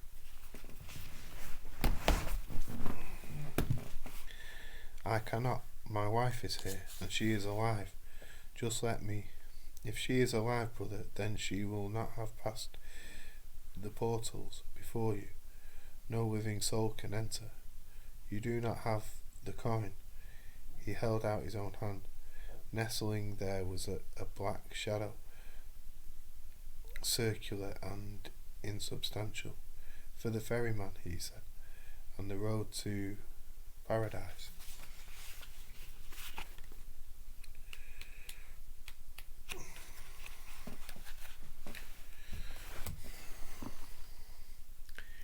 "If you could not pass the tunnels, then where could she be?"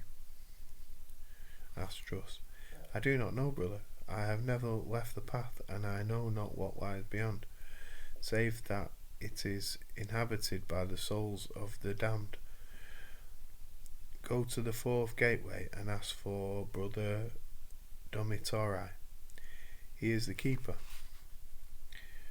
Brown Robe smiled and moved away, to be swallowed up by the multitude. Druss joined the flow and eased his way through to the fourth gateway, where another man in a brown hooded robe stood silently by the entrance. He was tall and round-shouldered, with sad, solemn eyes.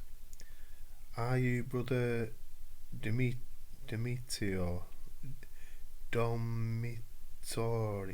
Are you Brother Domitori?" asked Druss. The man nodded, but did not speak. "I am looking for my wife." "Pass on, brother. If her soul lives, you will find her." "She had no coin," said Druss. The man nodded and pointed to a narrow, winding path that led up and around a low hill. "There are many such," said Domitori, "beyond the hill. There they flicker and fade and rejoin the road when they are ready, when their bodies give up the fight, when the heart ceases." Druss turned away, but Domitori called out to him, "Beyond the hill the road is no more. You will be in the valley of the dead. Best you arm yourself." "I have no weapon here." Dimitri raised his hand, and the flow of souls ceased to move through the alleyway. He stepped alongside Druss.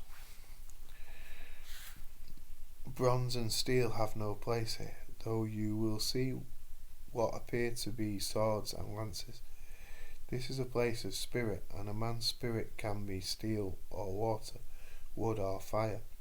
To cross the hill and return will require courage and so much more. Do you have faith?" "In what?" The man sighed. "In the source, in yourself. What do you hold most dear?" "My wife, Rowena." "Then hold fast to your love, my friend, no matter what assails you. What do you fear most? Losing her. What else?" "I fear nothing. All men fear something. and that is your weakness, this place.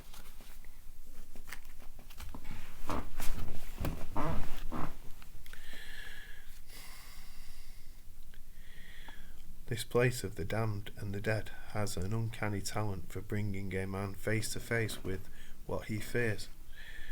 I pray that the source will guide you. Go in peace, brother.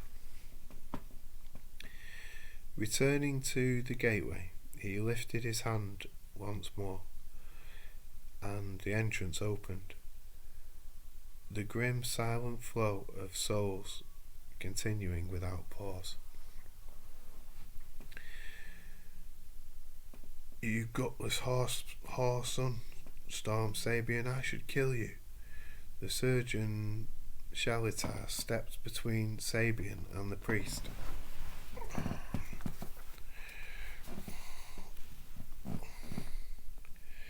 And the priest of Pastar said, Be careful, he urged. The man has admitted to lacking courage and has no need to apologise for it.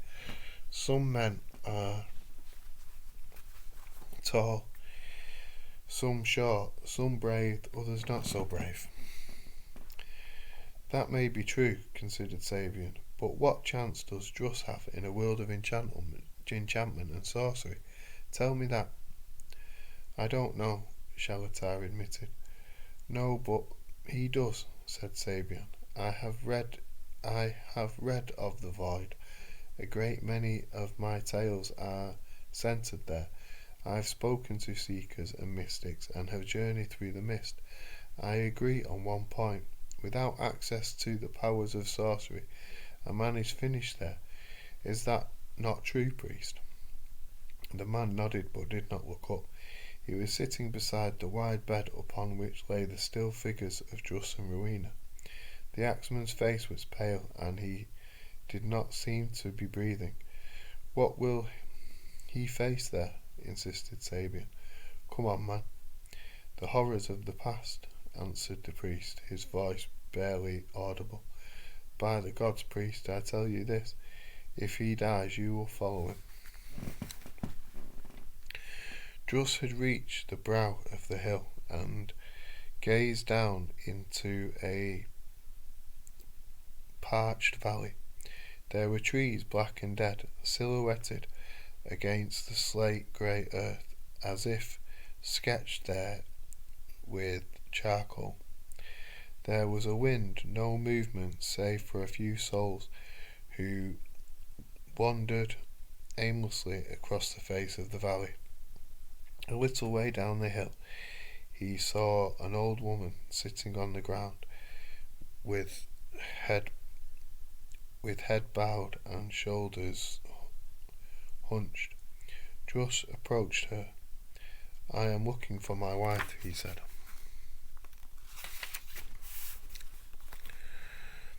You are looking for more than that, she told him. He squatted down opposite her. No, just my wife. Can you help me? Her hand came up and she found herself staring into deep-set eyes that glittered with malice. What can you give me, Druss? How is it you know me? He countered.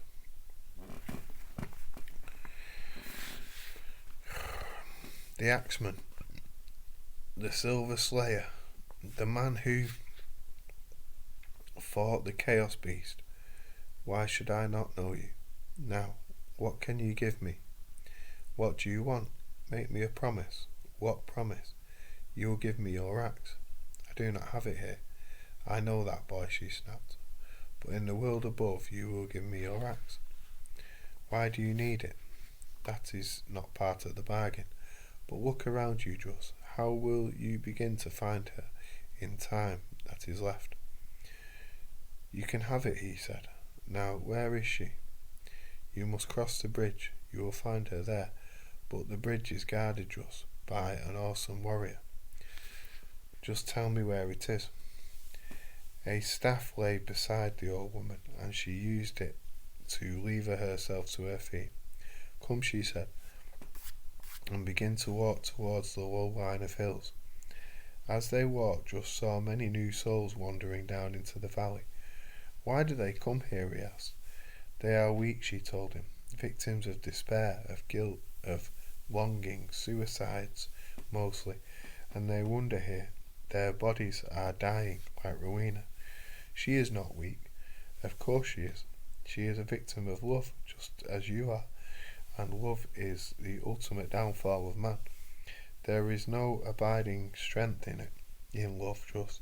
It erodes the natural strength of man and taints the heart of the hunter. I do not believe that. She laughed, a dry sound like a rattling of bones. Yes, you do, she said. You are not a man of love, Druss.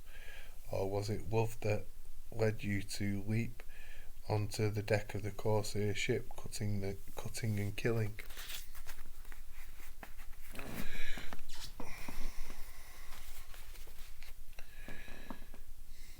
Was it love that sent you over the battlements at Ectanis? Was it love that carried you through the battles in the sand circles of Mashlupa?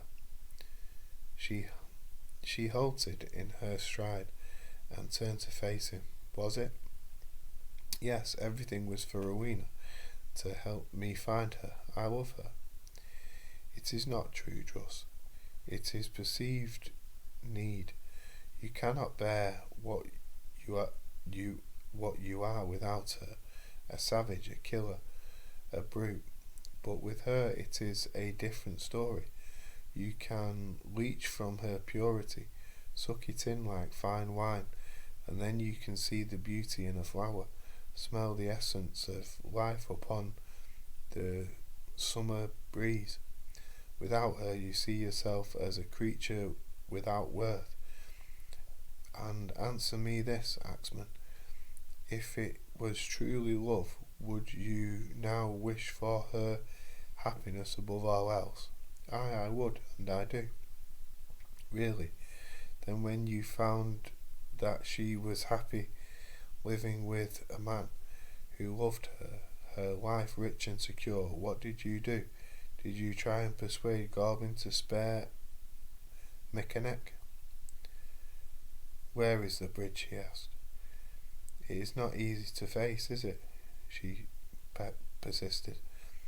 I am no debater, woman. I only know that I would die for her. Yes, typical of the male, always looking for an easy solution, a simple answer. She walked on, cresting the hill, and paused, resting on her staff. Druss gazed down into the chasm beyond. Far, far below, a river of fire. At this distance, a slender ribbon of flame flowed through the black gorge. Across the gorge stretched a narrow bridge of black rope and grey timber. At the centre stood a warrior in black and silver with a huge axe in his hands. She is on the far side, said the old woman, but to reach her you must pass the guardian. Do you recognize him? No, you will. The bridge stands secured by thick black rope tied to 2 blocks of stone. The wooden slats that make up the main body of the structure were just judged around 3 feet long and an inch thick. He stepped out onto the bridge, which immediately began to sway. There was no guiding rope attached by which a man could steady himself, and looking down just felt a sick sense of vertigo. Slowly he walked over the chasm, his eyes filled to their boards, his eyes fixed to the boards.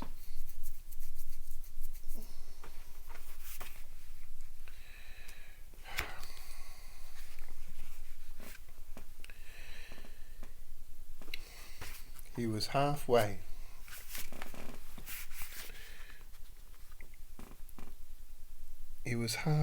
to the man in black and silver before he looked up. Then shock struck him like a blow. The man smiled, bright teeth shining white against the black and silver beard. "I am not you, boy," he said. "I am everything you could have been." Druss stared hard at the man. He was a very image of Druss himself, except that he was older, and his eyes, cold and pale, seemed to hold many secrets. "You are Bardon," said Druss. "And proud of it. I used my strength, Druss. I made men shake with fear. I took my pleasures where I wanted them. I am not like you, strong in body, but weak in heart. You take after breath." "I take that as a compliment," said Druss, "for I would never have wanted to be like you, slayer of babes, abuser of women. There is no strength in that. I fought men. No man could accuse Bardon of cowardice." She macks balls, boy. I fought armies." "I say you were a coward," said Druss. "The worst kind. What strength you had came from that." He pointed at the axe. "Without it you were nothing. Without it you are nothing." Bardon's face reddened and grew pale. "I don't need this to deal with you, you weak-kneed whoreson. I could take you with my hands." "In your dreams," mocked Druss. Bardon made as if to lay down the axe, but then hesitated. "You can't do it, can you?" taunted Druss. "The mighty Bardon. Gods, I spit on you." Bardon straightened the axe, still in his right hand. "Why should I lay aside my only friend?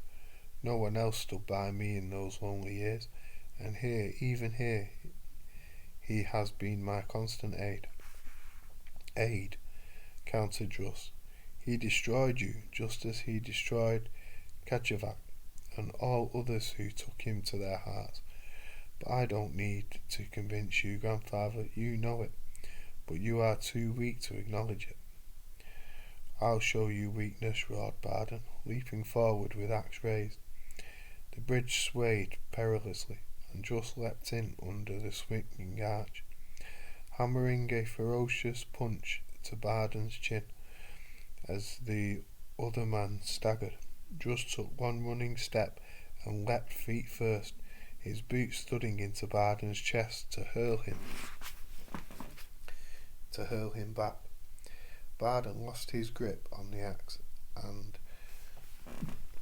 teetering on the edge, Druss rolled his feet and dived at the man. Bardon, recovering his footing, snarled and met him head on. Druss smashed a blow to the other man's chin, but Bardon rolled with the punch, sending on an uppercut which snapped the axeman's head back. The power in the blow was immense, and Druss reeled. A second blade caught him above the ear, smashing him to the boards, rolling as a booted foot slashed past his ear. He grabbed Bardon's leg and heaved. The warrior fell heavily as Druss pushed himself upright. Bardon launched himself from the boards, his hands circling Druss's throat. The bridge was swaying wildly now, and both men fell and rolled towards the edge. Druss hooked his feet into the space between the two boards, but he and Bardon were hanging now over the awesome drop. Druss tore himself free of Bardon's grip, and thundering a punch into the warrior's chest, Bardon grunted and toppled from the bridge. His hands sneaked out to grab Druss's arm. The wrenching grasp almost pulled Druss over the edge. Bardon hung above the river of fire, his pale eyes looking up into Druss's face. "Ah, but you're a bonny fighter, laddie," said Bardon softly. Druss got a grip on the other man's jerkin and tried to pull him onto the bridge. time to die at last, said Bardon. You were right. I was the axe. It was the axe, always the axe. Releasing his hold, he smiled. Let me go, boy. It's over. No, damn you, take my hand. May the gods smile on you, Druss. Bardon twisted up and hit out on Druss's arm, dislodging his grip. The bridge swayed again, and the black and silver warrior fell. Druss watched him fall, spinning down, until he was just a dark speck swallowed up by the river of fire. Pushing himself to his knees, he glanced at the axe.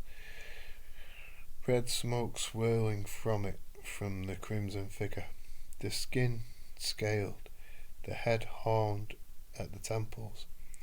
There was no noise, merely two slits in the flesh above the shark-like mouth.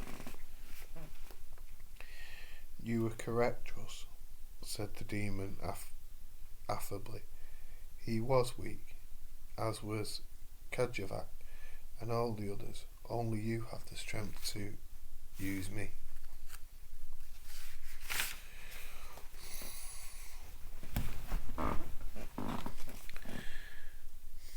I want no part of you. The demon's head lifted, his laughter sounded. Easy to say, mortal, but look yonder. At the far end of the bridge stood the Chaos Beast, huge and towering, its taloned paws glinting, its eyes glowing like coals of fire. Druss felt a swelling of despair in his heart sank as the axe demon stepped closer, his voice low and friendly. Why do you hesitate, man? When have I failed you? On the ship of Edenshad, did I not turn away the fire? Did I not slip in Charecter's grasp? I am your friend, mortal. I have always been your friend, and in those long and lonely centuries I have waited for a man with your strength and determination. With me you can conquer the world. Without me you will never leave this place, never feel the sun upon your face. Trust me, Druss. Slay the beast, and then we can go home. The demon shimmered into smoke, floating back into the black haft of the axe. Druss glanced up to see the Chaos Beast waiting at the far end of the bridge. It was even more monstrous now, massive shoulders beneath the black fur, saliva dribbling from its huge mouth. Stepping forward, Druss gripped the heft of Saga, swinging the blades into the air. Instantly his strength returned, and with it a soaring sense of hatred and lust to cleave and kill. His mouth was dry and the need for battle, and he moved towards the flame-eyed bear. The beast waited with arms at its sides. It seemed to Druss then that all the evil in the world rested in the creature's colossal frame. All the frustrations of life, the angers, the jealousness, the vileness, everything he had ever suffered could be laid upon the black soul of the Chaos Beast. Fury and madness made his limbs tremble as he felt his lips draw back in a snarl, and he lifted high the axe and ran at the centre. The beast did not move. It stood still, arms down and head drooping. Druss slowed in his charge. Kill it, kill it, kill it. He reeled with the intensity of his need to destroy. Then he looked down at the axe in his hand. No, he shouted, and with one tremendous heave hurled the axe high in the air and out over the chasm. It spun glistening towards the ribbon of flame, and Druss saw the demon spew from it, black against the silver of the blades. Then the axe struck the river of fire, extinguished Then the axe struck, the river of fire extinguished. Druss turned back to face the beast. Rowena stood alone and naked, her gentle eyes watching him. He grinned and walked towards her. "Where is the beast?" he said. "There is no beast, Druss. Only me. Why did you change your mind about killing me?" I would never hurt you. Sweet heaven, how could you think that? You looked at me with hate, and then you ran at me with your axe." "Oh, Rowena, I saw only a demon. I was bewitched. Forgive me." Stepping in close, he tried to put his arm around her, but she moved back from him. "I love a.k.a," she said. He sighed and nodded. "I know. He was a good man, perhaps a great one. I was with him at the end. He urged me to look after you. He didn't need to ask that of me. You are everything to me. You always were. Without you, there was no light in my life, and I've waited so long for this moment. Come back with me. Rowena, live." "I was looking for him," she said, tears in her eyes, "but I couldn't find him. He's gone where you cannot follow," said Druss. "Come home. I am both wife and widow." "Where is my home, Druss? Where?" Her head dropped, and bright tears fell on her cheeks. Druss took her in his arms, drawing her to him. "Wherever you choose to make your home," he whispered, "I will build it for you, but it should be where the sun shines and where you can hear the bird song, smell the flowers. This place is not for you, nor would a.k.a. want you here. I love you, Rowena, but if you want to live without me, I will bear it, just so long as you live. Come back with me, we'll talk again in the light." "I don't want to stay here," she said, clinging to him, "but I miss him so." The words tore at Druss, but he held her close and kissed her hair. "Let's go home," he said. "Take my hand." Druss opened his eyes and drew in a great gulp of air. Beside him, Rowena slept.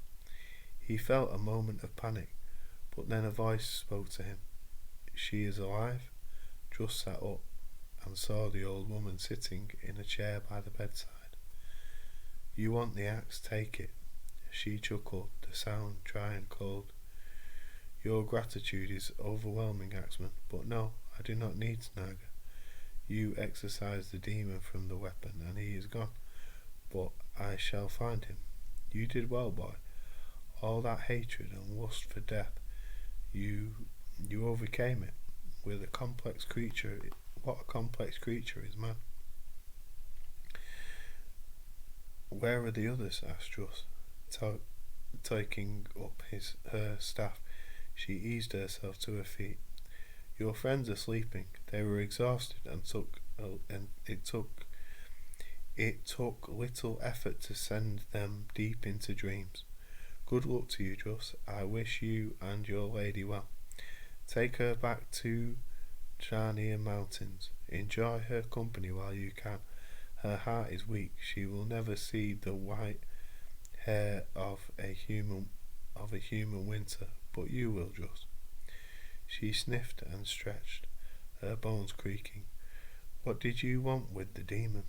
asked Druss as she made her way to the door. She turned in the doorway. "Gorban is having a sword made, a great sword. He will pay me to make it an enchanted weapon, and I shall, Druss, I shall." And then she was gone. Rowena started to wake. Sunlight broke through the clouds and bathed the room. That was book 3, David Gemell, Druss the Legend, read by Ian Walton.